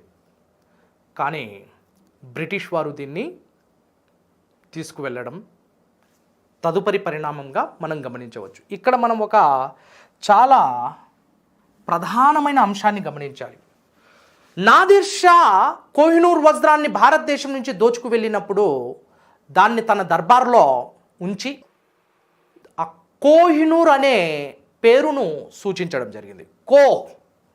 కోహ్ అంటే కొండ, నూర్ అంటే వెలుగు, కోహినూర్ అంటే వెలుగుల కొండ అని అర్థం వస్తుంది. మరి నాదిర్ షా దీని యొక్క ఖరీదును మదింపు చేయడానికి, దీని యొక్క విలువను మదింపు చేయడానికి ప్రపంచ ప్రఖ్యాతిగాంచిన వజ్రాల వ్యాపారుల్ని, దిట్టల్ని పిలిపించి ఆ వజ్రాలను చేసే ఆ వ్యాపారుల ద్వారా దీని యొక్క మదింపు అంచనా వేయండి అని వారిని సూచించాడు. ఆ క్రమంలో ప్రపంచ నిష్ణాతులైన వజ్రాల వ్యాపారులు ఈ కోహినూర్ వజ్రం గురించి ఒక మాట అంటారు. కోహినూర్ వజ్రం యొక్క విలువ ఈ ప్రపంచం మొత్తం కలిసి ఒకరోజు చేసిన ఖర్చుతో సమానం అంటున్నారు. So the expenditure of the whole world in a day is equal to the value of Kohinoor diamond. ఇంకొక అతను కోహినూర్ వజ్రం యొక్క విలువ ఏంటంటే, ఒక వ్యక్తి 5 రాళ్లను తీసుకుని ఒక రాయిని తూర్పున, మరొకటి పశ్చిమాన, ఇంకొకటి ఉత్తరాన, చివరిది దక్షిణాన వేసి ఇక 5వ రాయిని ఆకాశం వైపుకి విసిరితే ఏర్పడిన ఆ ఖాళీని బంగారం, వజ్రాలతో నింపితే వచ్చే విలువే ఒక కోహినూర్ వజ్రం అంటూ సూచించడం జరిగింది. See, a person takes 5 stones and thrown east, west, south and north, and the last stone towards the sky. And as a result, the gap between the stone is filled by the gold, gems and diamonds. And the value of that gap is equal to the Kohinoor diamond, according to the diamond merchants. So this is the estimation of the value of the Kohinoor diamond is calculated by Nadir Shah. అంత గొప్ప విలువైన వజ్రాన్ని మనం కోల్పోయాం.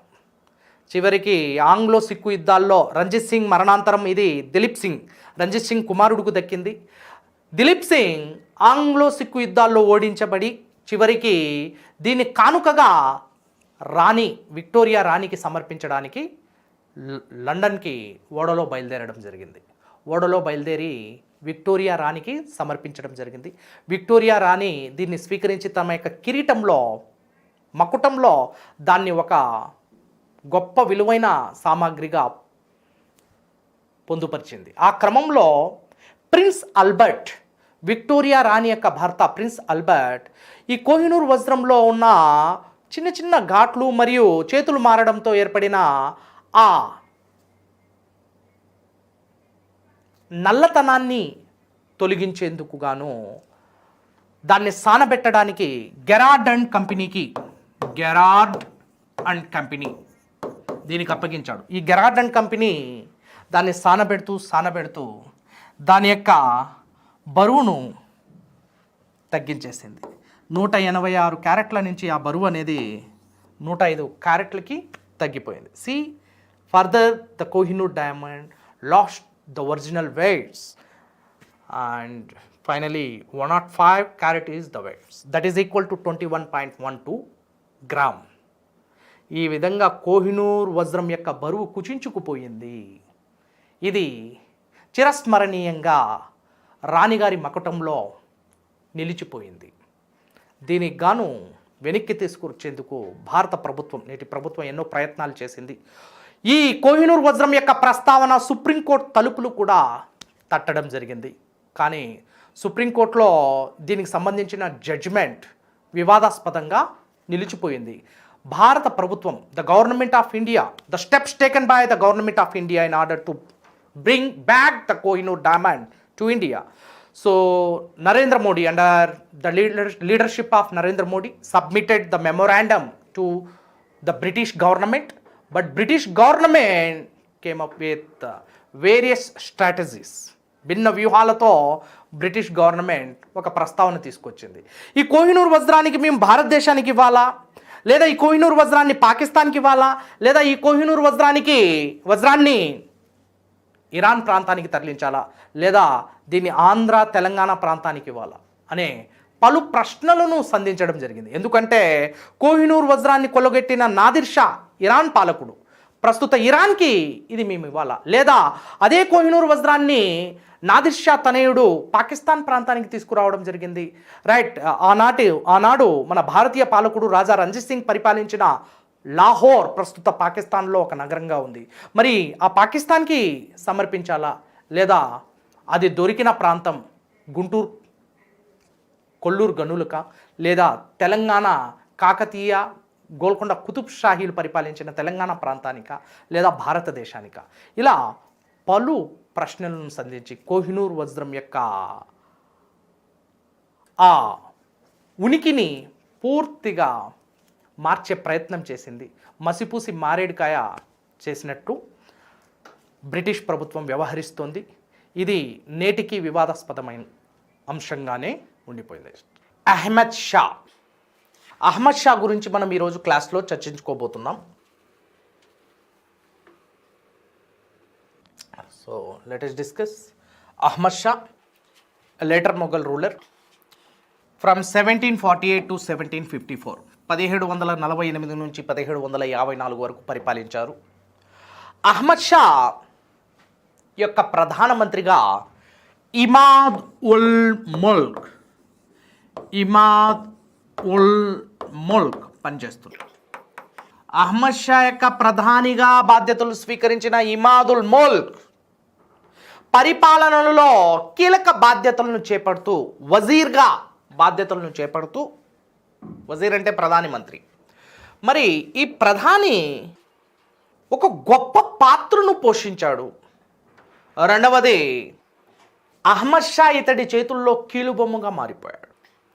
నామమాత్రపు పాలకుడుగా మారిపోయాడు Ahmad Shah, where the de facto role was played by Imadul Mulk కీలకమైన పాత్రను పోషించాడు, బలమైన పాత్రను పోషించాడు.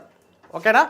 సో ఈ ఇమాదుల్ ముల్క్కి మరియు అహ్మద్ షాకి మధ్య వచ్చిన భేదాభిప్రాయాలు, వీరి మధ్య తలెత్తిన ఈ భేదాభిప్రాయాలు ఘర్షణగా మారి చివరికి ఇమాదుల్ ముల్క్ అహ్మద్ షా యొక్క కళ్ళును తీయించి చెరసాల్లో పడేస్తాడు. ఆ విధంగా మొఘల్ చక్రవర్తుల యొక్క ఘనత, వారి యొక్క గొప్పతనం, వారి యొక్క సామ్రాజ్య వైభవం పతనావస్థకు చేరుకుంటుంది. ఒకప్పుడు మొఘల్ చక్రవర్తి అంటే సైన్యం గడగడలాడేది, సేనాపతి సలాం కొట్టేవాడు. అలాంటి చక్రవర్తి నేడు తన ప్రధాని చేతుల్లోనే నామమాత్రంగా మారిపోవడం, కీలుబొమ్మగా మారిపోవడం, ఉత్సవ విగ్రహంగా మారిపోవడం, మరియు వారి మధ్య భేదాభిప్రాయాలు తలెత్తి, పరిపాలనా అంశాల్లో భేదాభిప్రాయాలు తలెత్తి చివరికి తన కళ్ళను కూడా కోల్పోతున్నాడు ప్రధాని చేతులు. See the differences between the minister, prime minister and the king led to the further consequences. In this, the Mughal ruler Ahmad Shah was blinded by Imadul Mulk, and he was blinded and imprisoned. See the fate of Mughal emperors after the death of Aurangzeb. ఈ విధంగా మొఘల్ చక్రవర్తుల యొక్క తలరాత పూర్తిగా మారిపోయింది. బలహీన వారసులు. ఇతడి కాలంలో అహ్మద్ షా అబ్దాలీ దండయాత్రలు చేశాడు. అహ్మద్ షా అబ్దాలీ ఆఫ్ఘాన్ పాలకుడు ఈ మొఘల్ సామ్రాజ్యాన్ని కొల్లగొట్టాడు. ఒకప్పుడు Nadir Shah, Napoleon of Iran Muhammad Shah కాలంలో దండెత్తి ఎన్నో వేల కోట్లను మరియు విలువైన కోహినూర్ వజ్రాలను కొల్లగొడితే, ఇతడి కాలంలో ఆఫ్ఘాన్ పాలకుడైన అహ్మద్ షా అబ్దాలీ దండెత్తి భారతదేశ ఖజానాను మొత్తం ధ్వంసం చేయడం జరిగింది, కొల్లగట్టడం జరిగింది. So this is about Ahmad Shah. Next coming to Alamgir two. Alam అంటే అర్థం విశ్వం. గీర్ అంటే అర్థం విజేత, విశ్వ విజేత అనే పేరు కలిగి ఉన్నాడు. కానీ అసలు సిసలైన పిరికివాడు, పేరు మాత్రం గొప్పగా పెట్టుకున్నాడు. But originally he did not have that much of gut. అంత ధైర్య సాహసాలు లేవు. పిరికివాడు. He was a cowardice. And due to the cowardice of this Alamgir too, he was also assassinated by the Prime Minister Imadul Mulk. చూడండి, ఇమాదుల్ ముల్క్ ఇది వరకు అహ్మద్ షాకి ప్రధానమంత్రిగా పనిచేసిన ఇమాదుల్ ముల్క్ ఆలంగీర్ టూ కూడా ప్రధానమంత్రిగా సేవలు అందిస్తున్నాడు. ఈ ఇమాదుల్ ముల్క్ ఆలంగీర్ టూకి ఇతడికి మధ్య చోటు చేసుకున్న ఈ భేదాభిప్రాయాలతో చివరికి ఆలంగీర్ టూను హత్య గావించి యమునా నదిలో శరీరాన్ని పడేయడం జరిగింది. So the naked dead body of naked corpse of Alamgir II was thrown in the river Yamuna. See the fate of the Mughal emperors. ఈ విధంగా ప్రధానమంత్రుల చేతుల్లో బలిపశువులు అవుతున్నారు, ప్రధానమంత్రుల చేతుల్లో హత్య గావించబడుతున్నారు, ప్రధానమంత్రుల చేతుల్లో గుడ్డివారైపోతున్నారు, కళ్ళు పీకించబడుతున్నారు. సో ఈ విధంగా ఆలంగీర్ II తన యొక్క ప్రాణాన్ని కోల్పోవడం జరిగింది. మొఘల్ సామ్రాజ్య సేవ, ఈ ఘనత, మొఘల్ సామ్రాజ్య వైభవం అనేది పతనావస్థకు చేరుకోవడం జరిగింది. So Alamgir II was assassinated by his prime minister Imadul Mulk. ఈ దెబ్బకి తదనంతర మొఘల్ చక్రవర్తి 12 సంవత్సరాల పాటు ఢిల్లీలో అడుగు పెట్టకుండా, అసలు మొఘల్ సామ్రాజ్య పీఠంపై కూర్చోకుండా, సింహాసనాన్ని అధిష్ఠించకుండా అవధ్ ప్రాంతంలో 12 సంవత్సరాల పాటు తలదాచుకున్నాడు.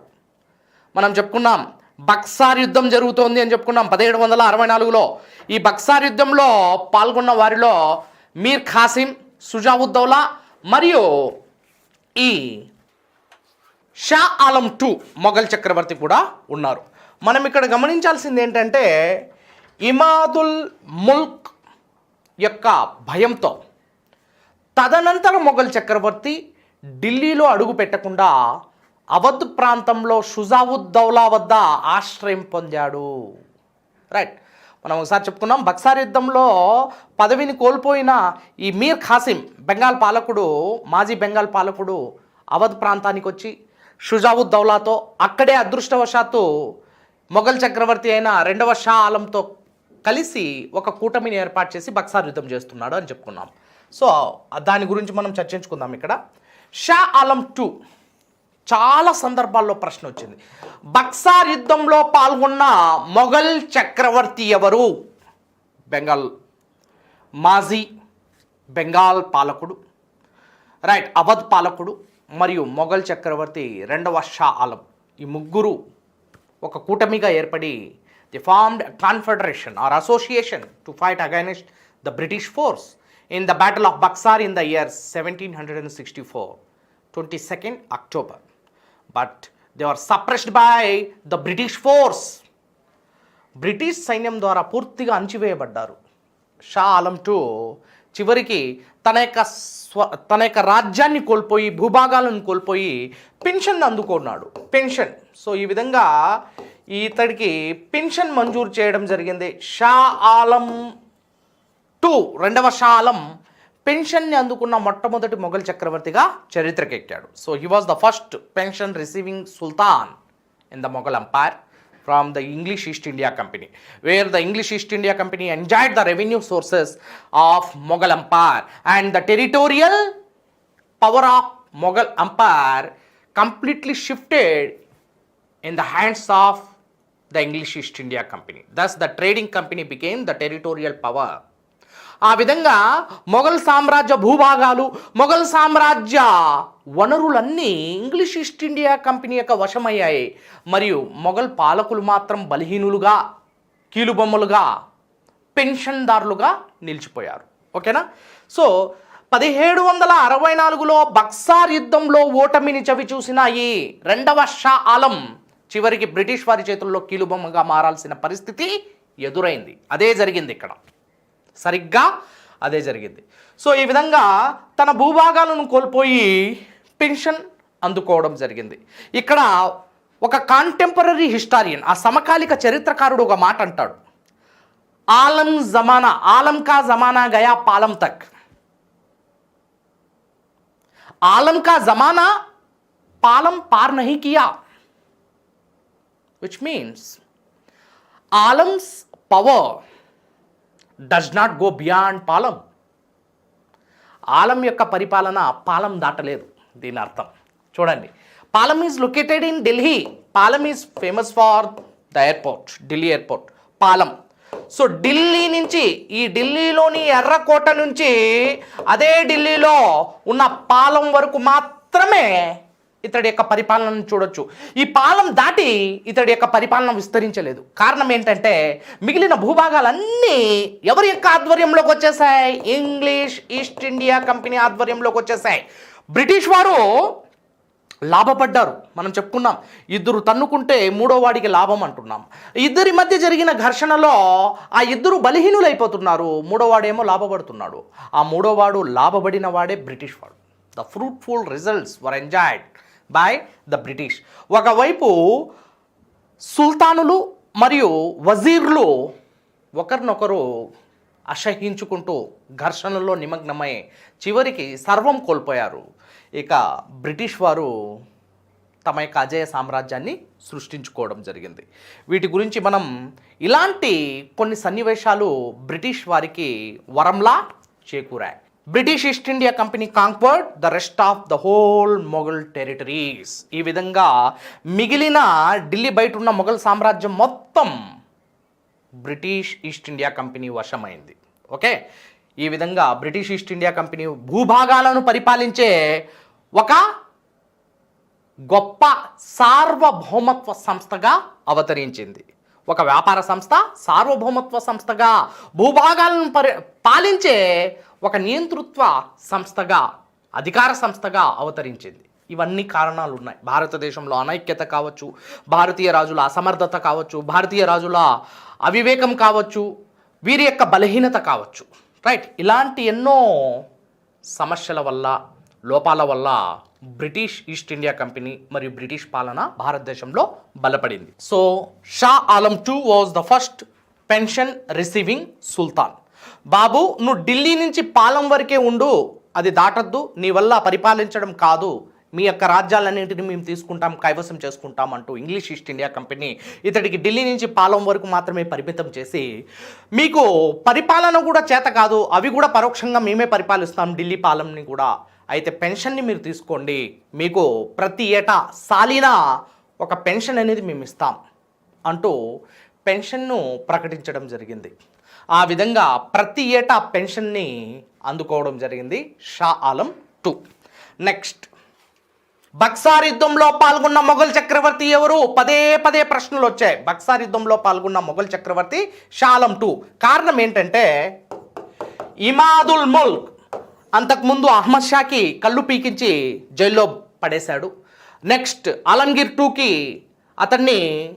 అతడి విధానాలు నచ్చక అతన్ని చంపి యమునా నదిలో అతడి శవాన్ని పడేశాడు. అసలు the final rights of Alamgir II did not perform. Such is the fate of the Mughal emperor. కనీసం అంతిమ క్రియలు కూడా నిర్వహించకుండా ఒక మొఘల్ చక్రవర్తి యొక్క శవం నదిలో పడి కొట్టుకుపోయి కుళ్ళిపోయిందంటే దీని అర్థం ఏంటి? మొఘల్ సామ్రాజ్య వైభవం, మొఘల్ సామ్రాజ్యాధిపతుల యొక్క పతనం అనేది స్పష్టంగా మన కళ్ళకు కట్టినట్లు ఆలంగీర్ II కాలంలో అతడికి జరిగిన ఆ వైనాన్ని, అతడికి జరిగిన ఆ బాధాకరమైన ఆ స్థితిని మనం పరిశీలించవచ్చు, అంచనా వేయవచ్చు. So that was the pathetic and miserable conditions of the later Mughal rulers in the hands of the prime ministers and in the hands of the Britishers like this. Okay. So ఈ ఇమాద్ ఎక్కడ తనను కూడా చంపేస్తాడో అని భయపడిన ఇతడు మొదటి 12 సంవత్సరాలు ఢిల్లీలో అడుగు పెట్టకుండా జాగ్రత్త పడి అవధ్ ప్రాంతంలో షుజావుద్దౌలా పరిపాలిస్తున్నాడు. అవధ్ రాజ్యానికి అధిపతి రాజు సుల్తాన్. ఆ షుజావుద్దౌలా యొక్క దర్బార్లో ఆశ్రయం పొందాడు 2వ షా ఆలం. అంతేకాదు, ఇక్కడ మరొక విషయాన్ని గమనించాలి. ఇమాదుల్ ముల్క్ మరణించిన తర్వాతే ఢిల్లీలో అడుగు పెడుతున్నాడు 2వ Shah Alam. It is only happen after the death of Imadul Mulk he entered in the Delhi Mughal politics. But till the death of Imadul Mulk he did not entered in the active Mughal politics. Okay, so that is the thing. Next, Akbar II. See the title. How sounding was it? Akbar the great, గొప్పవాణ్ణి అని పేరు పెట్టుకున్నాడు. అక్బర్ అంటే గొప్పవాడు అని అర్థం. Akbar II, 2వ అక్బర్. మరి ఇతడు 1806 నుంచి 37 వరకు సుదీర్ఘ కాలం పరిపాలించాడు. దాదాపు 2 దశాబ్దాల పైచిలుకు, more than 2 decades period of time, for a lengthy period of time. He was the ruler of later Mughals period. Let us discuss the importance of Akbar II. Akbar II's pension is reduced to minimum. and he was not receiving the pension as per his luxuries and luxurious life and expenses. British east India company మంజూరు చేస్తున్న pension అనేది చాలా కుదించి వేసింది. ఎవరి కాలంలో? రెండవ అక్బర్ కాలంలో. ఆ పెన్షన్ అనేది ఇతడి యొక్క విలాసాలకు, ఇతడి యొక్క ఐశ్వర్యవంతమైన జీవితానికి అది సరిపోవడం లేదు. He did not meet the expenses through the pension received from the British East India Company. So that was the thing. But finally, what he did, he gave an invitation to Ram Mohan Rai, pioneer of Indian Renaissance, father of socio-religious reform movements in India, and the paragon of Indian Reformation or rebirth and Renaissance, Ram Mohan Rai. Right. The pension receiving was not sufficient. At the time, he invited Ram Mohan Rai and told him to convince the High Command in London and to get some remedy. So as a part of it, he gave a title Raja to Ram Mohan Rai. Ram Mohan Roy Raja Rammohan రాయ్గా మారడానికి కారణం ఎవరంటే రెండవ Akbar. Akbar II was the responsible person for the title of Raja. Ram Mohan Rai became Raja Ram Mohan Rai.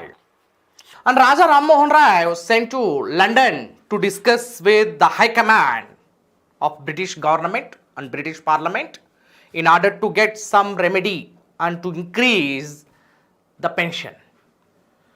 Raja Ram Mohan Rai went to London and he discussed, and finally he died at Bristol. Raja Rammohan Roy Bristol నగరంలో మరణిస్తున్నాడు. Right. చివరికి ఆ British ప్రభుత్వం ఇచ్చిన ఆ లెటర్ని తీసుకొని భారతదేశానికి రాకముందే బ్రిస్టల్ నగరంలో మరణించాడు రామ్మోహన్ రాయ్. ఇక ఇతడి యొక్క సమస్య అనేది సమస్యగానే మిగిలిపోయింది. రామ్మోహన్ రాయ్ అక్కడే సమాధి కాబడ్డాడు. కనీసం అతడి యొక్క శవాన్ని కూడా ఇక్కడికి పంపలేదు, అక్కడనే సమాధి చేశారు. అర్నాస్ వ్యాలీ అనే శ్మశాన వాటిక ఉంది బ్రిటన్లో, బ్రిస్టల్ నగరంలో. అక్కడే సమాధి కాబడ్డాడు Rammohan Roy. The pioneer of Indian renaissance died in Bristol and buried at Arnoswell. A cemetery is located in Bristol. So చివరికి అక్బర్ II యొక్క సమస్య అనేది అపరిష్కృతమైంది, పరిష్కరించబడలేదు. Next, the last ruler was second Bahadur Shah II, రెండవ బహదూర్ షా. దాదాపు ఇతడు కూడా 2 దశాబ్దాలు పరిపాలించాడు సరిగ్గా. 1837 to 1857 till the Great Indian Mutiny or Indian Revolt 1857. 1857 తిరుగుబాటు వరకు మొఘల్ చక్రవర్తిగా షహన్షాహే హిందుస్థాన్గా కొనసాగాడు, బట్ బలహీనుడు. అయితే ఇతడు జఫర్ అనే పేరుతో, కలం పేరుతో ఎన్నో షాయరీలను రచించాడు. అద్భుతమైన షాయరీలను పర్షియన్ బాణిలో ఇతడు రచించడం జరిగింది. రైట్. షాయరీలు అంటే కవిత్వం, మనకు తెలుస్తూ ఉంటుంది కవిత్వం. ఆ కవిత్వాన్ని అద్భుతంగా రచించాడు రెండవ బహదూర్ షా. ఈ కవిత్వం పర్షియన్ నుంచి ఉర్దూలో కూడా అనువదించబడింది ఇతడి కాలంలో. రైట్. ఉల్ఫతే హోతే హై జిందగీ మే కభీ కభీ, ఆంఖే హంసతే హై మగర్ దిల్ రోతా హై, हम जिसे अपनी मंजिल मानते थे उसका हम सफ़र कोई और होता है. See, the way that he did the literary work and shairis was excellent, marvelous, and he did a fantastic job, but he was not capable to protect his kingdom. Though he was a great, eminent, literal personality, but he was not a good administrator and good ruler. And finally what happened, in the year 1857, Sipais forced him to lead the 1857 revolt. 1857 తిరుగుబాటును ప్రాతినిధ్యం వహించమని, దానికి నాయకత్వం వహించమని సిపాయిలు ఇతన్ని బలవంతం చేస్తున్నారు. 1857 తిరుగుబాటు అనేది మీరట్లో ప్రారంభమైంది మే 10వ తేదీన. రైట్, మే 11న సిపాయిలందరూ ఢిల్లీ ప్రాంతానికి వెళ్ళి గొప్ప గొప్ప నినాదాలు చేశారు. షహన్షాహే హిందుస్థాన్, బహదూర్ షా జిందాబాద్ అంటూ గొప్ప గొప్ప నినాదాలు. ఆకాశానికి ఆ జోరు వినిపించింది, ఆకాశం దాకా తారాస్థాయికి చేరుకుంది.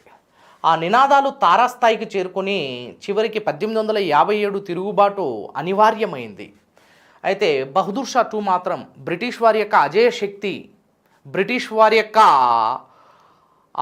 గొప్ప సైనిక శక్తి గురించి తెలుసుకున్న ఇతడు బ్రిటిష్ వారితో పోరాటం చేయడం మన వల్ల కాదు, నన్ను ఇందులో అస్సలు భాగస్వామిని చేయకండి అన్నాడు.